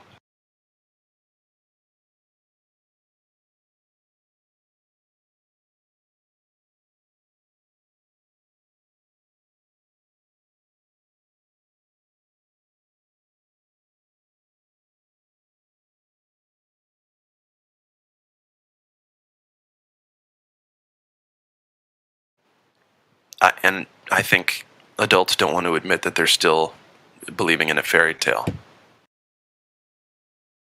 I think, people want to believe that they've grown up past a certain point. So like, well, yeah, I bought Santa as a child, but I'm an adult now, so I can smell bullshit coming a mile away. It's like it's like that scene in Men in Black, where Tommy Lee Jones says just this line: "People think they have a good bead on things." Just that line, right? People are so comfortable. They crave the comfort of certainty. That's what it is. If someone is certain about something, thank God they are. I'm going to take their word for it, especially if it sounds smart and it's above my head, because God forbid I lift a finger to find out this stuff myself. God forbid. Now I can focus on The Bachelor. Now I can focus on the Packers. Now I can focus on anything else that I want to, because I don't have to figure out the tough stuff that the scientists have already said that they figured out. And that sucks. I've kind of come to the conclusion that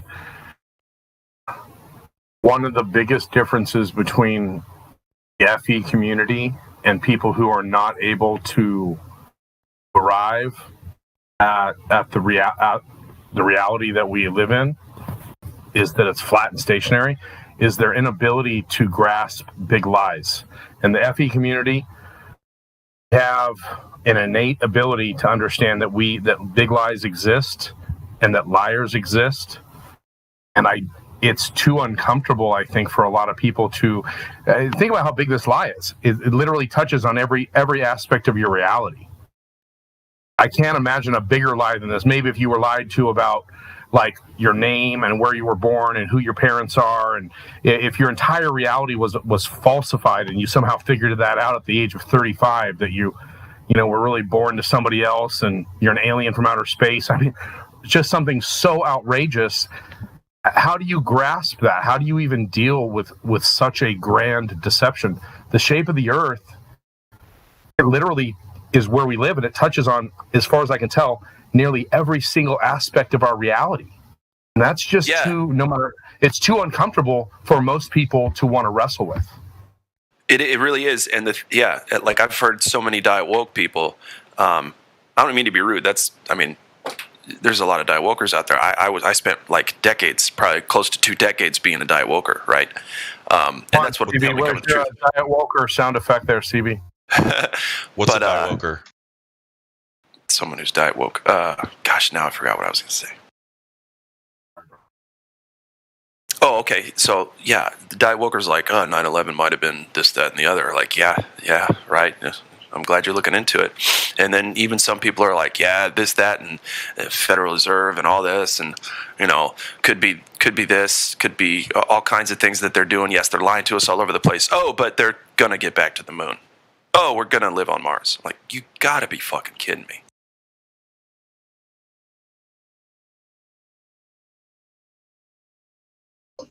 I thought Matt Damon was already growing potatoes in his poop up there. Matt Damon plays Matt Damon in the movie about Matt Damon playing Matt Damon on Mars. Matt Damon, everybody. There's a reason why we don't feed steak to babies. Why babies they're really only capable of ingesting milk. And think that if some people are not awake about 9/11, just pick 2 or 3 major JFK, whatever it is. Mm-hmm. If you are not in the know about at least a couple of those things, flat Earth is so beyond the pale of a normal person's cognitive ability and begin to entertain it intellectually, honestly, on any level, that if you can't admit that we've been lied to about small things, it's a fruitless discussion to even talk about it, as far as I'm concerned, right now where I'm at.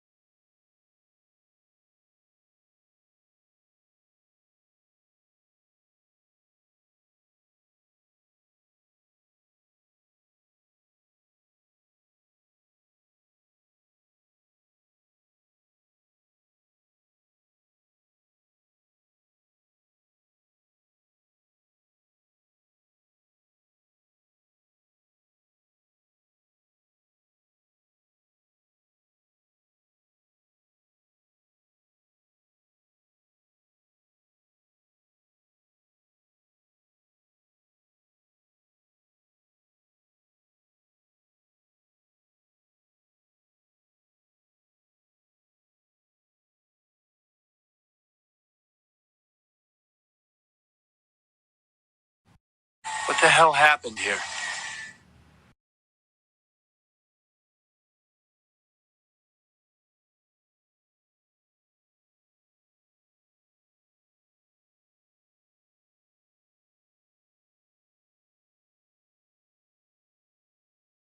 Everyone got the dumbs when Glatfield left. It just went silent.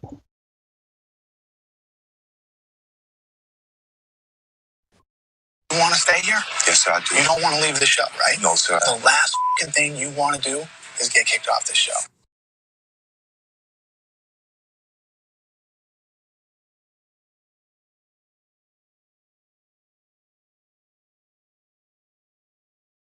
Get the clip from Tombstone. I'm your Huckleberry. That's just my game.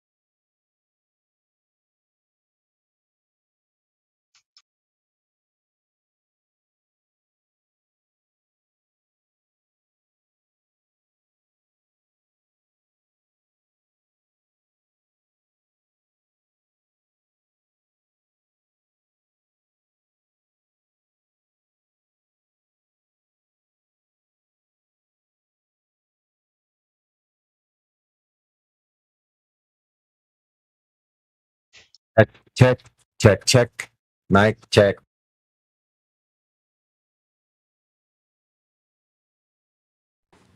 Who the fuck is that guy? Who the fuck is that guy? Just comes in, all at the bottom of the list all the time and shit. And who's that Sonny guy? What's up, Sonny? Hey, what's up?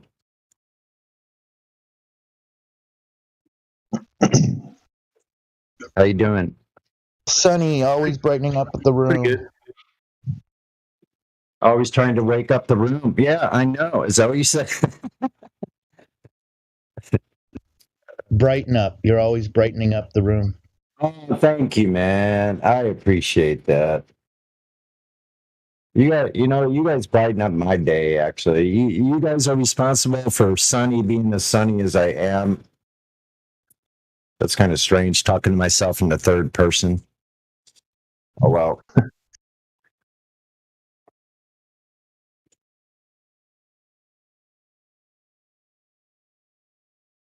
Are you ever by yourself and you're like going somewhere? Like, let's say you're going to the store and you're talking to yourself and you say, let's go to the store.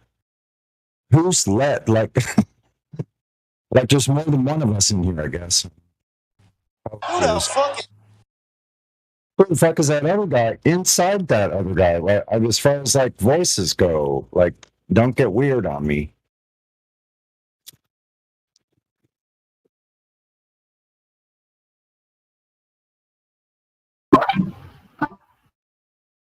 We're already weird, Sonny. Oh yeah, that's right. I'm relieved.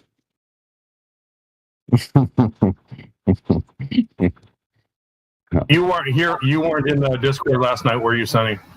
No, I wasn't. Why that happened? Oh, I think Helio was detecting some axial rotation last night. Rotation? Helio's rotation. Yeah. I like it. Well, the rotation. That's all the vectors of the Earth.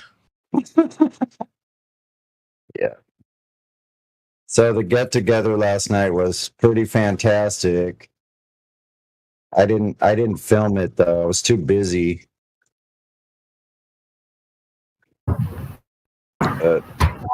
That's offensive. Then we don't know that it actually happened. So you didn't capture any evidence. You just have to go by hearsay. Yeah, we'll just have to be like ballers and just take your word for it. Take my word for it. But it's a little bit different though, taking my word for it though, than taking a Glover's word for it. Nah, you're a Glover, dude. Be honest. I'm a Glover. Oh, yeah. You were infiltrating. You were just infiltrating like Jake Paul. Come on, Logan Paul. That'd be cool. I actually wouldn't mind taking on that. Like pretending that I was an infiltrator, or just like go along with it and play a part. Like, yeah, I was a Glover the whole time, and they weren't paying me enough to be a Glover. So I'm just kidding. I don't know. I don't know where to go with that.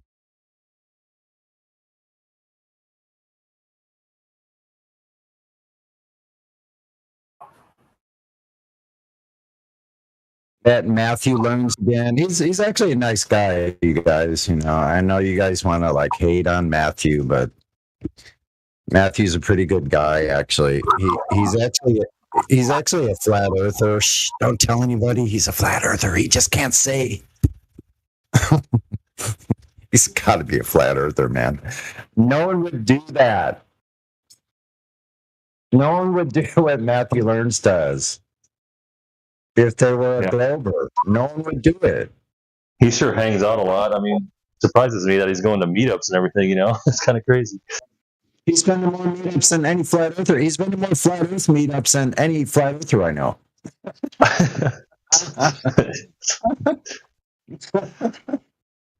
Maybe he totally is, and he's just says he's not. I don't know, man. It's really hard to tell. And how do you get inside someone's brain that is just not going to like let that cat out of the bag? It's not going to admit it. He's in the closet. Yeah. But that's an interesting phenomena though, that you like that this community would create people like that, like cause them to come out like where they can't admit. I guess it's not that unreasonable though. People do have their careers to think about. I don't know. It's just odd. Thanks to all my friends over there that donated to the needy here. Well, my flat earth friends are freaking the best people. All of you guys are the best people on.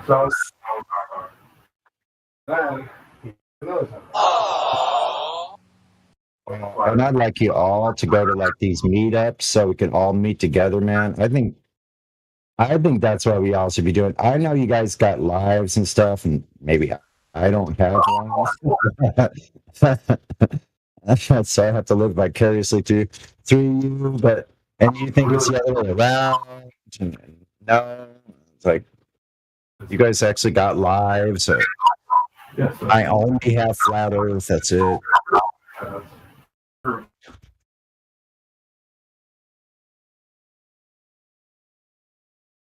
I'm in the same boat, Sonny. Well, cool, man. Like, we all kind of like got all separated, isolated. Well, not so much us, but a lot of us, I think, did isolate in the last few years. Oh yeah. Sonny, you don't only have the flat Earth. The globe can live on in your memories. In my memories, that globe nostalgia. Well, it is kind of nostalgic. You go like, wow, I was believing all these things, and now I know better. Like, all it took was just a little bit of looking. So that's why it's kind of upsetting when the Glovers come in, because you can tell pretty quickly they haven't even looked.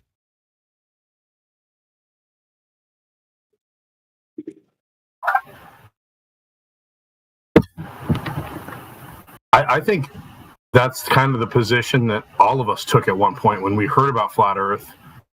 I think most of us became flat earthers because we tried to debunk it. And we think that we're so thoroughly programmed and so thoroughly brainwashed that we actually think we don't need to research the opposition in order to prove it wrong. It's like, I wouldn't go into and do any research if I knew I was going to debate a 7-year-old the next day on the color palette. Yeah. Right? Yeah. Like, would you prep to debate an 8-year-old on the color palette? Right. Because see, that's the position they think they're in.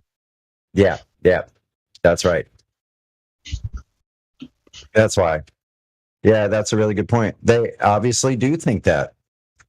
They think these people are they must be just dumb if they think the Earth is flat. Look at all the science we have about the globe. That's what I thought. Sorry, guys, if that was coming through. Oh, it's all right. Hey, flat man. How dare you? Just like most people in here, I clicked on a I think it was a 3 or 4 minute video 5 years ago that said top 5 reasons the Earth is flat. And I was like, oh my, and I was on a break at work, and I was like, okay, I have 3 minutes to laugh. Well, I said, that's ridiculous. Those 5 points are completely debunkable. I ended up taking the rest of the day off work, going home, because it bothered me so much, and I stayed up all night. Wow. When I realized, wait a minute, this should be very easy to debunk. I'm debating an 8-year-old about the color palette. Why can't I debunk an 8-year-old debating the color yellow? Yeah. It really bothered me because I thought I was equipped. And then when I realized, wait a minute, I'm not equipped at all. What is going on here? It was very disturbing to me. And I think it was probably that way for most of us at some point early on to go, wait a minute, what is going on? I have all the answers. The globe has all the answers. Why can't I find a single answer that makes sense? Yeah, that's interesting. That's an interesting process that we go through, because I think it is slightly different for all of us. Like, I think it just depends on where we are at that moment, because I think it's really time specific to each one of our personalities of when we're ready to just put most everything off to the side to just go, wait a minute, I need to reassess this, but I'm having a difficult time reassessing with my biases intact. I'm going to have to chip away a little bit of this bias first so I can clear the floor, so I can put a new, so I can look at it anew. Yeah, I guess that's a good way to put it.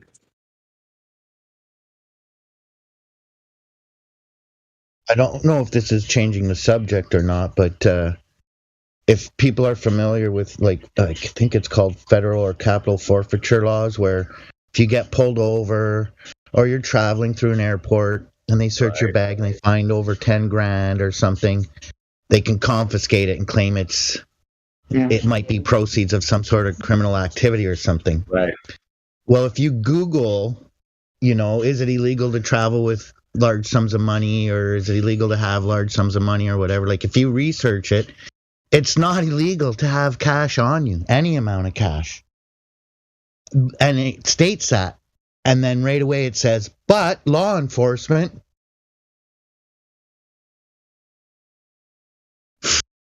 It's legal, but we're just going to trample all over your right to freely carry money on you, any amount of money. So in doing this to people, like, I get it. If you tell them you got 20 grand on you, you go through the airport, no problem. I'm thinking if you tell them, maybe you have to explain why you have the 20 grand or where it came from, because it's over the 10 grand limit. Yeah. I don't know about that. But technically, unless they know you're involved in some criminal shit, they shouldn't think the money you have on you is for anything criminal, you know? Like, yeah. Well, you're right. You're right. And the whole thing is like this whole thing about innocent proven guilty. I don't know who that applies to. Like, Sonny's coming to visit me, and he's, you know, he's got some loot on him, and he gets pulled over, and they confiscate the loot. It's just ridiculous. And in the airport, they'll be like, well, you have 11,500. You're 1,500 over the $10,000 limit. But if you pay us $250, we'll give it to you. Yeah, that's really horrible. Because it actually take people's houses, their houses, their cars, that because of these same laws. I think it's insane, the stuff that we do to ourselves. Not just like, and I'm not saying we all do this to each other. Obviously, I'm not trying to take Sonny's home or Lou's home or anyone's home. But it's crazy how there's a segment of society or the population that lies to the whole population or goes out and confiscates other people's property. It's weird, man. Locks people up over a fucking plant that's dried out. It's just weird. And I don't know what these cops think they're doing. Like, they think they're making things better by acting this way for their own children, or they just don't care what happens to the next generation. If they have children themselves, do they not realize that they're making it this way for their own children? So they don't care if their own children have their property taken away because of these idiotic, narcissistic pseudo laws. And the laws are written by these bankers. I mean, if whoever's out there wants to still support these bankers, like they think their life's going well, go ahead. I mean, you're just paying for the end result of what you will receive from these people. You're paying for the laws that are taking away your rights. So you're paying for your own demise.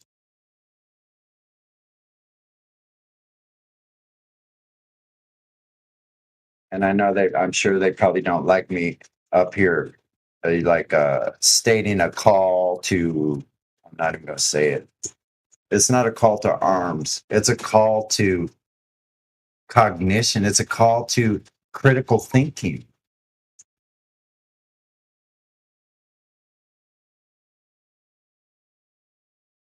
If we lose our critical thinking, like ability to use our critical thinking and activate that out into the world, we might as well just be a brain in a jar. Why bother? I mean, why would you even bother continuing on in life? The other angle of it is petty policing makes people not trust policing on a whole. Like, I'm not trying to, rag out authority or policing. Like, there is a place for it. If I knew nobody would drink and drive, like, well, hey, great. Then nobody has to get pulled over for drinking and driving. We don't need those police no more, you know. But unfortunately, people are still going to do dumb things. So we need, unfortunately, I guess, some sober-minded people to keep that shit in check, right? Stop! You violated the law. But this idea that I can just confiscate money out of your pocket, or like, it's just ridiculous. I don't know. Oh yeah, that's what I was going to say. I guess what I am saying is it takes away from the serious policing. Stopping somebody in an airport, going through their bag and seeing they got a couple grand more than they're supposed to and they didn't declare it, and basically extorting them to give it back to them. That takes away from serious policing, like families waiting for answers because of a missing loved one or whatever, right? Like, it's ridiculous. I understand what you're saying, that those are problems, but how, just out of curiosity, how does that tie into the flat earth? Like, how does that tie into the shape of the earth and the realm that we live in? Well, I guess the point that I was making is some people are knowledgeable enough to know that they have a right to carry as much cash as they want on them, and other people don't. They just go with what the system says. Oh, I guess I should have told you I had 12,000, not 10,000. Oh, But here's the people who know those things are flat earthers. Yeah, that's what I'm saying. It's the globers are the ones that are like extorting the money from everyone.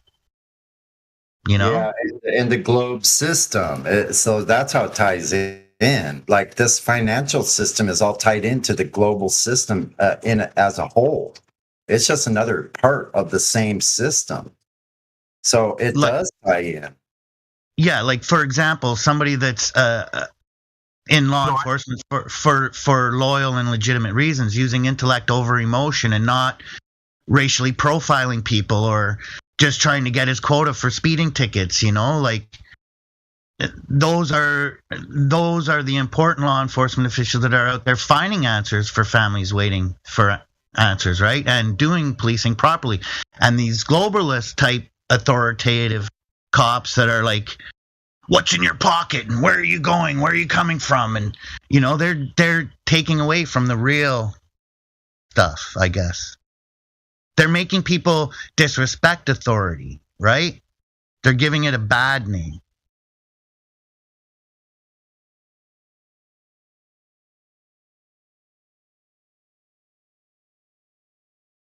If policing was done right, nobody would really be like, cops fucking suck.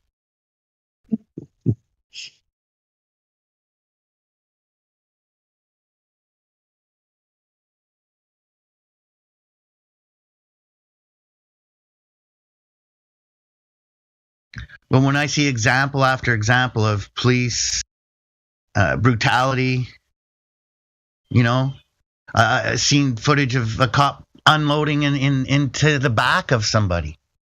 I don't care if the guy's getting in his car and he's going to drive away. You don't shoot the man.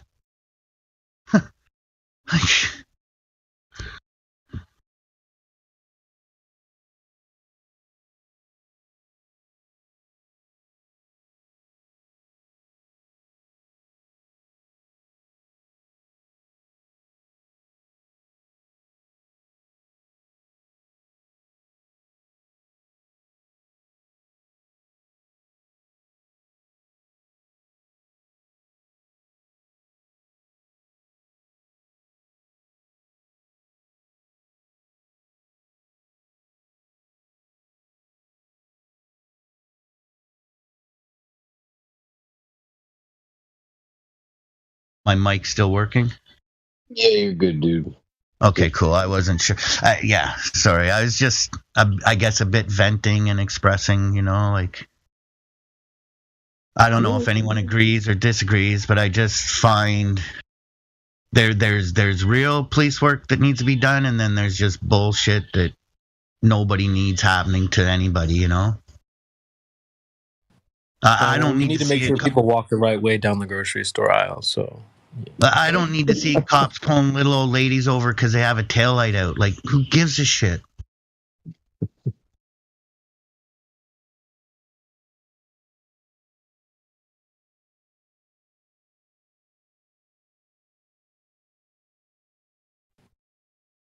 honestly, the little old lady, she's had her whole life to learn how to do this, so she should be just thrown. You know, we should throw the book at her. She's had too much time to learn. It's like up here in Commie Canada, we got our douchebag drama teacher leader arresting other politicians for just having a rally. Like, it's ridiculous.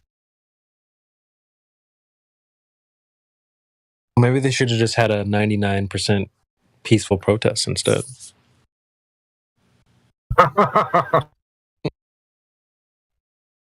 Or is it 1% peaceful? Well, we did the peaceful protest, and then Depends on where the camera's pointing, CB. Exactly.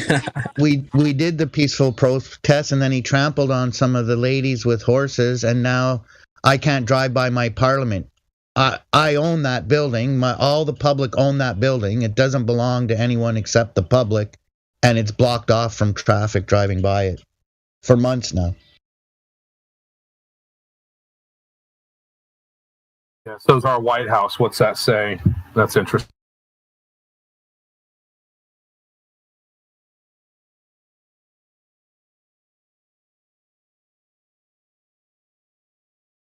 Hold the phone, flat man. You telling me Parliament's blocked up? Like, you can walk up Wellington, and then you can walk past these concrete barriers that are on the road, and like you can walk past Parliament, or you can go, I guess, onto Parliament Hill and stuff walking, but I can't drive my car past it no more. Like, I was dating a lady for a while. She worked downtown, and I would always drive her to work or pick her up from work, and I drive by the place 2 to 4 times a day. Like, there's the Parliament. Wow. When did this change? One day, sorry, hold on, I'll tell you that in a second. One day I was working for a pizza place, and I was doing a delivery to a public school, 34 pizzas, I believe it was. And I get to the school, and they're like, the teachers are on strike. We canceled the delivery this Thursday. We're getting it on Tuesday or something next week. And I'm like, I guess he forgot. And so the boss is like, take them to a food bank.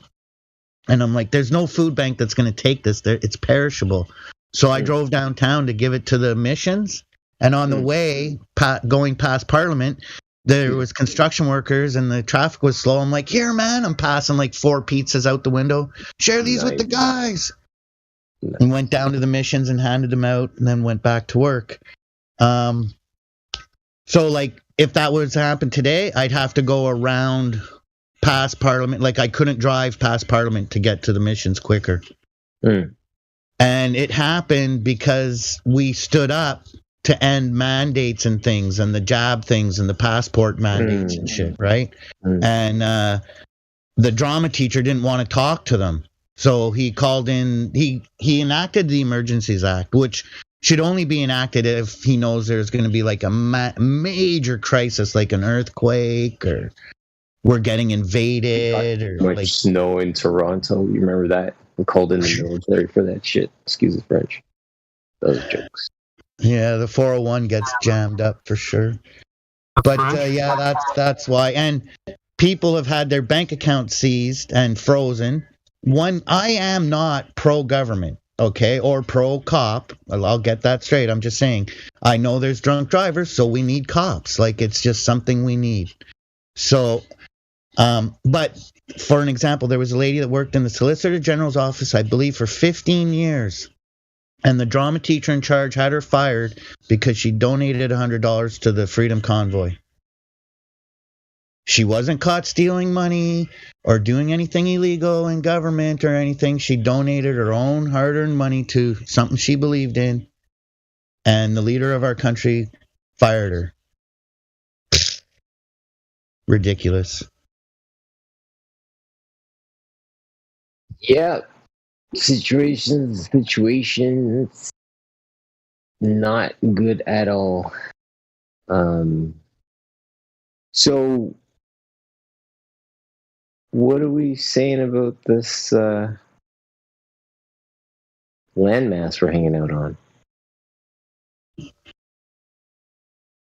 Still flat as fuck. I wouldn't have guessed that by the name of your name, of course. Flat man. How's the weather in Ottawa right now? It's been a little moist. Yeah. Cold. Rainy, and then sunny, and then rainy, and then sunny. So I'm looking through the chat. I know Adam AO You and I had an opportunity to engage written in a text format. I think it was yesterday morning. I can't barely hear you, bud. No? Damn. But yeah, no, it's just good to see you in the chat, man. Just want to say what's up to you. Just looking through the room, doing a roll call. See David Rice, or David R. Rice, I guess. Welcome to the community. I see a listening pass in place, so I will just say hello to you, my friend. Of course, the regulars are in place. Ball kicker, CB, see you, Davey Z. What's up, my guy? Flatman, Glat. Nope, we got Glot Flabe. That's an interesting flow. Glot Flabe, I like that. Julius J. Michael Gleason. I see Morvis. I see Q. What's up, Q? Sasha will be flat, and Sunny, of course, holding it down at the base. Friends. And of course, we can say hi to the bots, but what else? A bunch of legends in the chat. We be chilling on a Sunday. Holla. Hope everybody's well. Present, at least physically. The mental part I'm working on. It's coming along. Coffee's helping. Hey, he's alive. That's the main thing.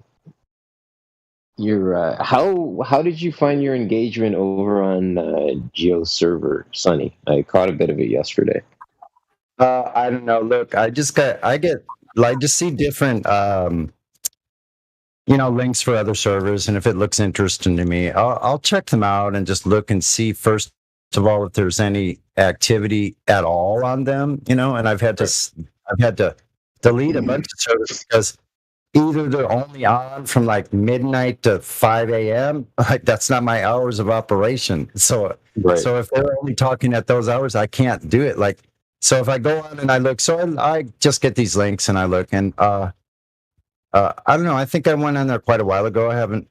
I only until about maybe 2 weeks ago, I started going on there and actually just listening at first. And then I was able to engage a couple times, which I'm grateful for. And what's really cool about it is all of the OGs from here are over there, like a bunch of people that aren't here. So it's like, if I really talk to some of these other people that I haven't talked with, like I don't care what somebody's personality is like. I really don't. Like, there's people that have problems with other people's personalities. I don't have that problem. I don't really I can like anybody, no matter how cantankerous, how much they may not like me.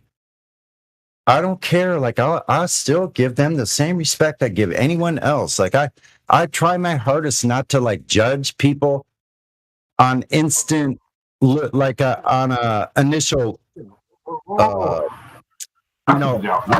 visual image of the person. Like, I try to not judge people on their outside, but on the inside, I can't make any determination about who or what somebody's like just by looking at them is the least amount of information. You don't know anything about these people when you look at them from the outside. It's just stupid. It's the most fallacious thing humans do. It's really common with us, though. It's part of our determination center, like our centers for picking up patterns and connecting different bits of information. So, like, just using the bits of information you get from somebody. Wait a minute, ball kicker. What? Are you okay, man? I'm serious. That sounded like something was going on in your area. I hope you're all right. Can't even judge myself accurately. I keep changing all the time. Yeah, holy crap. Exactly. Are you kidding me? Like, if you're not changing every single day and having to look, like, we should only be judging ourselves based on ourselves yesterday. What we were like ourselves yesterday. That's the only thing we should be judging. Now, if all of us were doing that, we'd have people that were paying much more attention to what they were doing themselves than what others are doing. Right? Yeah, you see the world the way it is now. People are way concerned. Some people, I'm not saying all, a lot of people are just minding their own business. But some people are spending some of their daily allotted energy for fallacious cognitive activities and also causing harm to others, possibly, or at least causing confusion, chaos, and misunderstanding. I rest my case. And no attitude for gratitude. If we all just kept that appreciation that we woke up today and we're alive, and that this is a gift, which it's easy to lose sight of when you're driving to work in traffic and it pisses you off, and then it might be all downhill from there or something like that. But I did want to say, on the topic of servers, I keep hearing about one Earth Awakenings, but when I search for it, nothing's coming up on Discord. There's Flat Earth Awakenings, which I think is the video archive. But what's that about? What's Earth Awakening? I'll drop a link. Someone will drop a link for you, and you can go check it out. Thanks, Sonny. Yeah, let me see. How can I copy ID? No. Invite people. Here we go. Let's invite. Are you ball kicker, Frank? No, that's Adam. I dropped a link into the live stream voice text. I'll invite ball kicker too if he wants. You can always refuse any of these anyway. Did I miss him already? Let's see. Adam, AO, here we go. Here, I'm sending you an invite right now. And I can put the link in the live stream also. I'm sure they don't mind. There it is. It's in there, Sonny. Oh, redundancy. It never hurts. I'll take that one. There we go. The chill is baller. That's a good one. Man, I like that. Is my mic okay? Okay, is my mic okay today? Who's Mike? Mike, where? Mike? Who the fuck is that guy? Who the fuck is that? No, Mike's not here. Anyway, I don't know why I came up just now, but I think it was like my troll kind of mind sometimes. Like I was talking about now judging other people. But then I'm thinking about, like, I saw this person the other day, and I swear to God, it looked like buckwheat from from Spanky and our gang. Did you guys ever see any of that? On TV, it's black and white TV. Spanky and our gang. Anyway, probably never heard of it. Sonny is so old fashioned. I literally think I was transported. Dude, I'm sorry. I was doing something in the kitchen on my way back to hit the mute button to say, bro, I know about buckwheat. What's jokes is when I first joined this server, somebody found me on Facebook from the forum, from the panel, and actually messaged me on Facebook, and they called me buckwheat and a whole bunch of racial stuff and slagged me down. I was like, bro, really? From the panel? So yeah, buckwheat, you said that, and I was like, bro, it was an instant trigger. I was like, yo, let me speak on that. Yeah, I remember buckwheat guy. I remember buckwheat, clean as day. Yeah, guess what? I have some inside information on buckwheat, actually. So anyway, I saw this dude, and I'm like, that looks like buckwheat. I'm like, I just wanted to say that would have been really rude, though. I mean, like, I don't behave that way, but I can amuse myself just with these scenarios, just being kind of lighthearted, and I can put myself in the same thing, in the same situation, where like maybe someone thinks of me as like some kind of buckwheat. Like, I don't know, like I'm kind of strange. I got really long hair. I'm super skinny. I'm like very, usually I'm really quiet. Like, I don't just like sit there and jabber like this.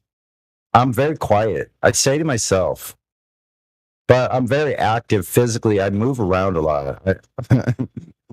Probably makes people nervous. Like, what are you doing? Why do you keep moving? I don't know. I can't help it. It's just the way I am. Like, I am able to calm down and just sit still and not move, but a lot of us here, I think, are very active minds. Anyway, that was all I was trying to say with the buckwheat analogy. But wait a minute, no, it isn't. Okay, I remember. I know some inside information, and it's so long past now that I think it's okay to talk about. This isn't like classified information. So I'm not denigrating anybody. I'm not making fun. I'm just telling some history of what I know from where I've lived and stuff. So this guy Buckwheat, apparently he had a drug problem later in life, and he ended up going to one of these transcendental meditation like institutes where they shave their heads like Hare Krishna, and they all live in this big building, and they all go out at the same time. They're all wear the same dress. So Buckwheat, that dude, ended up in a place like that where I lived in Santa Monica. We used to go by there, and you could actually see him. Yeah, they'd be like, because we were little beach rats, so we were skating or walking or riding our bikes, to and fro different places on the beach. So these institutes are right there in prime real estate area. It's really bizarre. Probably mud flood buildings.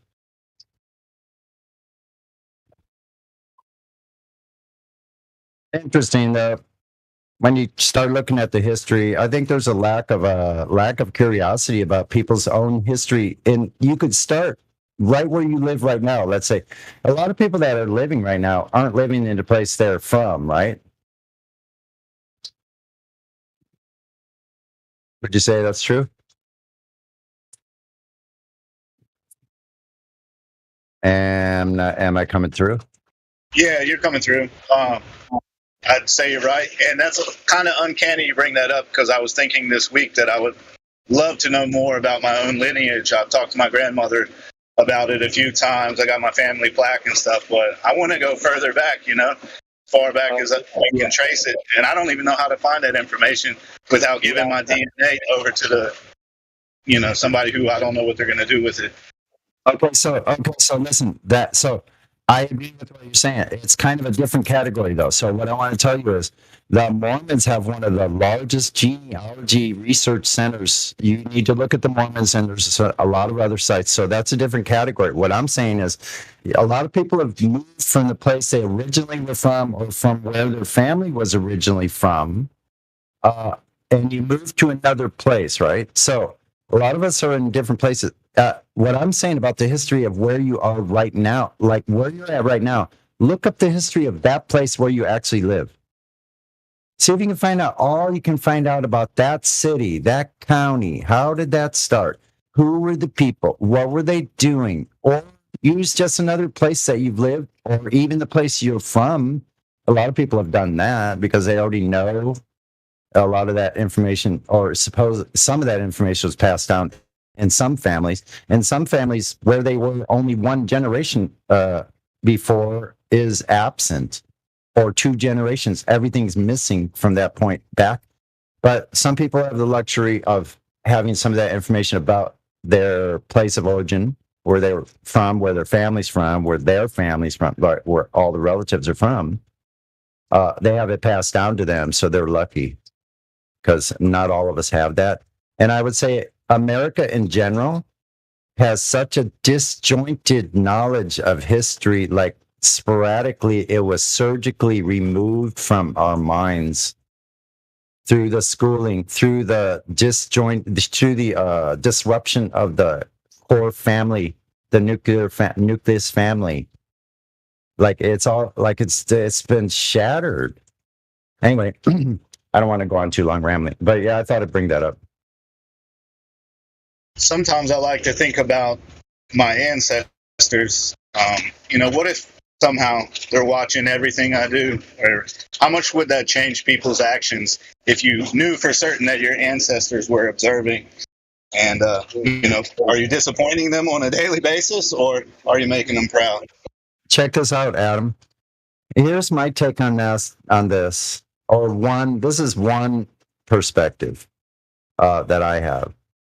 What if your ancestors are alive, actually in you right now, living in your living blood, and you are actually the eyes seeing through the ancestry, through your blood, the consciousness that you are actually, those people are looking through you, through our blood.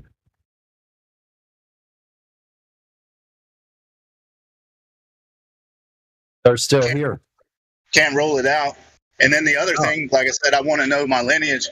I want to know who the great people were in my family. Like, were they just controlled slaves under some type of oppression like we are? Or, did they live free and die free and were great champions or warriors or something, I want to know. That way, I'll know how disappointed they may or may not be. Yeah, I just long to be free in nature, as close to nature as possibly. Like my longing is to live as close to nature as I possibly can. And most people don't see it that way. So I feel like I'm seeing through the eyes of some indigenous people that were here in this area. I don't know how. I feel like a conduit because when I go out there, I sense this place in a different time. The place I'm at, I sense the different time. Like I sense like people's emotions that were there, what they must have been looking at. I can sit there and ponder that all day because I feel something when I'm sitting out there. I feel the people's presence that were there before. I don't know how to explain it. But I feel more akin to the people that were here before any of this stuff was built. I feel more akin to them. I long to go back to a time like that. Where before all these square buildings, all this concrete, it's foreign to me. Even though I've lived in it my entire life, it's foreign to me. It's not where I belong.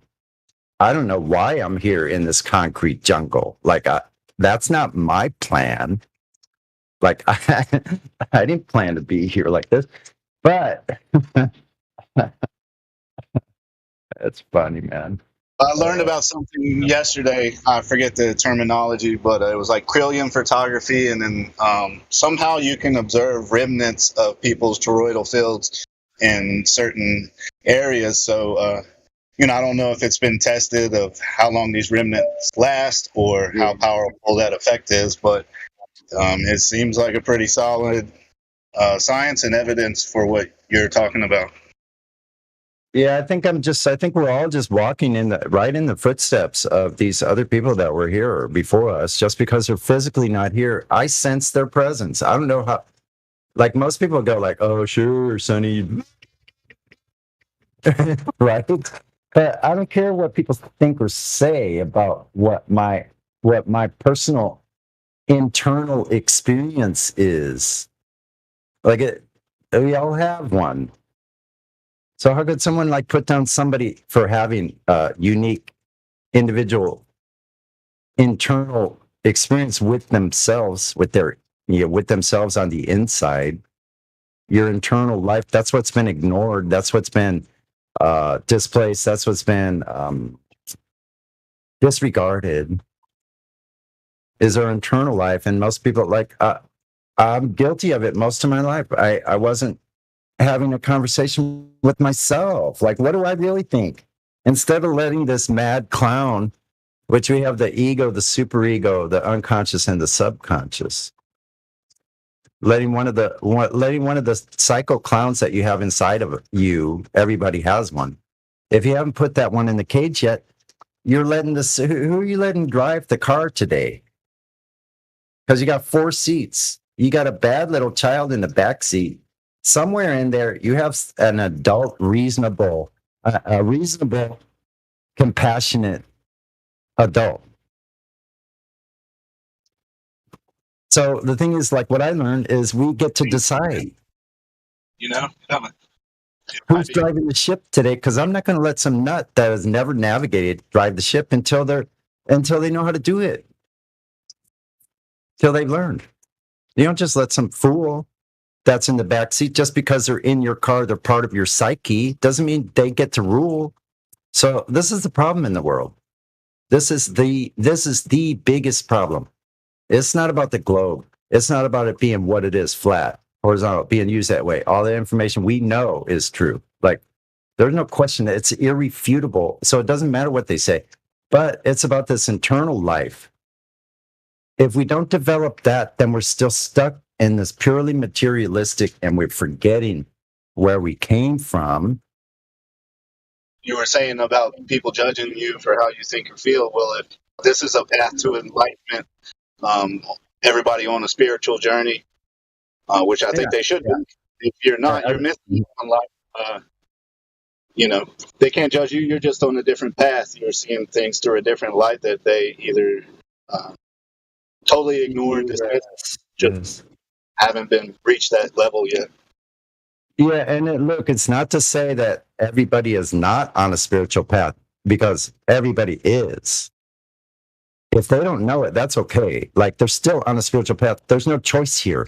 Everybody here. So it's not like you get to opt out of having a spiritual path.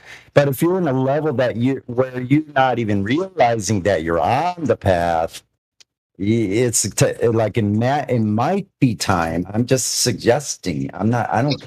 Heliocentrism comes into play. That's why it originated, to remove us from that at an early age. And yeah, it is true.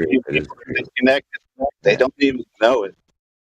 And sometimes we get mad and rail against it because we have a right to, because it is maddening that this has occurred. Like, I had no idea I'd realize these things about, like, it had this whole juxtapositional opposite, like 180 change of like what I thought humanity was, society was, like culture was. You know what I mean? Like, I don't know. It gets really deep. But it's time to move on, and the only place to move on is in the internal dialogue with ourselves. When we learn to reason with ourselves, then we can clear out the junk, because there's a hoarder inside of us too, and it wants to hold on to all this junk memories, junk history, junk feelings, junk, like, not that feelings are ever junk, but like, junk in, junk out, right? So we're tied emotionally to like fallacious reasoning, like all these fairy tales, to nostalgia, to our own nostalgia. It's not that we're going to ever get rid of those. I'm not saying we should try to get rid of nostalgia or those memories that do pull on our heartstrings, just for we're humans. We're like, really, we have such an emotional side too, and we can't forget that either. But we just need to be reasonable. And it's not about being reasonable with someone on the outside. Once again, it's about being reasonable with ourselves first. We need to be logical first within ourselves. We can't transmit logic and try to correct somebody for their logic if we're not being logical. I like that, Sonny. I like that you said the globe is about nostalgia. I think that's what you were saying. And I think I agree. I think I agree with that. There's a lot of nostalgia to the globe. I mean, a lot of the idea that we would have to arrive at the idea that all of our teachers basically either ill-informed us or lied to us. The television's lying to us. The movies are lying to us. Our dad didn't really work on satellites for NASA. Whatever it is that you're going to have to personally overcome and persevere through to arrive at the fact that there is no measurable curve. So much of that is nostalgia. It's things that if you confront, it's going to be very uncomfortable. Absolutely. Yeah, and that's a really good point here, because you want to hold on, because look, you think that you've gotten if you've had it pretty good in life, I guess I'll start there. If you've had it pretty good in life, that means you haven't been really stuck. You haven't really had a hard time stuck in Maslow's pyramid, where you're down at the bottom all the time, struggling just to make ends meet, to keep your head afloat, like with food, shelter, love, if there is any in you and in your life, in your like those crucial things that we need to survive. We're always stuck down there. Then it's hard to go, but it's not too late. So like, if anybody hears this, then it's okay to like talk to that lost one that you've ignored, that's inside of us, and be more empathetic to these people too, because like Adam was saying, ball kicker, all of you guys, like we were kind of stuck in the same thing. So for us to be like getting really just violently antagonistic towards these people that kind of like, some of it's not their fault. Now, we're getting really good at detecting the ones who got to be paid. No one would act that way and create a character like this that is so fallacious on every turn that it's just not human. It's not natural. What it is like in an acting class. That's what it's more like. It's more like somebody creating character development. So this is what I've noticed in the last 6 years. That there's people there. They're obviously in rooms. They're with groups. They're with teams. They're separating off. They're doing this like strategically to create characters to battle against what they don't want people to hear. They'll just diffuse the conversation. So when you start hearing this and it's over and over again, and they do it in really kind, nice ways, and they've learned how to speak very, very well and calmly and just almost aggravatingly, just calm and great speaking. You see what I'm getting at? It doesn't matter because you pick out the fallaciousness. You just go, this is a character, bro. As soon as and it like happens with me so quick now, like, but I give it some time, you know. But I get triggered like with this character development thing. It just clicks on it. I go, okay, let's screen for character development. Okay, wait a minute. Sometimes you need a lot of information, right? You need more information. So because they don't give very much information, they're good at not giving away their game. They're not admitting to anything. They're not making a claim. So it's hard to pinpoint because what they're doing is just going from one question in one area or category, then changing it to another question in another category. When we tried to pin them down there, then they just change the question to another category. See where this is going? And then you try to pin them to that, and they change their question, believe it or not, to another category. You see that? So it's 4 or 5 times in like a text, like a dialogue of just a few paragraphs. So I don't know.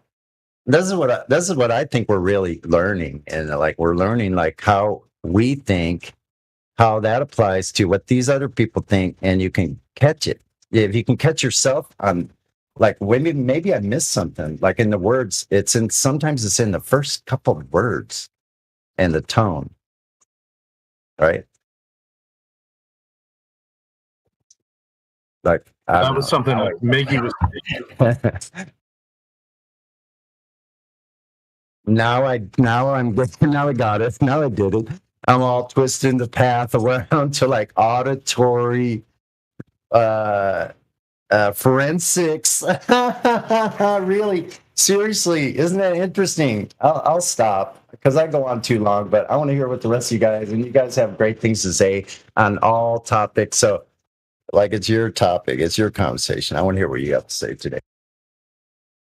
It was something that Miggy was talking about earlier when he was in here, was about how to pivot and redirect basically red herrings back to the main issue, which is the curvature of the Earth.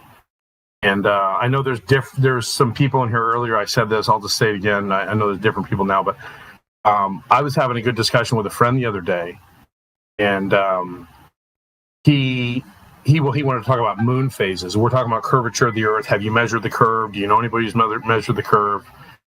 And he wanted to bring up moon phases, and I said, are you saying that phenomenon can only occur if the Earth is spherical? And he said yes. I'm saying, okay, that you're begging the question. You haven't yet demonstrated the curve of the Earth. So until you demonstrate it, we need to get back to talking about the curvature. You're presupposing it, that the moon phase tells you the Earth is curved, but I want to see a measurement, so we need to get back to that.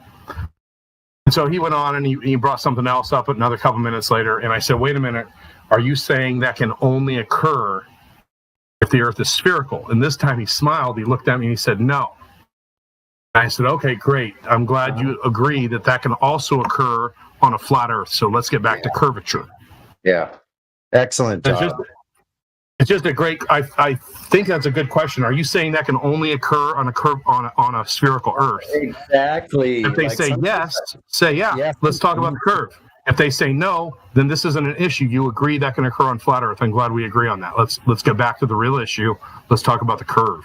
Yeah, sometimes I miss that. I'm glad you brought that up. Sometimes I forget that part. Honestly. Yeah. It's a really good point. Could this happen on, is this possible on a, are you saying this is not possible on a flat Earth also? So is it possible on both flat Earth and sphere Earth? Yeah, if they have to concede if it is. And we're not saying, okay, we're trying to narrow it down and push it into this category. No, it either is or it isn't. Can it happen on both? Doesn't prove either. Excellent point.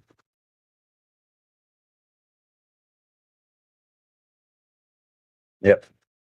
Same thing with Aristosthenes. Same thing with Foucault's pendulum.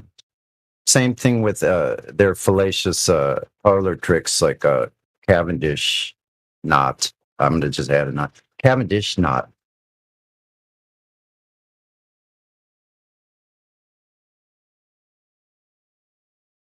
Not an experiment.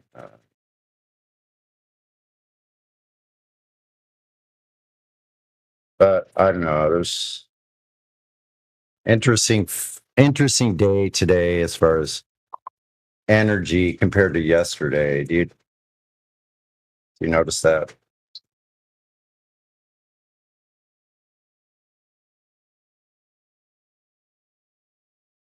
I just mean in general. I don't know. I get kind of like really esoteric. Is that the right term?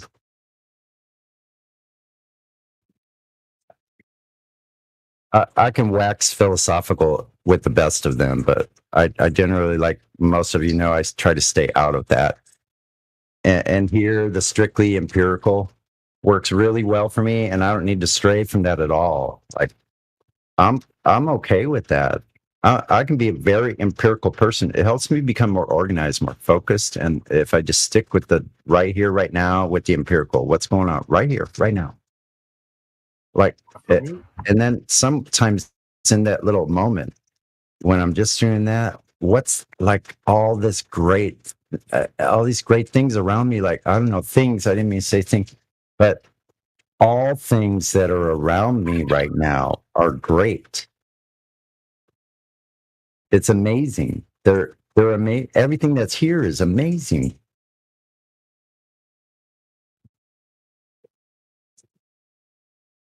That I'm here is amazing. That all you guys are here is super amazing. That we can even like have this consciousness like stream. Like, I'm sure you feel it like I do. Like, I feel all of you like listening. And I don't know how that's possible through this electronics, through these wires and things. I actually feel like, is that only in me? Maybe that's a good topic. I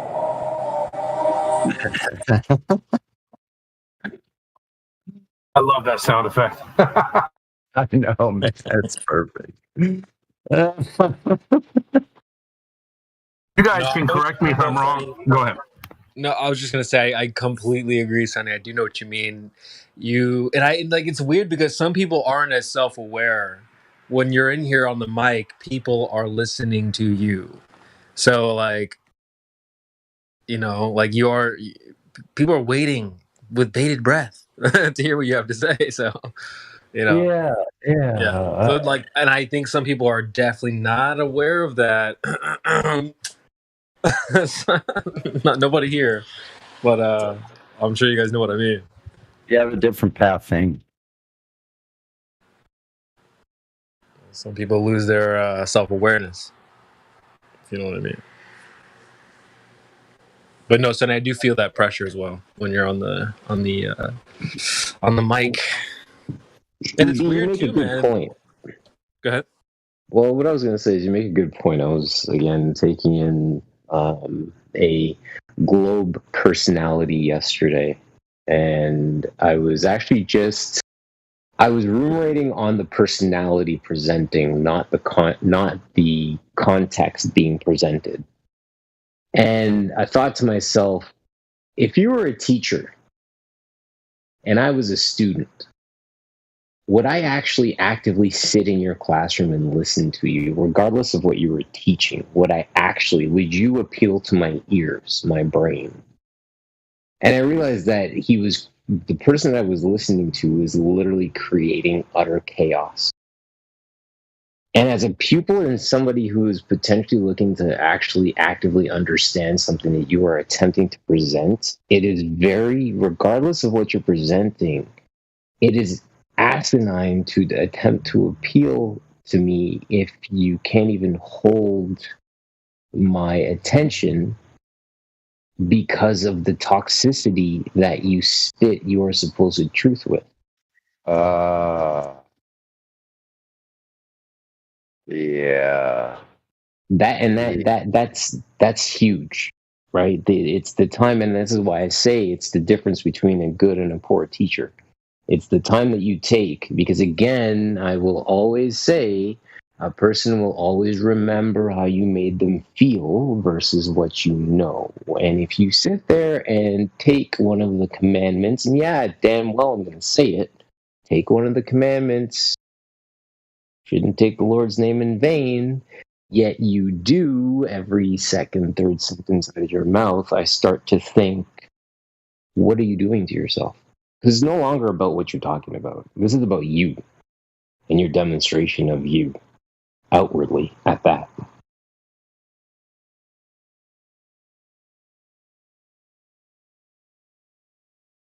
I yield.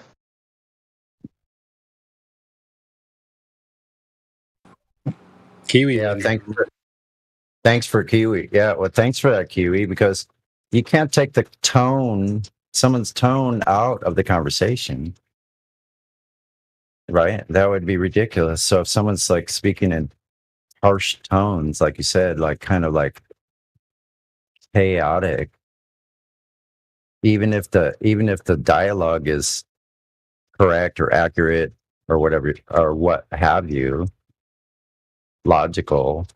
It could be a logical we could be making logical statements, but incoherent in the tone. So it has to do with like I think I kind of think of it as like in music now. As far as my speech, I don't know. I'm kind of erratic. I try to like tone it down, but I can talk very fast. I can like just go, and you go like, what? Even I'm going like, what the hell? Where did that come from? So it's like those characters. But I think of it as like in music, you have the approach attack, like you have angle of deflection, things like this. These are like technical terms. And this is I'm a stringed instrument, so those are terms that are related to a string and how you hit the string. What happens after you hit the string? So there's all these different variables. So speech is the same way, and language and how what our tone is representing. Like you can have people representing something falsely because their tone is belying something else other than what they're actually saying, right? Isn't that amazing? That's why we hear that in here, but it's like I don't think we always like pay that much attention to it. I don't either. I think I miss it sometimes. Like because that's how this language I think has been so gravelled. It's kind of like built that way, where it's like you could, isn't it? No, I'll just leave it at this. Don't you think it's interesting how language can be portrayed from the speaker like in opposite terms, as far as they're saying something that means this, but their tone is implying something else, like something's hidden. That's why I catch in the Globers here. They got a card, they're hiding it in their top pocket. They're not telling you about that one. That one's in there. They know it's there. They don't want you to know it's there, but they're giving it away in their speech. So I'll yield.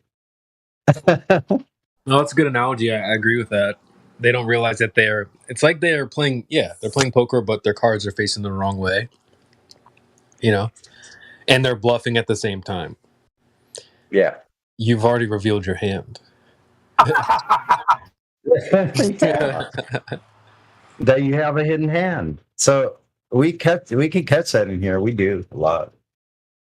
I just don't know that. Like all times I CB. don't. I was literally playing cards with my 5-year-old the other day who was doing that exact thing that you just said. You didn't. Oh, shoot. That is really funny, dude. It's wild. No, but Tony, you said it first, bro. It's like basically they have like a card. They think they're slick, but they don't realize that the card has been revealed somehow. So the easiest, it's like almost this. That's why it's so fun, because playing with the ballers, because and I'm not trying to be derogatory saying, I'm just playing fun, because it is fun. It's sport for us, but so because the ballers do this, like, and the thing they have in their pocket, it's easy to, you always know when they come in, it's a globe, I'm not moving, in their pocket. So now they're just proceeding on with this hidden knowledge, and they'll never let it go, because you don't talk about Fight Club. So they'll never let that go. They're not gonna leave it. It's just in their pocket. They're never giving it up. So that's what we're dealing with here. But you just go like, okay, so I'm dealing with somebody who's got this hidden ball in their pocket, and they're not gonna let it go, and they're not gonna admit it ever. Except some of them have this like they almost all come in with this hidden card in their pocket, the ball, Earth. Almost every single one of them do. But then you find the ones that go like, we just pointed out to them that they have this hidden card in their pocket. Some of them then realize it. And then those are some of the best golds and silvers we have in here right now. Would you agree with this, Sonny? I have I don't know, I think this is something I realized just from being in this from being in these chat rooms here recently, is I think one of at least part of what you're saying is this card that they have in their pocket is the presumption that their position is somehow scientific and ours is a wacky belief. Yeah. And I think at the end of the day, the one thing that I have had a little bit of success at is to, as I begin to engage with people on this, is to get them to see that their position is not as scientific as they think, and that our position is much more scientifically plausible than they originally gave it credit for. And I think as far as like dipping your toe in, or like the very first realization to help them see, that might be real close to the root of helping them to see, you think you have this trump card called science, but that's actually in my pocket. Yes, you're right. You start talking about curve, you start talking about gas, you start talking about water pressure. Those are things we can observe and test and demonstrate. Those fit within the parameters of the scientific method. We are the ones doing science. We are the ones taking tests. We are the ones doing measurements and doing tests. You are the ones who are doing pseudoscience. You have a belief in your pocket. That's not science. We're the ones doing science. And so if you can just kind of help, like CB did this the other day. He said and it kind of dawned on me, I think, when CB was doing this to this person, he was saying, so then you're admitting that that's just a belief. Okay, so then that's just a belief. Would you agree that that's just a belief? Right. And getting the guy to go, oh yeah, okay, yeah, that is a belief. That's not a demonstrable scientific, reality. And just kind of helping them to see that the trump card in their pocket is not a trump card. Yeah, actually, that's what Miggy is great at doing, and all of us, I think, who have been listening, have learned so much from Miggy's approach like that. As far as like, it is just a belief, and then we've spotted the card, so we don't have to be mean about it and say, well, I spotted this card, and you're an asshole now. No, we could just go, know it ourselves. Just keep putting the template of what you're saying, these empirical facts. They are facts. We don't have to guess. We're not guessing. This isn't a guessing game of which person's beliefs are more similar. That's not what this is. We're taking actual fact of the world itself, Earth. I know some people don't like world. That it's all been weaponized, these terms, but I don't. It's bullshit. If I just outline the context I'm using the words in, like I just did, so that's what's happening now. We have to be more specific with our speech, because the earth, it is the world, it is our world, it is flat, stationary, obviously, like that's everywhere, like it's everywhere. So these facts, you just keep using that as a template of whatever you're talking about, and then all of a sudden that card in their pocket is like a neon light for everyone to see. Yeah, it doesn't take much work. Like, I used to work way too hard. But I don't know what I was doing. Like, I didn't know how to talk about this at first.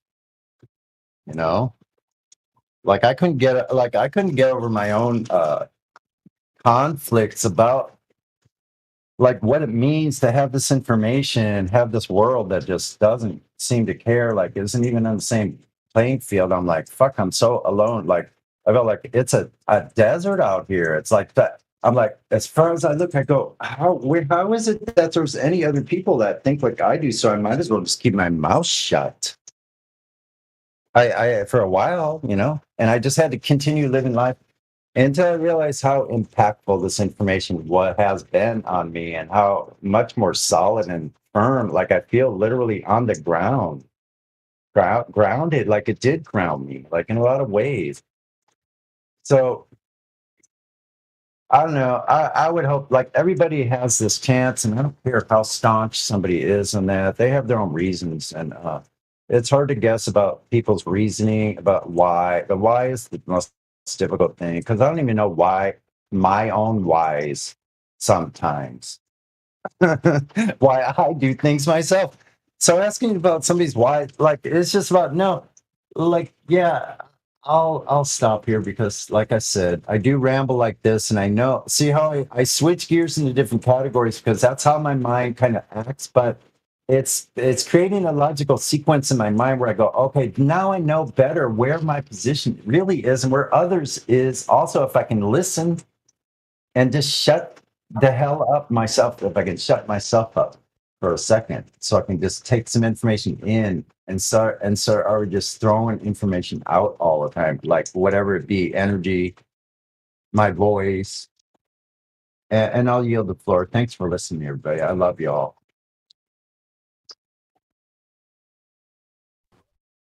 Sonny on the plane, ladies and gentlemen. Yep, Sonny, hold it down. Yeah, I'm gonna throw this to CB, if I may. CB, if you're willing to receive this, the ball I'm gonna throw at you. One of the things that I really wanted to commend the group here, and you know who you are, is we can always get riled up when we're having the opportunity to try to demonstrate a gotcha, right? That opportunity when somebody says something and you're like, I gotcha. It's actually this way because X, Y, Z. I'm guilty of it, hands down, for sure. I get totally animated. But what I look at is one of the calmest dudes around here, which is CB. Chill, baller. Chill, brother. It's being able to demonstrate that calm, as I say, teaching tone. And Sonny, I mean, you laugh, you enjoy the communication aspect of things. So I applaud people who are able to maintain a calm demeanor when they're engaging with madness. Yeah. Thank you. And this didn't come easy for me at all. So I want you to know, like, speaking calmly to people was not my forte. Are you kidding, Sonny? Are you Sonny? I'm not kidding. I'm not kidding. Well, y'all just see who dropped in the chat, huh? Y'all see Flat Earth Day is just like he's the man on the street right now. Hey, Flatter Day. Let's say hi to Flatter Day Saints. Hey, Right? bro. Nice to What see up? you, man. What up, homie? Thank you. What up? How you guys doing? All right. We're waiting for Oh, you, man. How are you yeah, I doing? was bummed out. I missed the Flat Earth meetup, bro. I just couldn't make it. You know, did you go, Sonny? What's that? Yeah, I was there, man. Yeah, I was bummed It was out, a bro. long ass day, man. I was up at like 4:35 a.m. Had to get all my shit ready and packed into one roller and my guitar case, everything I needed. And I had more than enough, and it was a blast. Yeah, it was a lot of fun, and it was the equinox, Yeah. and we were checking out the Oh yeah. position of that sun on the hill. So we know that every time that equinox has occurred, that sun is set like right at that point, on that point sticking out into the ocean that we Yeah. saw. It was right at the edge there at the Oh, point man. Palos Verdes. So that Man. means that that thing is always set there forever. Yeah. So anyone on that beach, if there was 1,000 years ago, 1,000 years ago at that beach, looking at that place, as long as they were in the same location and perspective to the those mountains, hills like Palos Verdes Yeah. states, and the Yeah. point around there, like we could see so far, man. So yeah, so that doesn't ever work on a globe at all. Like that doesn't work. Like It's just because it's unemployed on a globe, huh? it could never happen. Like, wouldn't that change at some kind of angle with all these different movements? Yes, of course it would. Who says that all these different motion and the helical motion, they would have to deny their own claim of how the earth is moving. Boom. Oh, Yeah. sorry. That All was right. just all the different vectors and the movements of the Earth. My bad. Sorry about that. Yeah, that doesn't work.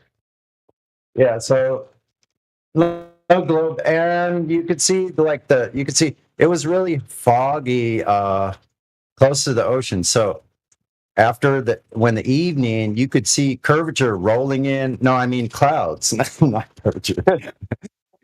Curved clouds. You could see the clouds rolling in. I was joking. I was saying, look, see that curvature rolling in? There, obviously, that's curvature. It's changing how far the geometric horizon is. I'm joking. That's flat Yeah. Earth comedy there, folks.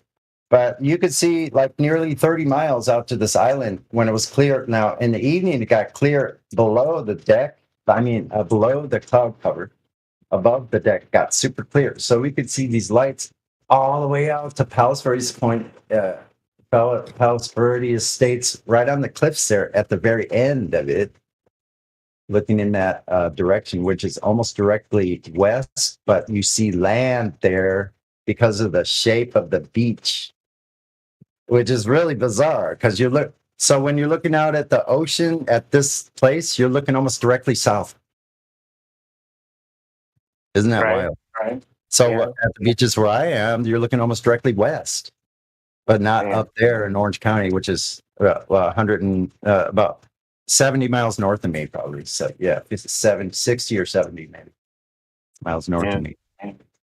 So Dude, I just know that my mom came from out of town and like unexpectedly, and she was only here for like 2 days. So I was like, yeah, I wanted to go. But the last time they had a flat Earth meetup down there was last year in Hollywood, and it was my chick's birthday on that day. And she was like lagging on going, and I just left without her, dude, on her birthday. She was so pissed though.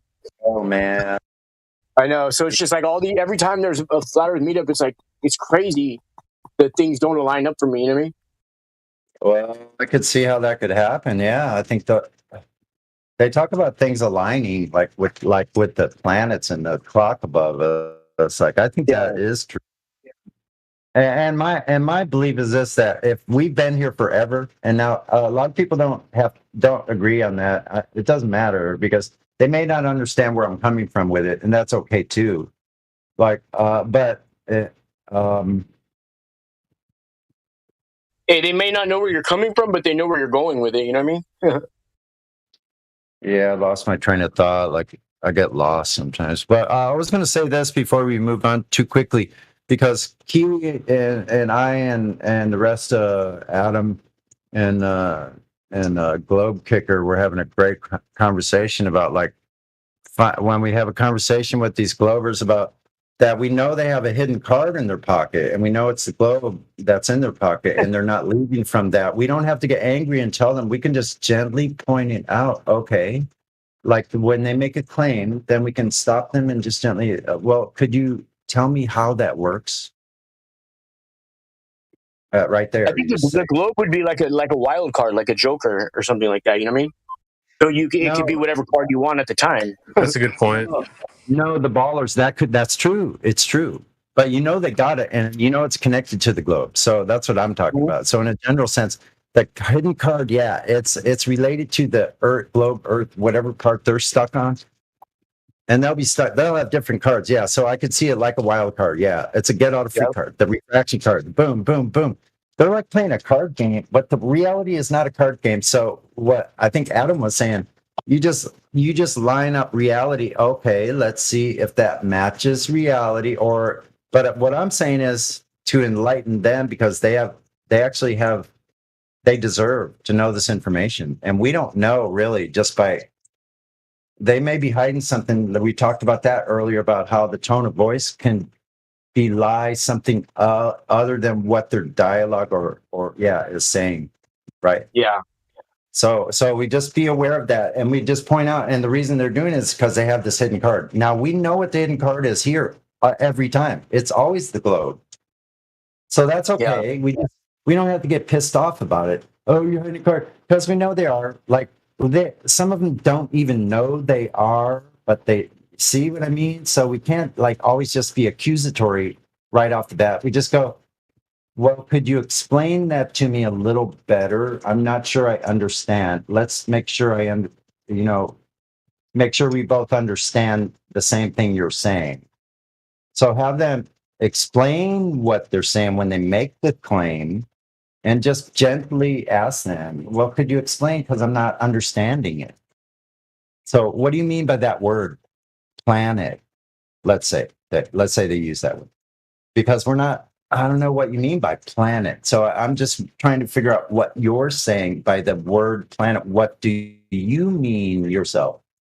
And you just get them start talking, and that's all you got to do. And then the conversation will just go on like that. But like I used to get really pissed off. I've yelled at people. I've yelled at Matthew. Now I've met Matthew twice now already. Is his last name really Learn, or is that like a pseudonym? No, I believe that's his name. It's actually Doesn't Learn. Yeah, some people say that. But anyway, you know what? It's an astonishing thing, but it's totally different, man. Listen, it's a life-changing event to be around a bunch of other flat earthers. I don't care if there's only 2 or 3 of us around. The energy level is a higher plane of thinking, and we're on the same level, and you can freaking feel this. I don't know if not everybody's experienced. Listen, I've never experienced that ever in my life. Yeah. Until Tracy, listen, the first flat earther I met, the first flat earther I met a couple years ago. At least 2 years. It was 2 years ago. I met Tracy Van No Allen Belts. I met her. She lives in another county north of me. And yeah. So Flatter, you going to Flattoberfest? You Sonic? I don't know if I'll be able to travel this October yet. I would hope I could, but things are looking hopeful though for coming up here for me, possibly. So I'm looking at a much better year personally, and hopefully I can do some traveling and play some music for flat earthers. That's my new career. Maybe sailing flat earthers around somewhere out here. Off the edge. That's just a joke. What about you, Flatter Day? You East Coast or? No, I'm out here in California, bro. Oh, okay. Yeah, I don't think I'm. Where's the Flattoberfest in somewhere back east? South Carolina. Oh See, yeah, that's nah, I would like to go, but that's so far. far for us, huh? Flatter Day. Yeah, I don't Yeah, fly on airplanes. I'm scared to death of airplanes, so I go everywhere in a car, bro.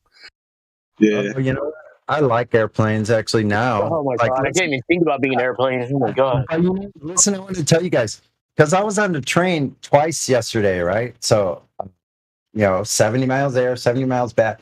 And these trains are fucking hauling ass on those tracks, man. And I'm an engineer-minded mechanical person, so I hear vibration of the engines. I'm very finely tuned. I can feel what the vibration level of as an engine and tune that thing. So like I can build machines like that.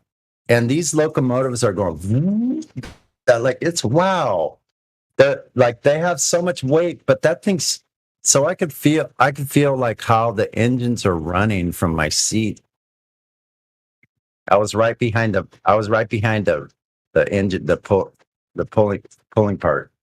It was right behind that thing on the top deck. And it was like that thing is zooming along. And you feel these strange things in the track, anomalies in the track where it kind of goes like slightly over and up. It's weird kind of motions, but it's flying along. It's probably doing 90 miles an hour. They are flying.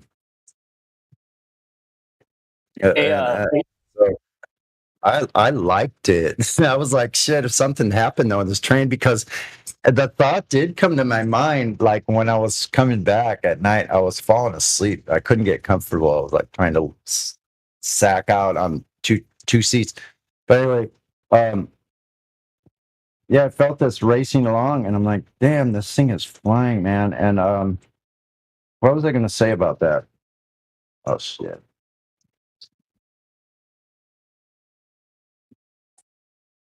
Memory problems. hey, Sonny, remember I was talking to you about ley lines, right? You remember me telling you about ley lines? Yeah, we talked about those on how they're on the old maps, like charts where you could put a parallel rule on it and pick up your cardinal direction, but it's not a compass rose. They're going Dude, I at think these I figured out how they make ley lines, bro. They might. It's real How? simple. It's super simple. Dude, it's simply using the water divining rod to find where the water lines are. Okay, You mean so different check it out. lines, bro? So listen, Saturday then. So listen, wouldn't that apply to a compass needle? No, it's not the same thing. Yeah, but Because the wouldn't it compass is magnetic. wait. Would it correlate though? Would it what? Would it correlate though with the compass as well? I don't know. I'm gonna have to look into that. Okay, so here we go. So now, if you could divine out at sea with water all around you, I don't think you can. Right. Yeah. Plus, it's But salt water too. look, compass deviation though.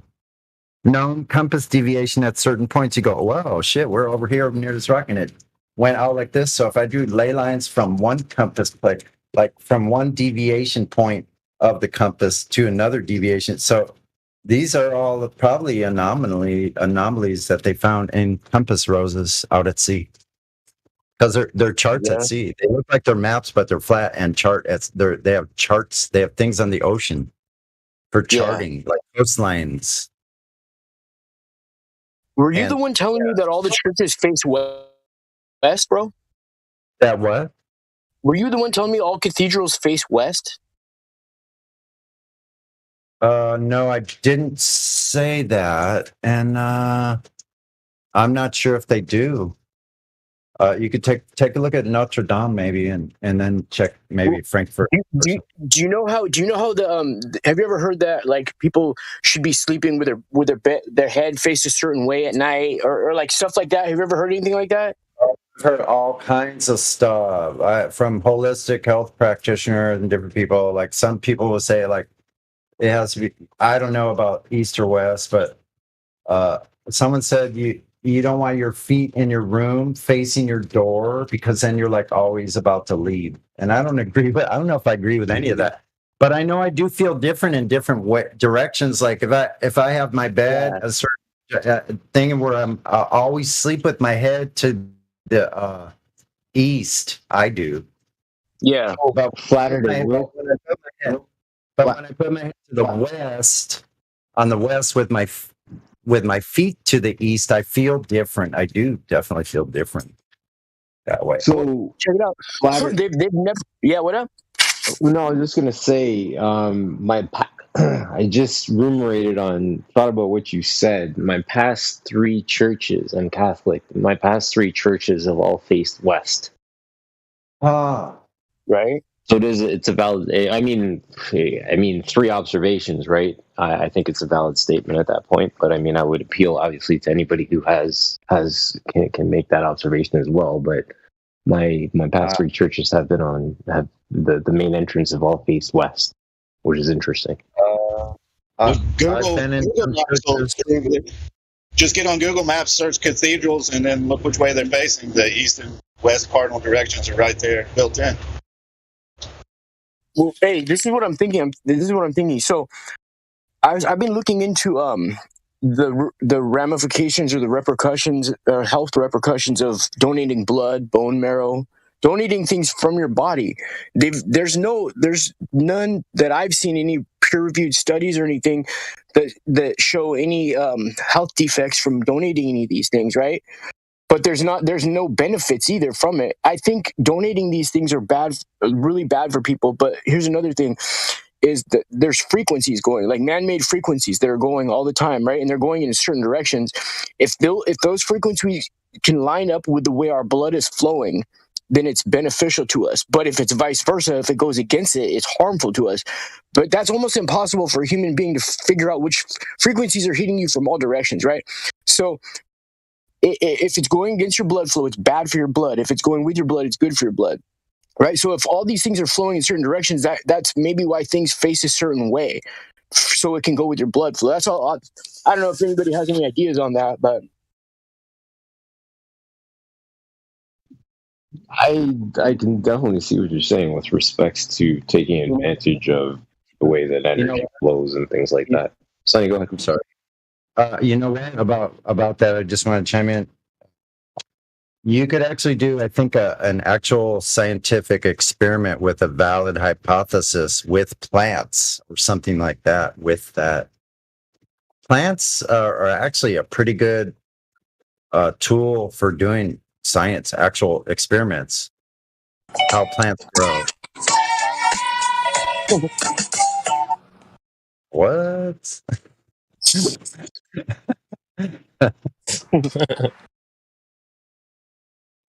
that might be why. Have you ever seen trees or bushes next to the 5G towers? How it's kind of random, but you'll see like part of them starting to fade off. Like they start turning like a whitish copper color, and they just look like they're poisoned. But it's only like certain spots on the trees or the bushes. Ever seen that? I don't know, but there's probably some people that think they're actual real trees, though. Have you ever met anyone like that? I've heard about it, but I wouldn't ever want to get close enough to find out.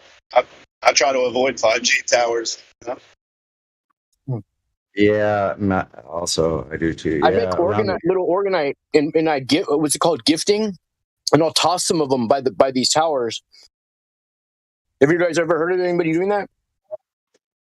No. Yeah, I heard a podcast about it.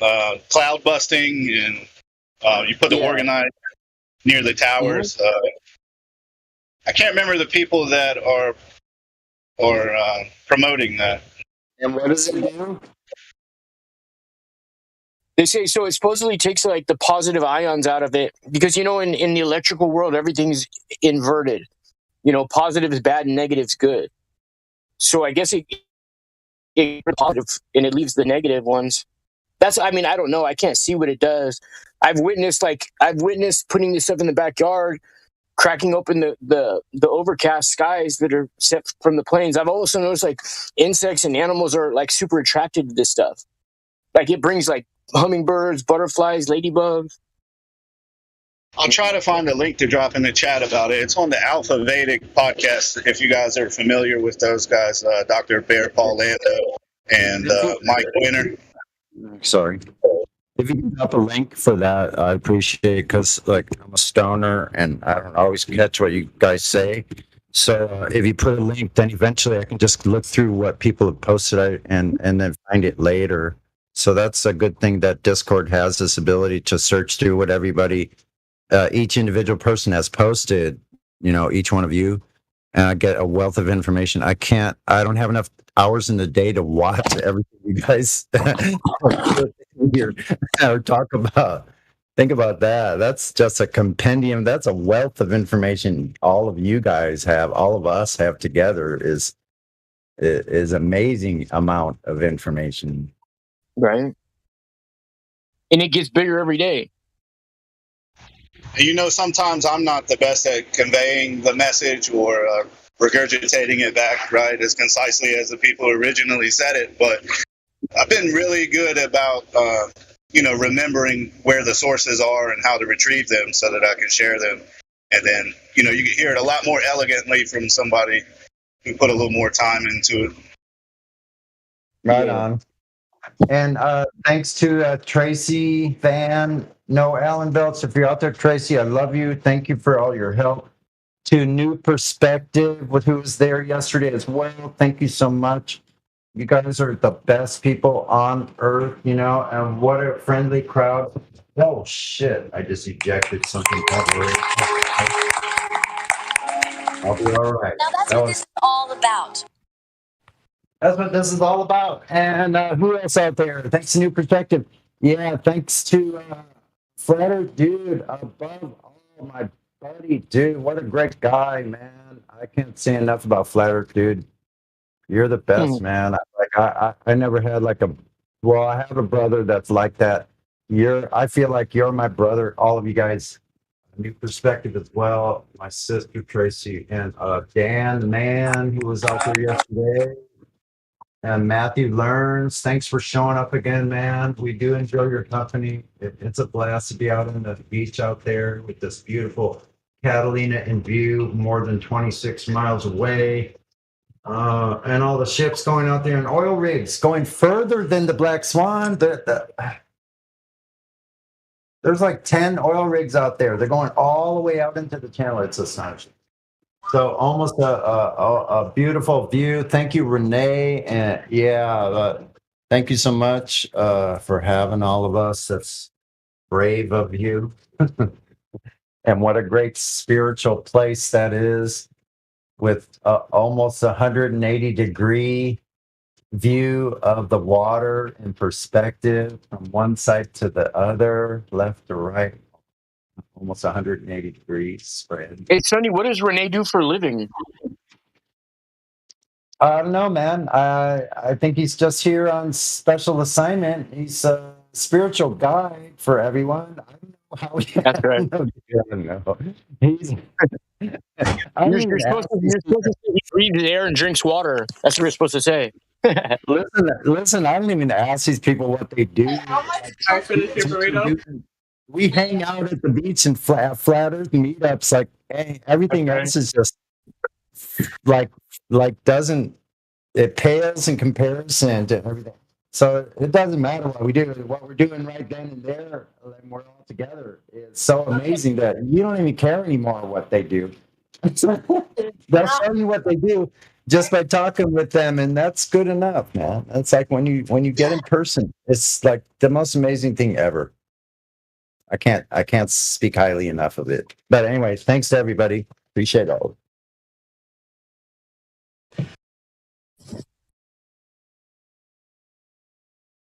Yeah, this chick the other day, she asked me what I did for a living. So I told her, I breathe air and I drink water. You know what I mean?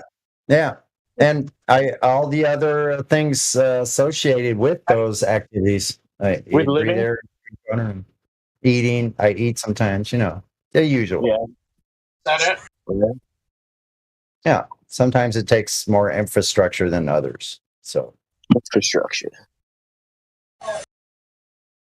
It actually really doesn't take any infrastructure. Got it. Yeah, 7 and 12. Felt like an 80%. So Should we keep listening or should we let Godric know he's hot micing?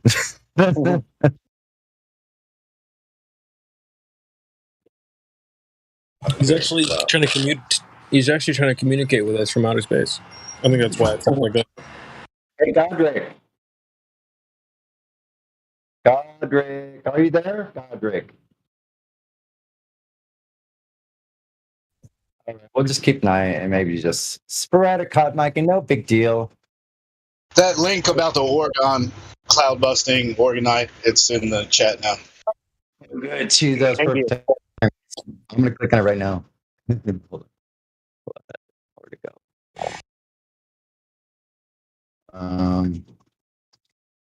Wild.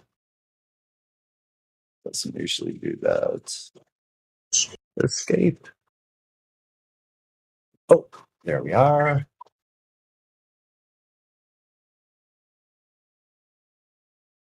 Damn, Flat Man, that blunt looks so good, dude.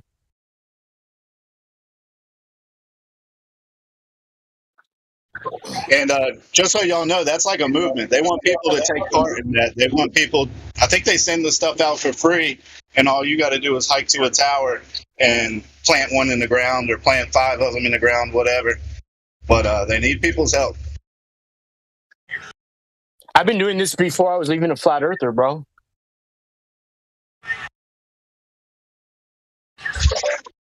I bought a couple Oregon crystals. I keep on my studio desk where I make music at.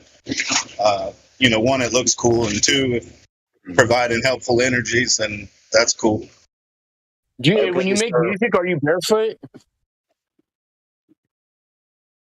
Barefoot playing music. Wow, that sounds great. Actually, I just thought of that. I mean, it'll help with all the dirty electricity in the room. You know what I mean? Barefoot. Yeah, I got home and went outside and was grounding with the earth yesterday. First thing I did when I got home. But does it still work if I'm on my deck? Does that still work? Bro, yeah, it works. It works anywhere better than you having shoes on. You know what I mean? Does that make sense? Roll them if you got them. Just kidding. Yeah, I mean, my deck is grounded to the earth, and it's made of wood. So I was thinking it would work, but just in case it didn't, I walked out into the yard and sat there for a good while. Yeah. I can't even wear shoes for more than 2 hours without my feet just killing me, dude. They're screaming and just come off.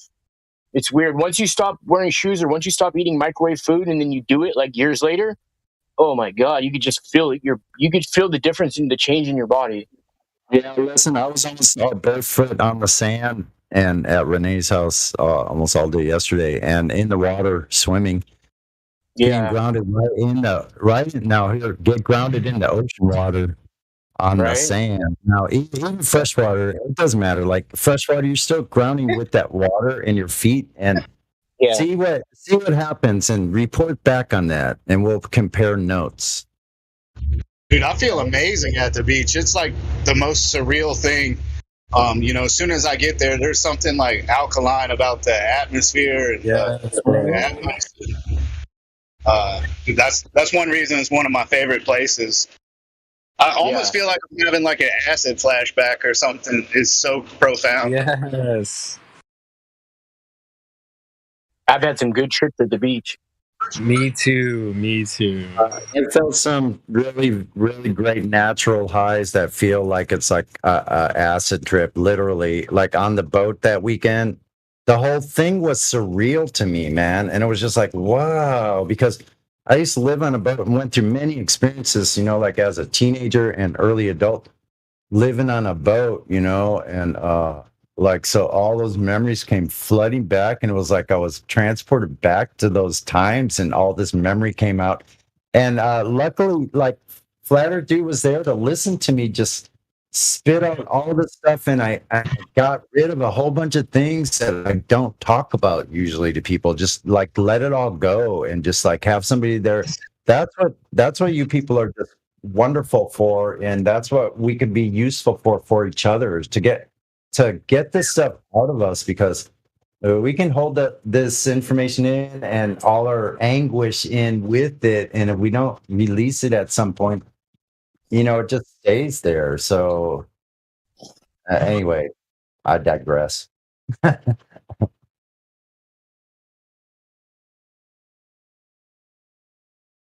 Had a moment like that on the beach. I met this beautiful girl. We were both teenagers, and her and her friend stayed out and talked with me. It was kind of like a 4-hour therapy session, where they just asked me questions and I would just speak from the heart as long as I felt like speaking.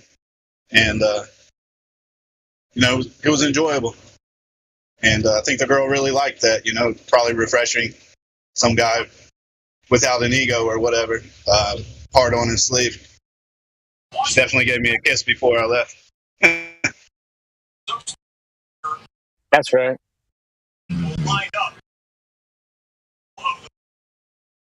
Hopefully she didn't have the 19er. Nice. Nice. Nice.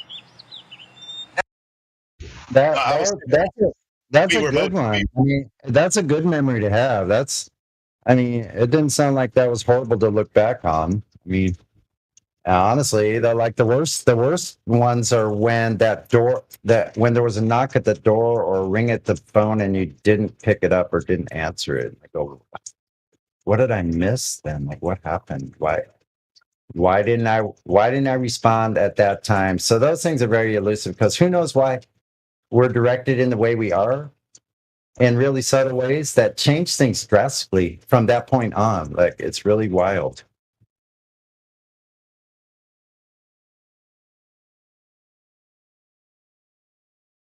Hey, Sonny, I went. Amy, the transmission repair girl. I think I heard her on here. She's one of us here, right? Nah. She No. repairs transmissions. Not really sure. She's a trans. Okay. That's it. What's it debated, right? Yeah. So she has an after show. She has an after show. Yeah. I fucking went on it, dude. It's so funny. Oh my god, it's probably ridiculous. Works on transmissions. Those people are just crazy, man. They're I know. literally insane. Sociopath. I just shared some of my viewpoints, about things with them. Yeah, they oh my god, I think a couple of the people on her panel I couldn't really tell if they were trans, but they were saying how dangerous it is to like if enough people start learning about flat Earth, how dangerous it is. I was just interrupting them with laughter. It was so funny the things that they were saying. I can foil that stuff so easily. I have superpowers. That debate last night was hilarious. It was ridiculous, dude. So ridiculous. That guy just seemed like he was on crack. Dude, he's so spazzed out, huh? I don't know what's worse, if they are on crack or if they aren't. Dude. He was ADHD'd out the game, dude. I think it's just an example of someone who's overeducated in terms of institutionalized education so much that they can't even open their mind out to just basic descriptions. It's the Dunning-Kruger effect in full effect with that one. And, he had nothing to offer but ad homs, where it's an insult. Oh, you don't understand, but then offers no explanation to help someone understand. So, right. Yeah. Dunning-Kruger, man. Too incompetent to understand his Yeah, institutionalized. That's a good term. Yeah, that's institutionalized. Like me. So listen. Since when did this beta boy nonsense have any merit in any circumstance? Like, that's what I want to know. Like, I know for us it doesn't. Like, it's like, is there a gnat flying around me somewhere? Like, I'll flick it with my finger, and totally damage its flight plan. That's what it's like for me. There's just little gnats flying around. What? on that for a second, you mentioned, oh, you don't understand, right? Think about how if you were in school, you going to a teacher asking a question and your teacher saying to you, oh, you don't understand, right? Shaming you, browbeating you, posturing himself above you automatically in a position, putting him place in a position of superiority, making you inferior to him or her by making the statement, oh, you don't understand. Again, psychological warfare. I'm going to I'm going to prop myself up on or by beating you into submission. This is what an educated Glober does. I just loved how Witsit maintained his cool the whole time and basically just put him in his place calmly. Oh, this just in. This might be a good time for a story. You guys will love this. This is a story. This is a commentary about Aristophanes. So, because I mentioned the word beta boy, so that's why I'm bringing this up. I had a delayed thought reaction. So Aristophanes, yeah. So he became the head librarian at the Library of Alexandria. Did you guys know that? Mm-mm. Yeah. And you know what all of his peers would call him? What? Beta. Always second best.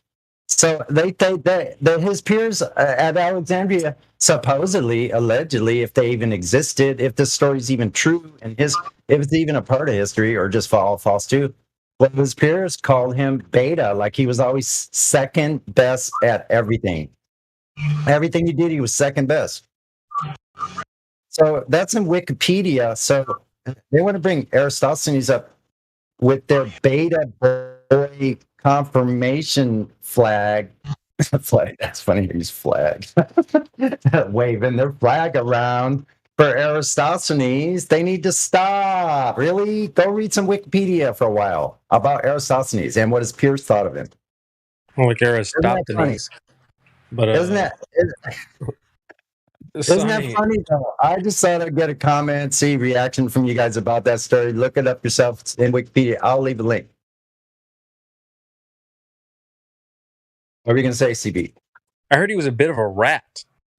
So I think you're adding an extra S in there, Sonny. So like a beady-eyed rat.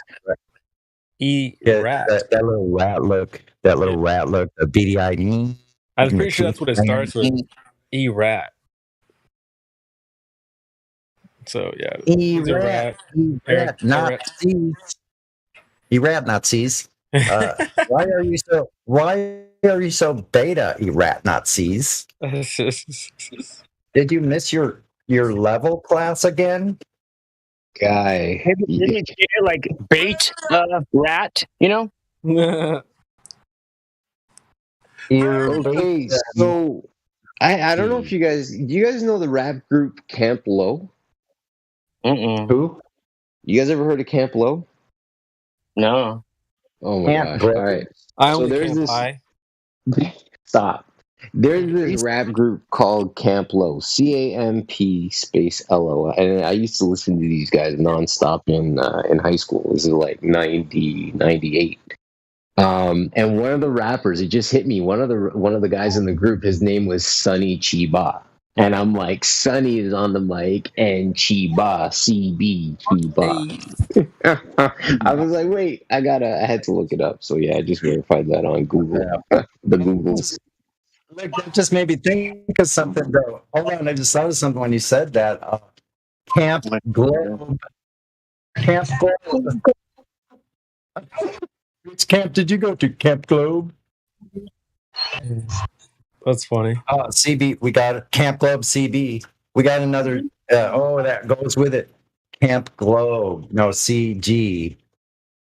You still do CB? Just do the Camp Globe. Put a capital B. Oh, yeah, CB. Anyway, so Camp Globe. We could do another scenario about Camp Globe, 2 different camps, the Flatties and the Camp Globe. We had to make a cartoon strip out of that, storyline it, and make our own cartoon, or actually do it here live on 24/7 Flat Earth Discord 2.0. We could add when that you to get a the sec. Flat Earth Court, the Flat Earth Cafe, the Flat Earth Saloon. We got some great ideas. You guys need to start some character development of yourselves. I should have listened the one of their main tracks. If you get an opportunity, want to listen to it, check it out.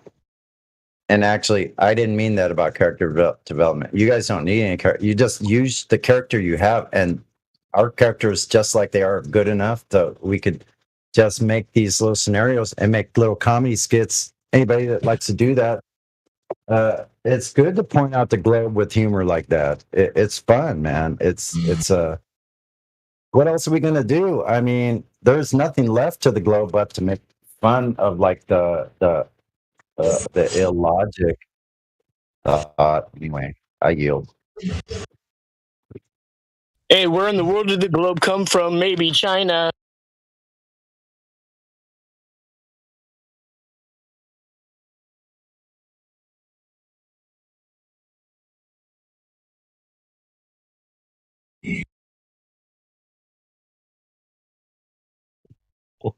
I love it. There's plenty for us to do, Johnny. That's awesome. Who made the globe appear in your mind?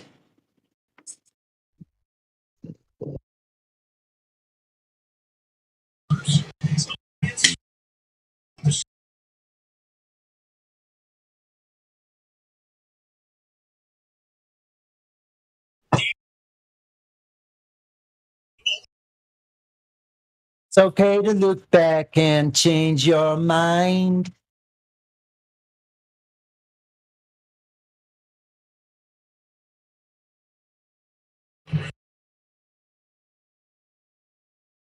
What the earth is, all you gotta do is look outside.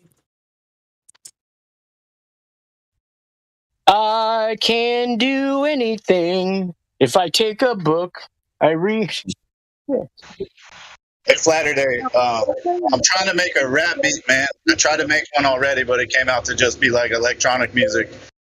Nothing like rap at all, but it's a little difficult for me because I'm not a rapper, but I'd like to make the beat and then like give you one and Austin one, whoever they can throw down a track on it. But Yeah. I'm working on it almost daily. That's right. You ever mix in like 80s music or like classic rock? Yeah, it definitely went to like an 80s synth wave, the one I completed last week. But it would help, man, if you sent me like something similar to what you would like to have. You know, like if you heard something, you're like, I love that. And like I could kind of rip it off a little bit, just make it slightly different. Yeah, yeah. You mean like a rap beat that I like? Yeah, rap beat. You Okay, rap, right? You the one. Yeah. I heard that's pretty much all I did it. Jaron played one of your things like the other week. It was pretty cool. Oh yeah. Yeah, Jaron's cool.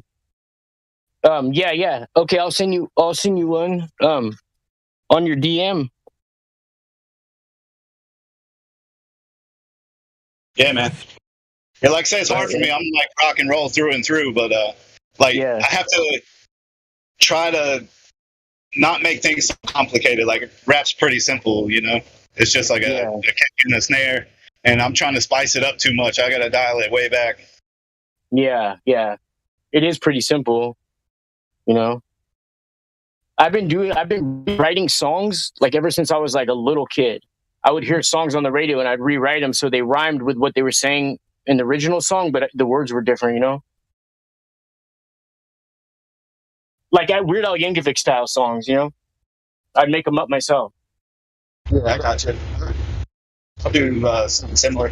I used to get in trouble in school a lot because I was always like Mystery Science Theater 3000. You know what that is? Where like I like to just poke fun at whatever we're watching.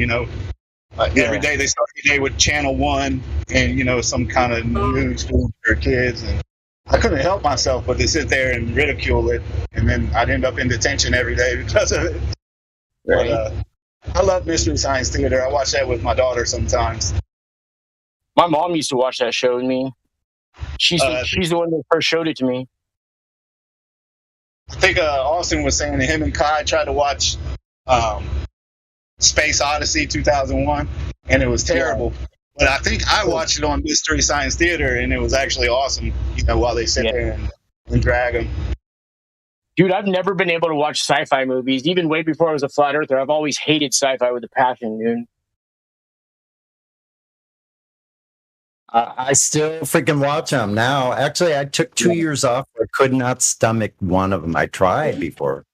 Yeah. So like, but now I still like them. I just know it's okay. That doesn't exist in reality. I know it's just on the screen. It's just funny stuff. Like it's pretty cool to watch. Like I still enjoy it. Like I like the idea of flying for one. I've had dreams of flying, and so I would like to be able to fly like they do in that. Like I've even thought of my own devices and have had dreams about different devices, like super fast motorcycles where you're leaning down, you're in front, and has two legs in the back with wheels on them and one in the front, and you're like a dive bomber flying. This thing could like go on almost any surface, shit like that, or it could fly and lift off the ground and go up in the like above the trees, like an old Cadillac hood ornament. I know, Cadillac. What with the wings? Yeah, the flying lady. Man. You're funny. Oh, like Titanic, right? Like Titanic. Nah. You know when she's on the front of the boat? Oh yeah, right. She's flying on the front of the boat. I got you. Yeah. No, I'm not talking about like that. I'm talking about actually flying, like fast flying off the surface with a personal motivation device, whatever you call it. That's right. I'm sure they're around. I like, the sci-fi, or even if it's not sci-fi, they got a lot of references to the globe, or they're still trying to push that indoctrination on you. Like, I watched that new Thor movie like a week ago. Yeah, because all the movies. I'm sorry, robot. I'm sorry. Hey, yeah. You can spot how they have that. The movies all have that hidden card in their pocket too. They're just like everything that is about it is assumptions of this globe Earth. Really.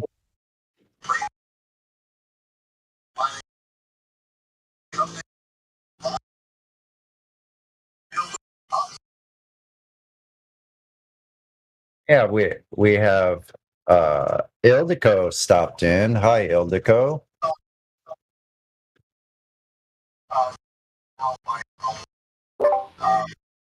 Professor Twadwalls, I'll see you here again. Nice to see you today.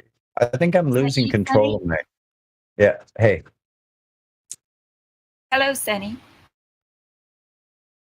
Hi there. I have any of you noticed strange things with your Discord? When I right click, oh, there it is. For a while, when I right click on a member, to like DM that or message them or anything, it was not working, but now it is. But no, how are you? How are things with you there, Ildiko? I didn't mean to. There's a hurricane coming. Did you see it? A hurricane coming, eh? Wow. Yep. It could be a category 4, maybe. Oh. Uh-huh. But the good thing is that I just put on storm windows and a new roof.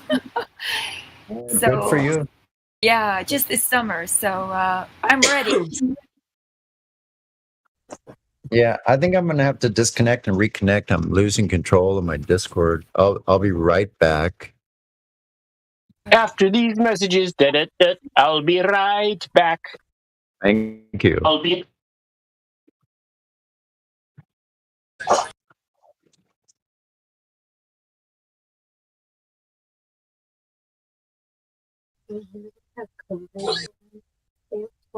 I love them.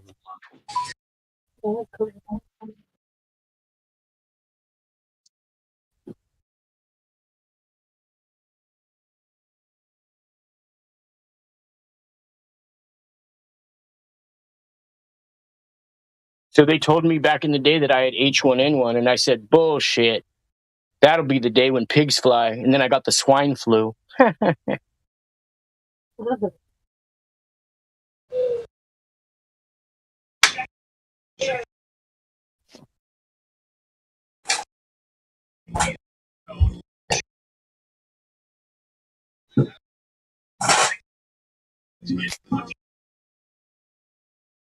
I'm representing Pierpont right here.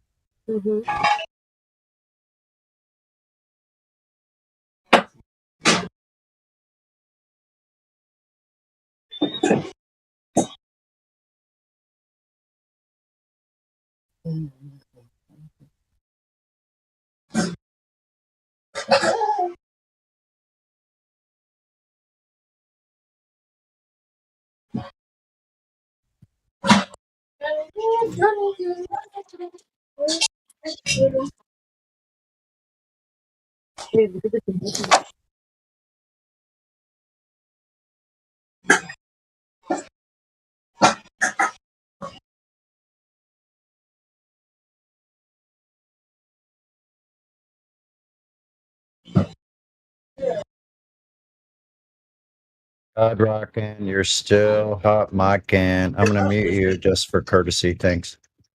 Yeah, that was weird. When I signed out, I completely disconnected. Like I went and disconnected from my. I'm wired only, so I disconnected from the, and I still heard your guys' voices after it was disconnected from the network. I'm like, is that ghost in the machine or something? Anyway, glad to be back. If I am back, mic check.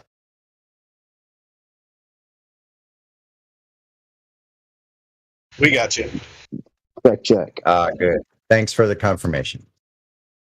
Ahoy, hoy, hoy. Hey, I see Banker's in the house. I'm gonna say hi to Banker. Yo, Banker, what's up, homie? Yeah, central banker, ladies and gentlemen. It's like popped up all quietly and stuff. He's like a ninja. He's like, shows up at the back of the room. Kindly works his way forward. I'm just lurking. Yeah, that's what I'm saying. We He's see lurking. you. He said he admitted he's lurking. I like I'm that. looming, stooping and looming. I can't miss the face of confusion. That's They my should add- problem. They should add a. They should add another one to that. They should add. Wait a minute. Reaching, far, like reaching, refraction. What version? Reaching, as in far reaching. Your illusion is far reaching. Sorry. But that's actually interesting. I heard. I'm not gonna. I've stopped name dropping. I don't want to give these guys any more credit. So I'm like, forget idolizing people. I heard a Glober make the statement that the black swan was due to refraction, and I chuckled and I said to myself, number one, what's the point of engaging? They're already obviously yelling about stuff, but how do you refract an entire building? I don't understand, or an entire structure actually. How do you refract a thing that isn't there? My point. It's like saying it's there because of that, and you know full well it's there because it's there. That's my point, right? Even though it doesn't look like it, it has to be a globe, therefore it got refracted. Exactly. By their deconstruction of our explanation, they make it there because of refraction. And I think to myself, how do you, because again, refraction works on a principle of light moving through mediums and changing. So how in the hell do you take a solid object, which we know full well is a solid object, and attempt to explain it to people that it got displaced by refraction? Holy crap. Is this where we've gotten to in terms of having to explain your ignorance? Because that's a pretty ignorant statement. A black swan can exist because of refraction. Lord of mercy, child. I'm going to add reaching to the categories when I talk to them. That's a good idea. I definitely think that that is worthy of classification because that came from a very, I mean, that's why I'm not even going to give the credit to the person. Not even credit. I'm not. It came from somebody with a public enough statement or a public enough forum to make that statement where people would hear that. And I'm thinking to myself, it's not okay to use that publicly. It almost makes you look bad.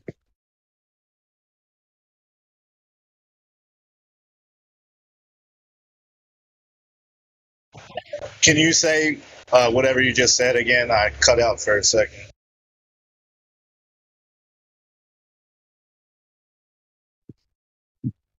No, it's just the idea that you can try to explain the idea of why you can see a structure 10 miles off of the shore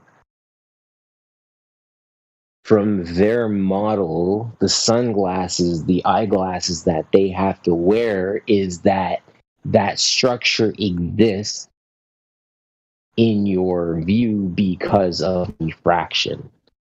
Yet we fully know that the object is bloody well there, 10 miles off the coast, therefore completely disproving your model radius curve constructed shit.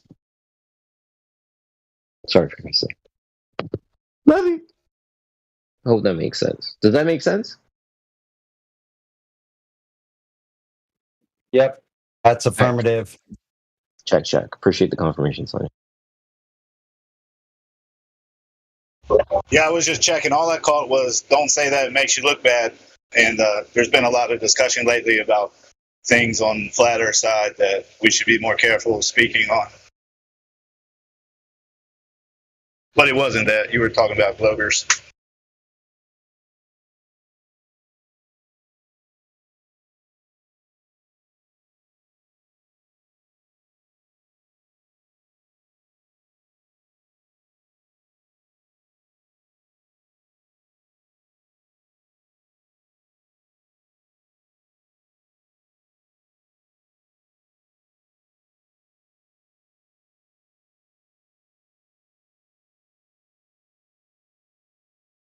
Question.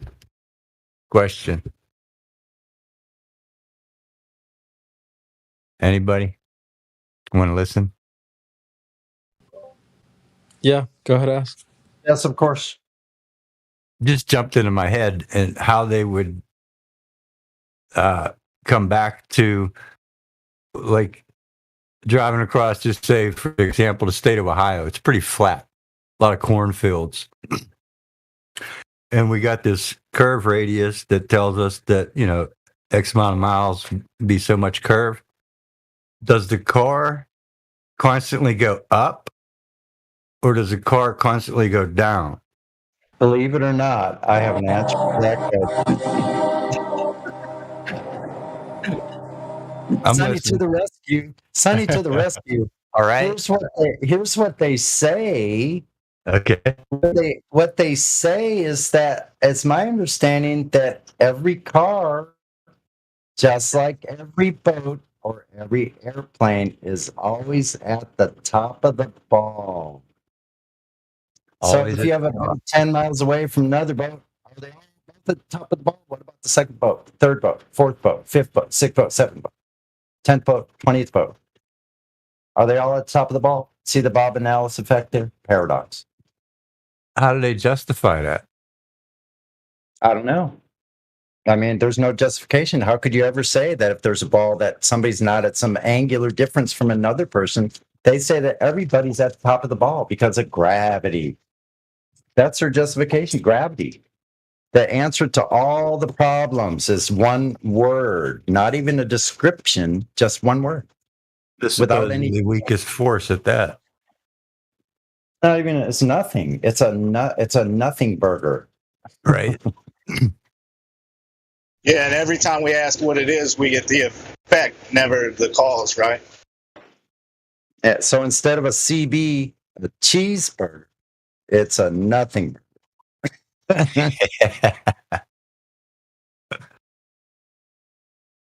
It just jumped into my head. That's why I had to ask it. Yeah. So how can they deny this Bob and Alice effect? Like everybody's looking down into a chasm, according to them. But they deny this fact, even though they're saying it out of one side of their mouth. They're saying that still like all the aircraft are on top of the ball always. So what about aircraft that are 1,000 miles away from each other? How much of a chasm? They're looking at an 8 inches per mile squared chasm between each other. Where does that end? Down in some vortex in between every aircraft and another aircraft, or even another location? Like where, let's say, where a human being is standing. So there's 7 billion points all on top of the freaking ball. At any given moment. At any given moment. Yeah. There's no other people down below you standing up that are actually physically would be antipodal upside down. How would gravity cause you to be cause anything to be on top of a ball? Just think about that. Take a ball, put something on the opposite side, put things all over it. How can any one of those things all be at the top of the ball at the same time? No, the top of the ball is top of the ball, unless you like confused about what top means, or bottom, or underneath, or above means, or left to the left or right. You're having spatial cognitive difficulties, in my opinion. I agree. And the other thing I was thinking of too is like, I know their claim will be it's just that big, but like, wouldn't it be realistic that like if they got this radius, the 8-inch square, and that applies, wouldn't you still be able to see over that the same way we see the ass end of a ship go over? Supposedly, we're on ground level, but we could see the ship go away, and they claim it's over the curve. Yeah. So they just So if we were 20,000 feet, wouldn't we be able to see further around that bend, that curve?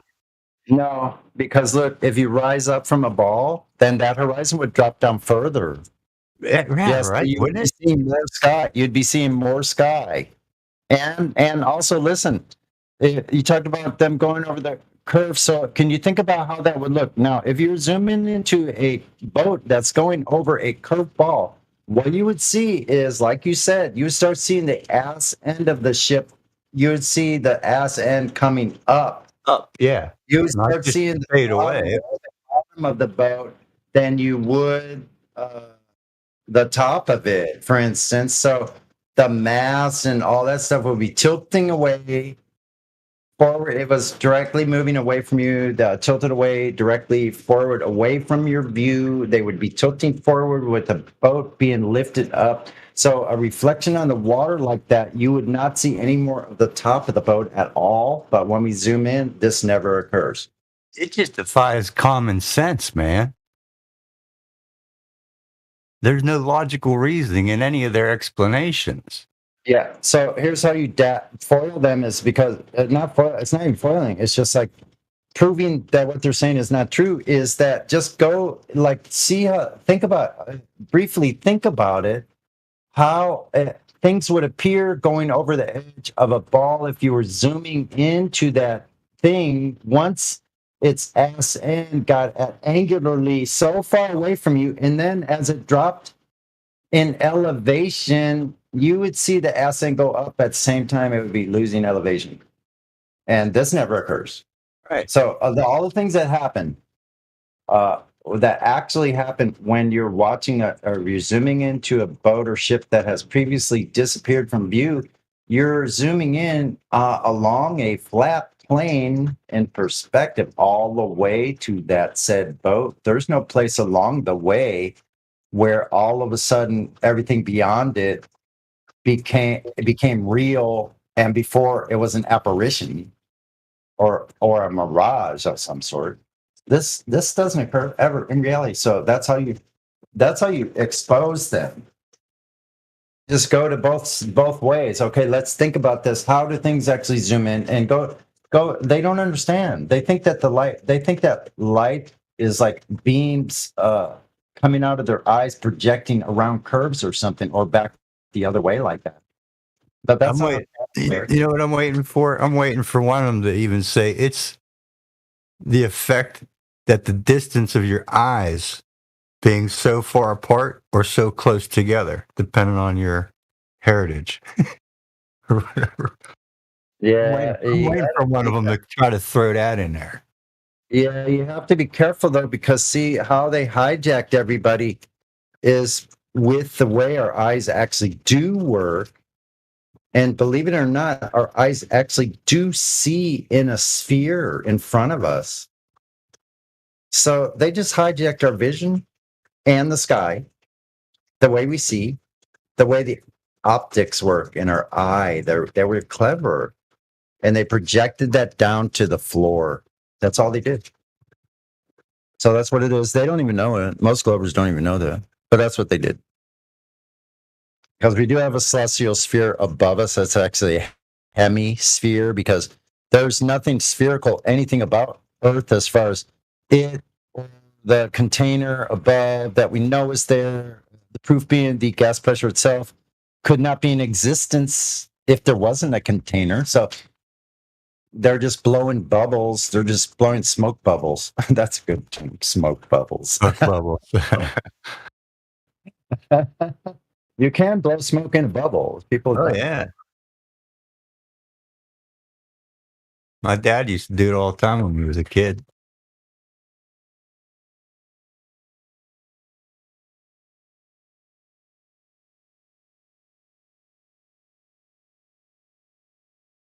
I'm getting gooder though. I'm starting to catch on a little faster, and like when I find myself talking to people, the verbiage is coming out a lot smoother, more confident. Like,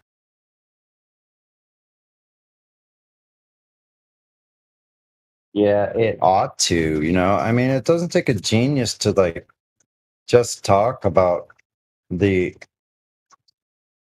directly talking about Earth, its nature, its fundamental nature of this place. Like it's so simple. People, it's objective, so people will actually go, they can't help but go, or you know what? I agree with that. So it's not these people's fault. Like they don't even know. Like I didn't know for 58 years. So I don't know how I separated it out, but I did from what I was doing basically on the ground level. I separated that space stuff out somehow where I didn't make the connection where, oh, this means we don't actually live there. That idea is only in my mind. Holy shit.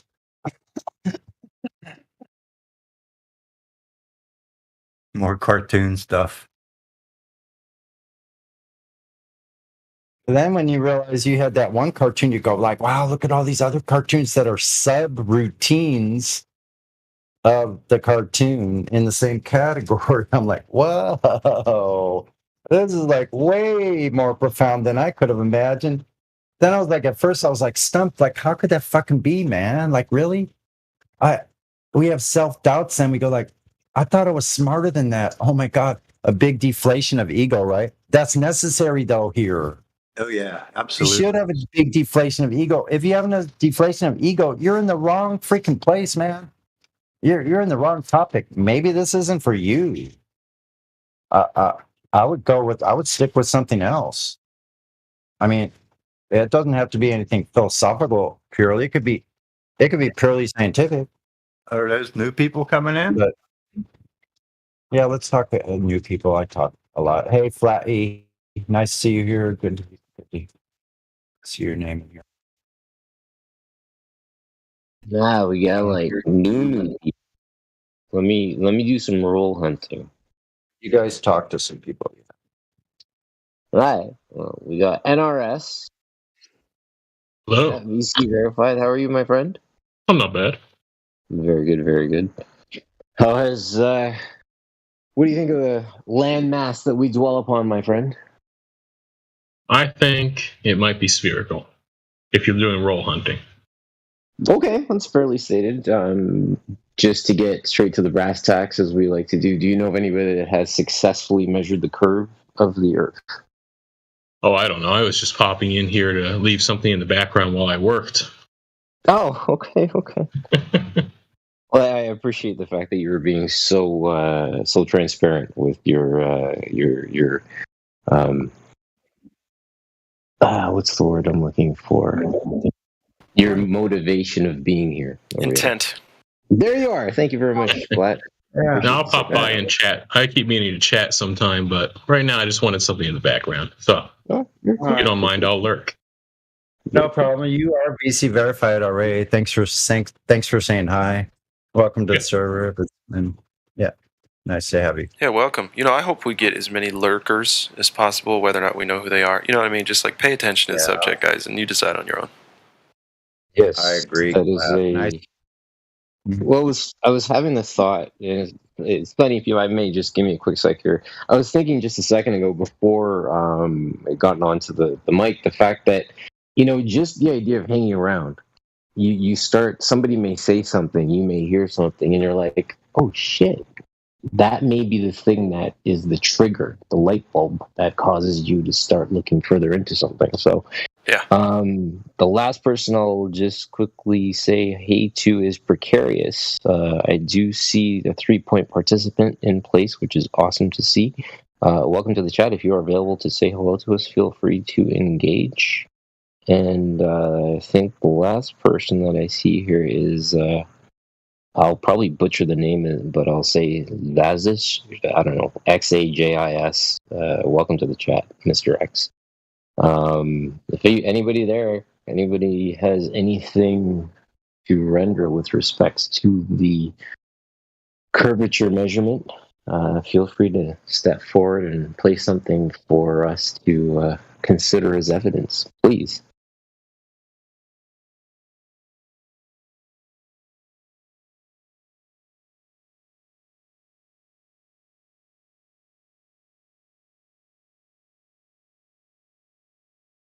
I'm going to be back and forth doing psychology homework, so I apologize for anything in the future if I get really judgy. So I can do that. Hey, are you studying are you actively studying as you study, if you catch my drift? I'm studying. I don't know. I'm studying how to be happy and spread happiness, but I'm also studying to be a substance abuse counselor, and I'm studying this topic, every single side of the argument that I can in my free time, as well as doing other things. And see, what's interesting is you're here talking about this, and then you've got Flatty, and his mic is open right now, so I'm going to call on you for a quick second, because you said to me, you said that you called it out in chat the other day, I think it was in Geo's server, where I said something, and somebody, Flatty, I can't remember, what did they ask me, if I was psychologically well or some shit? I can't remember. But it's the reactions that you get from people, which can be so interesting. Honestly, though, I just do it in all good fun out of love, because it's like, if you can laugh at yourself, right, that's a good step to be. That's a good place to be in. Looking in the mirror and just go, come on, you really gonna take all that shit seriously? Come on, we can look into some stuff. Really, come on. We can do better. Yeah, and it's not an insult. I don't want it to be insulting when I say I hope that you can do better than this information. The way you're taking all this, I know you can do it. Hey, listen, and I know it's one of the most cliche things, especially a counselor can say, but if I can do it, you fucking can. Okay, I'm gonna put that out there. If a guy like me can fucking get from A to B, you should have no problem. You can do it.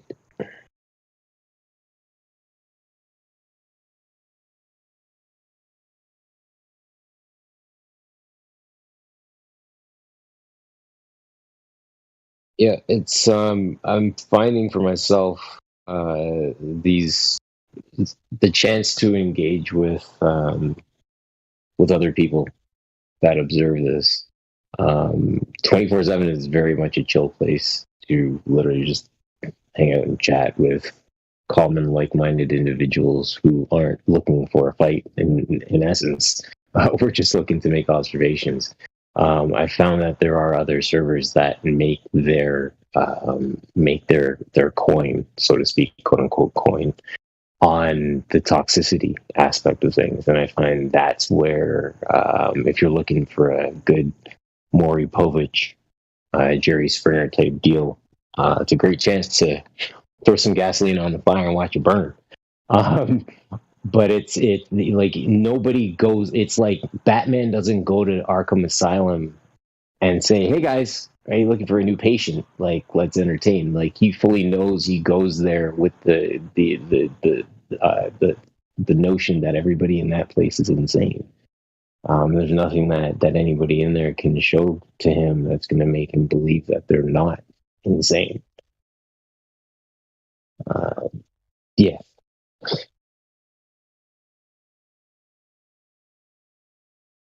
Right, it's a preconceived notion that those who question official narratives and don't take experts' words for things are Looney Tunes.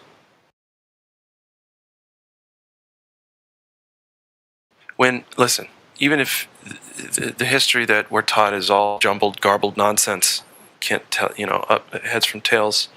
And what does it say? It's the revolutionaries, revolutionary thinking, right? That forms new ideas and forges, new ways of being more successful in the pursuit of happiness and manifest destiny and all your shit, that kind of deal. Wasn't it based on, hey, these motherfuckers were critical thinkers, which means they were anti-establishment, and as far as we can tell, as far as our stories go, that was for the benefit of the whole. So I'll appeal to what? Unknown history, but stories that we all tell each other, I guess, just reinforces to me. I don't know. There's just something out there fighting for that kind of behavior, and we and a lot of us, most of us don't. Most people I have met don't. But there's a group of us sitting here wanting better and saying, well, you guys, though, there's some things we can fix. It starts with just kind of cleaning up the old dishonesty out there that you buy wholesale, right? We can do that. Did you notice that the Earth isn't moving and it measures flat? Yeah, we could talk about that with you if you'd like. If you would like. If not, please don't make a scene. We'll just move on.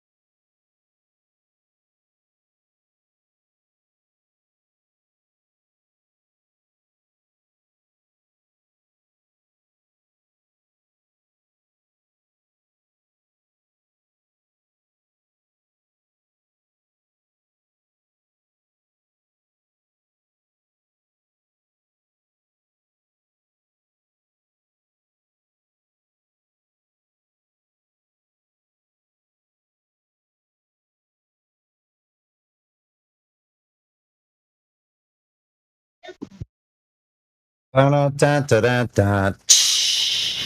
Earth's still flat. What you think about that?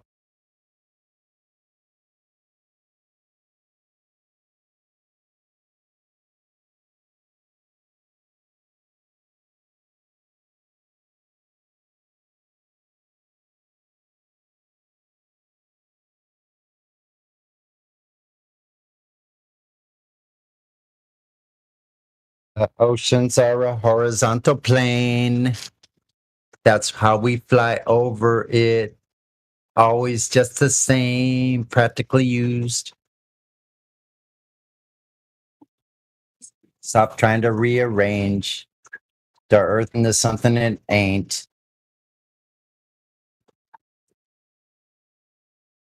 Gravity is one of my biggest complaints. Unless you're going to bring some proof you better restraint.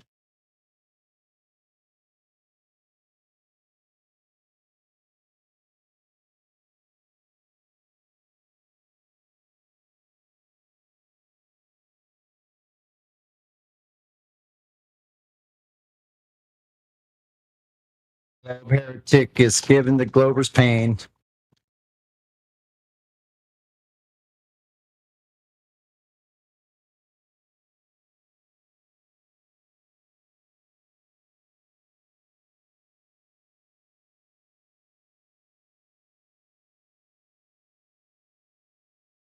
Take a look outside your window pane.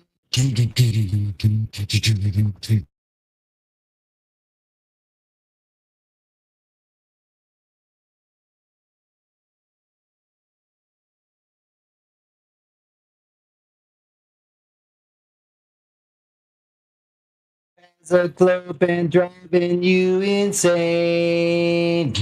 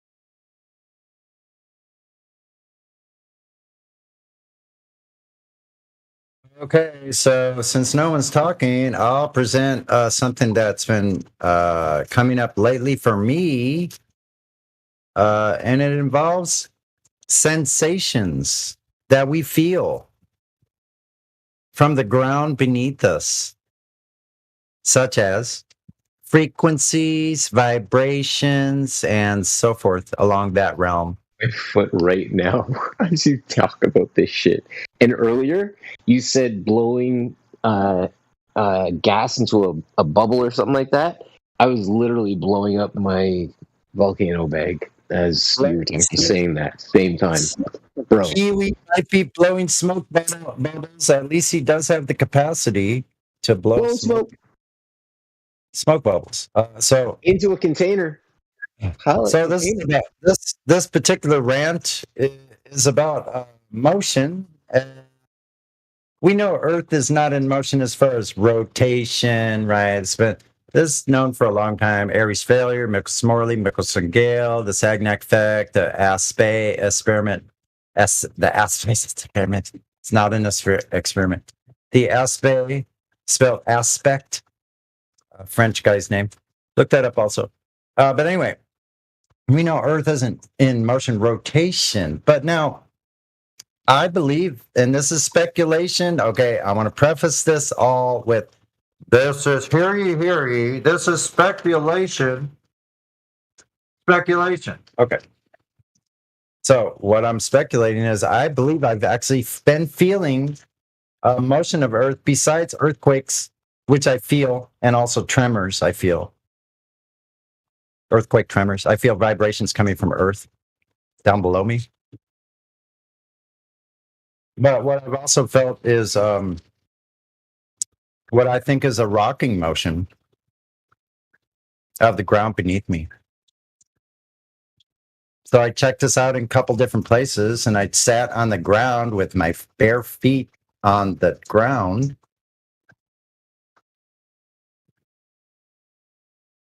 And I felt it there too.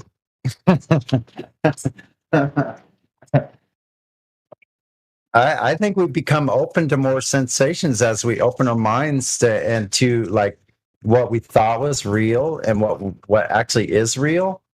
I think are two different things. Like I think they could be separated. We could actually imagine that we're still when we're actually can sense so much more about what's beneath us with our own senses. This is what I think's happening to me. Now, can I prove that Earth is rocking? No.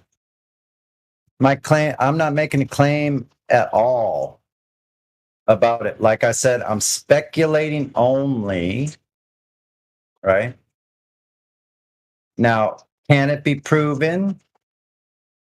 Possibly. Has it already been disproven? Possibly, but I haven't seen any evidence that it's been disproven. I know there's evidence, clear evidence that Earth is not in rotation. And obviously, it's not in motion, any kind of thing like through this magical Narnia land of vacuum of space that we know can't exist. So that's out of the question. But has anybody checked for a very, very subtle, almost imperceptible, vibrationally frequency related motion of rocking back and forth? Who's checked for rocking motion of Earth? This would explain the tides.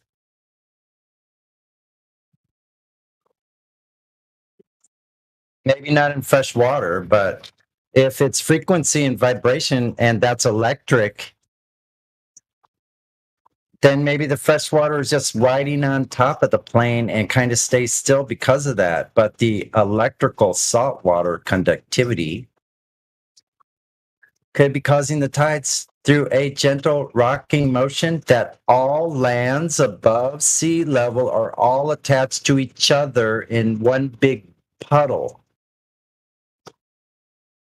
The whole entire thing could be rocking, oceans and all, inside of this earthly plane, on this earthly plane that's in water below. That's it. That's my speculation. Thanks for listening. Feel free to discuss.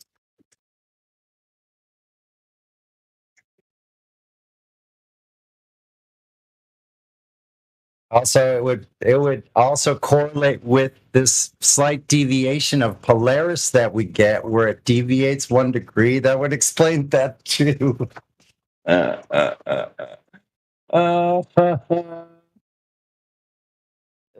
disprove it.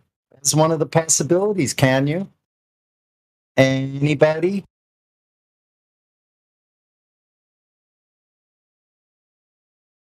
Okay, so the end of my statement here is someone show me where, when, and how in since ancient times to the present have they measured for rocking motion. This could be more lateral than up and down, but it could be a combination of both. So subtle that the human senses barely pick it up, but still, yet it's there. Thanks.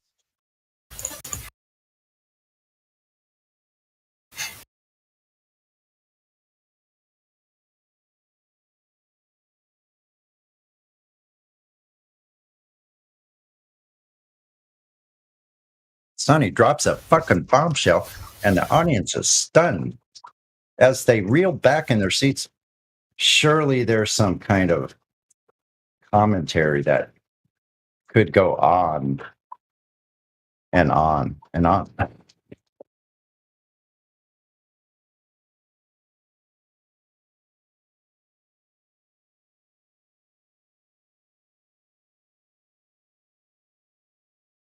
So I think it may be rocking. I think it may be rocking. So that's my premise. And sorry, Kiwi. I think it might be rocking. So call me a rocker, earther, whatever you will. I don't care. I don't give a shit. Like it might be rocking. It could be.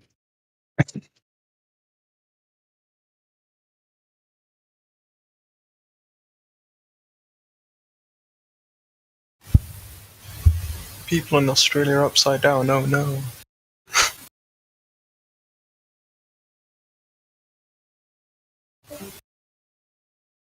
I know, and thank God for those people that are the chiefs and the head administrators of the Antipodalist Reunification Committee. Thank God for those.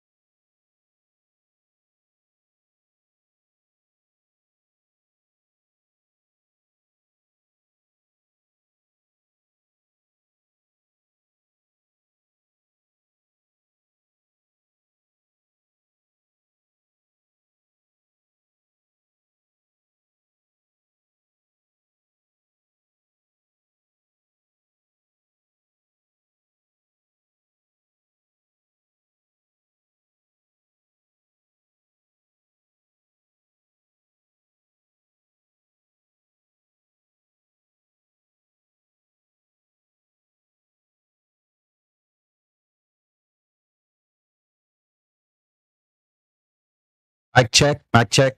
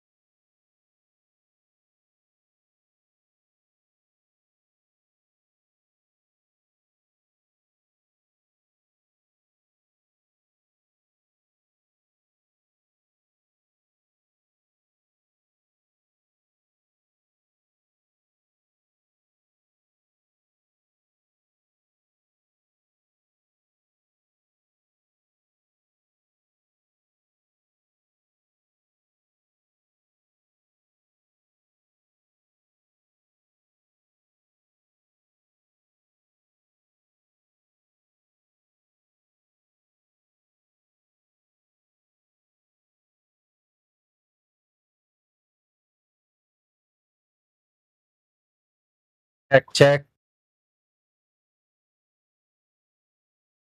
Yep. Okay. That's a trip. I was trying to play one of my own tracks that I created on the spot, created the guitar riff. The whole beat to the whole thing was implied in the guitar riff and my singing, the lyrics to it, all my creation. Someone's claiming it as their own. No. Wow. The someone would be the other person I played in the band with, the guitar, the drummer, or the bass player, which I don't think it's the bass player. He wouldn't do that. So the drummer is lying and receiving funds from ads on my fucking song. Anyway, no, on SoundCloud. So anyway, I'm disputing it. Now, if there's a mistake, because like I go by Sonny, I also have a legal name. So it might be a dispute like that because I claimed some of the stuff this guy was ads on. I need to go back in and file copyright claims against all of my original musical property. Now that he's going to do that. So I never received a dime from my own song, my singing, my lyric, my riff, the entire song, my creation. That's really fucked up. That someone that would call themselves a friend would do that behind your back. That's somebody you know. Yeah. That I played with for 10 years. Wow. Yeah. But anyway, I'll get to the bottom. I just wanted to play. I've been trying to play that song for you guys for 2 years, and I wasn't able to play it because it was the wrong format first. But now there's this copyright strike against me for my own material. Wow. So I refiled it as my own property. I created it. So we'll see what happens. I'll get a response here somewhere. But I was going to play maybe a couple tunes from my SoundCloud page. They're, once again, my properties. And I'll play some of that music for you since we have a little bit of a lull here on Sunday afternoon. Yeah, by all means. Anybody working on that one? Helio killed the Globe Star.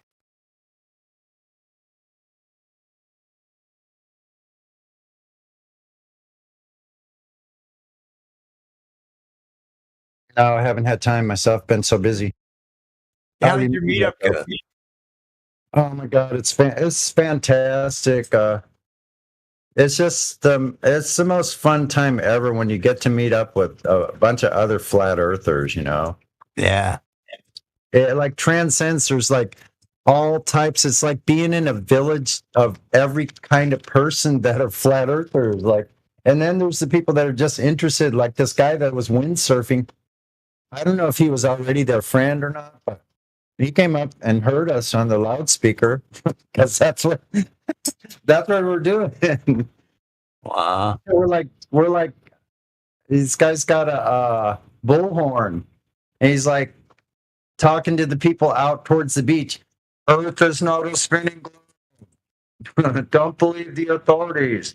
They lied to you when they said it was a spinning globe. There is no 8 inches per mile squared drop. You know, all this stuff like that.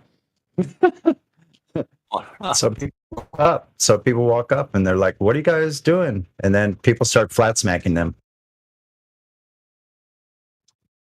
So like a big old gathering of like 30 or 40 people. People are going, "Why you got all these cameras up and like telescopes and all this stuff, gear set up on the beach, Right facing on. out towards the horizon?" Like, what are you guys doing? That's fun because people are just relaxed at the beach, you know, like it's hard to have a bad day at the beach. So most people are pretty happy, but they're just curious. They're like, "Oh, okay." So they ask like honest questions and stuff. Pretty fun. Only It's the time best I ever part. had a hard time at the beach was taking the kids and getting back in the car. Yeah, me too, man. I did that on 4th of July for like 5 or 6 years, where I was there from 4:30 in the morning to go take all the stuff with the camper, drag it out onto the beach to get a spot before all the good spots were taken, and start putting the freaking thing down. And I wasn't out of that place on 4th of July till like 1 or 2 in the morning. Every year, that was like, it was like hardcore, like camping. And we had to stop when people. We did it for like 10 years actually. So we had to stop when these people that were like part of these drinking groups called liver busters. Liver busters. Too, man. They got flags, liver busters. Anyway, when the liver busters started having slingshot parties with hot marshmallows from the fire, shooting those across people's campgrounds. Yeah, there'd be a couple errant shots here and there. So we had little kids. Wow. So we had to stop going when they started shooting. When they started shooting flaming hot marshmallows back and forth, like in a battle over tents. Yeah, over the beach, over people's tents and shit. Yeah, exactly. Yeah, I don't see liver busters. I think their livers were busted and they're probably no longer with us. That's my guess. Some of them. That's probably a real thing. I just remember getting fired up, walking back to the car. You know, and I sit there. I get a little towel put on the ground. I'm wiping my feet off, getting all the sand off. The wife just throws the kids in, sand and all. You know, jump in the front seat, starts kicking the sand off her feet on the floor. I'm like, what the fuck? That's apropos. That's just the way it is, man. Yeah. We had a few arguments over it. We never knew how precious those. I mean, we probably do. I realize how precious those days actually were, you know. But I think in the moment we didn't really realize because we're so damn busy. You didn't have a second with a couple, 2 or 3 kids around, you know. That was wild. I was not prepared for parenthood. Absolutely not. Like, that was. I tell myself I was. I don't have a clue. I don't think any of us were ready for it, let alone even ready for adulthood ourselves. Like, oh, that came by surprise totally. What? Right. As I did my 3 kids the last 10 years by myself. Yeah, I did for like 6 years, 6 or 7 years myself. My youngest just went in the military. Yeah, before that, before I was by myself with my 2 boys, I was supporting all 5 of us for 10 years. Her kid too. Yeah. I didn't get involved. Once I got custody of the kids, I was seeing a lady, and then you got to go. The kids are too important. Too much drama. Get out of here. I said, you want to date again? Wait till wait till the kids graduate, and then we'll meet up again. I still ain't got no call. Yeah. But yeah, I'm making my way out to the West Coast. I'm in the process of turning my little Nissan Versa into a little camper I could sleep in. I'm just going to travel around the country for the next year. Wow, that sounds great, man. I really long to do something like that. I hope I make it because, gee, I wasted so much time into realizing what I really want to do is just keep exploring. Like, that's what I've loved to do the most in my life is traveling and going to different places. Like, when you get, I guess they call that wanderlust or something. Like, I've always had this thing where I need to get away by myself in an isolated, solitary place. I've always had to do that. And now I just like rejoice in that, actually. I'm like, it's one of the best things I do now is go out and solace and be quiet. I learned how to be comfortable in my own skin by myself. That's not an easy skill. It's not easy for any of us to sit still and just be okay. Takes a lot with of practice. nothing else happening, without constant stimulation to distract us. You just sit there and you end it, eventually everything comes to fruition as far as it all achieves equilibrium. If you cry, you just cry in the moment. You then a few seconds later, then you look around, you go, look how beautiful, and then you start laughing. So it just you just start settling down. When I do that, it just settles me down, because we're all very kind of erratic, especially this day and age. We've been fed so much nonsense. Our minds have been changed as far as how we think. That it's not like we're all of a sudden just gonna have perfect logical thinking after years of being indoctrinated. So it takes a while to unpeel this onion. Yep. We got a camp up a couple hours away from where we live at, and ever since we've had it, at least once a year, sometimes twice, I'd have my brother or my mom drive me up and drop me off with no vehicle. Yeah, that's a good thing. Enough supplies. I didn't have to leave the campground, and I'd go to the shower like every 3 or 4 days, take a shower, interact with somebody if I seen them, but if I didn't, better for me. Yeah, look, I still want to do that. Like I've got this bike together for several years now, and I still procrastinate. Like I could be taking that epic ride, like that is still right down, like on the train yesterday going up. I see the trail right where I need to. I've been on it before, and I was scoping out. I go, right, that street right there, and then I go, well, that street leading up to this part of the long trail is not that far from me. Like, what's keeping me from going?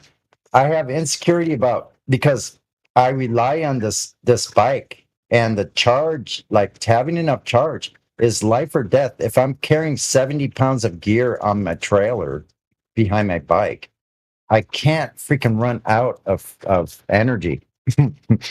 I can't pedal that bike. I could downhill, but uphill's another story. That would be like very, very difficult. More taxing than I would be able to muster probably in most days. Like I could do it for a while, but in 100 degrees heat or 80-degree heat, I don't think so. So like, you got a trailer? You got a trailer for your bike? Yeah, it's got a trailer. It's a single track trailer, so it's got one wheel, so I can take it anywhere the bike can go. That trailer can go. Can you get a solar panel on it? Well, it's about finances, right? So okay, yeah. Extra that I haven't been able to do yet, because honestly, if I hadn't been able to have the funds to put this bike together when I did, I wouldn't be able to do it now at all. So like, but I've slowly, just gradually built up everything I would need, with just a couple minor things that I might want for luxuries. Right. But out there, but I could survive with literally some nuts, raisins, some oatmeal, maybe, and maybe a couple of dehydrated dinners for 2 or 3 days, easy. So I think I'm going to just stop being afraid. I'm just going to get ready when I have full charge and enough money to pack a few items before I go, enough water, my emergency filter for water in case I ran out, and just go. I don't know what's keeping me. Procrastination. Yeah. It's a little bit of fear. What it is the toolbox fallacy. Waiting until you have the whole entire toolbox ready before you start. No, I just need to start and go. When I have enough ready, because I've had it ready, and then I opt out for the shorter day where I can come back and rest. But then I don't get to the place where I really want to be, where I just want to like sit in the most beautiful place right on the ocean and go to sleep with the waves breaking, with that sound, and the moon and the stars as my companion all night for a couple nights, that fresh air, that like walking on the sand, just like having a couple of days where just like you disconnect, like maybe even like sit on Discord for a little while, like on the beach. That's an interesting thing for me now that I'm able to go hands free and stuff. That's pretty cool for me. But to go to remote places and still have Discord with me, all of you guys with me. I just did at the beginning of the month. I did. I didn't even tell anybody. I just got a bag together, threw it in the car, filled up the gas tank, and headed to New York. Went and visited another streamer out there in Queens. Spent a week out there. That's awesome. That's the way. I think that's the way we're supposed to be. Actually, like nomads. Visiting. We always used to visit with each other in the old days. We didn't have phones. I mean, you had those, rotary phones and stuff. You had your house phone. Nobody had any mobile phones, so mostly you would just go by and say, "Hey, is Johnny home?" or whatever. Yeah, throwing stones at the windows and shit, trying to wake them up in the morning. Yeah, look in the most logical places, like at playgrounds, basketball courts, like out in the football field, playing baseball, whatever. As long as he's home before the street light got on. Yeah, my dad would whistle like you could hear it 2 miles away, literally. My dad would do that when he was pissed off. No, he would just whistle when it's time to come home. Like it started getting dark, he would whistle. We had to be in before the street lights were on. Meaning the street light that was on the corner, we lived on the second house off the corner, and that street light that was on that corner, if it was on and we were walking up the steps, we were late. No. I know, but then Dad gave up on that. Mine did after a while, because once I started spending the night at my friend's place across town, then kind of all bets were off, and over at my friend's house, we were staying up all freaking night. We were roaming the neighborhood, actually. Getting in all kinds of trouble. Oh shit! I got to get. I got some broth on. I'm gonna make some homemade chicken noodle soup today. I'll be right back. I'll probably go off for a while so I can get outside myself, but I'll probably pick up a little bit later. All right. Talk to you later then. Have a good one. Yeah, nice talking with you. Enjoy your broth. I need to make something like that. Be safe.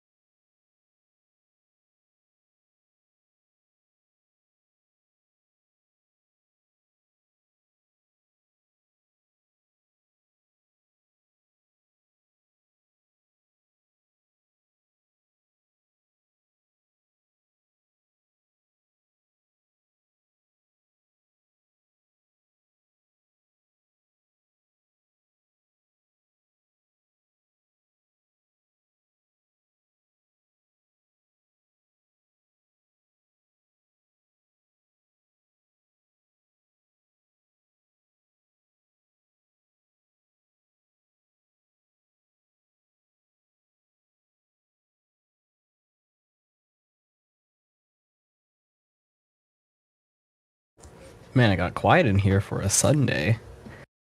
Usually it's popping off in here.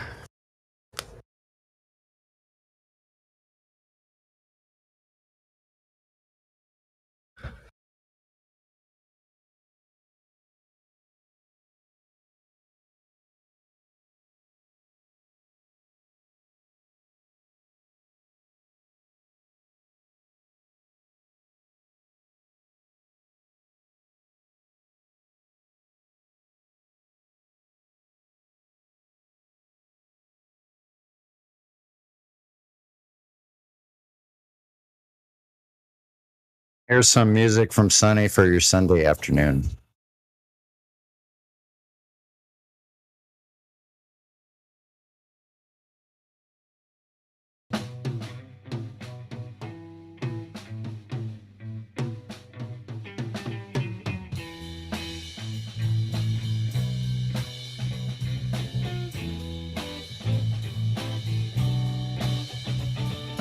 Away, it's not playing. 1 second. Wait, what do you mean it's not playing? I hear something, unless you're playing the wrong song. Oh, wait a minute. It is playing? Yeah, it's playing something. Oh, I had the volume down. My bad. There it is. Okay. Boomer Radio will return.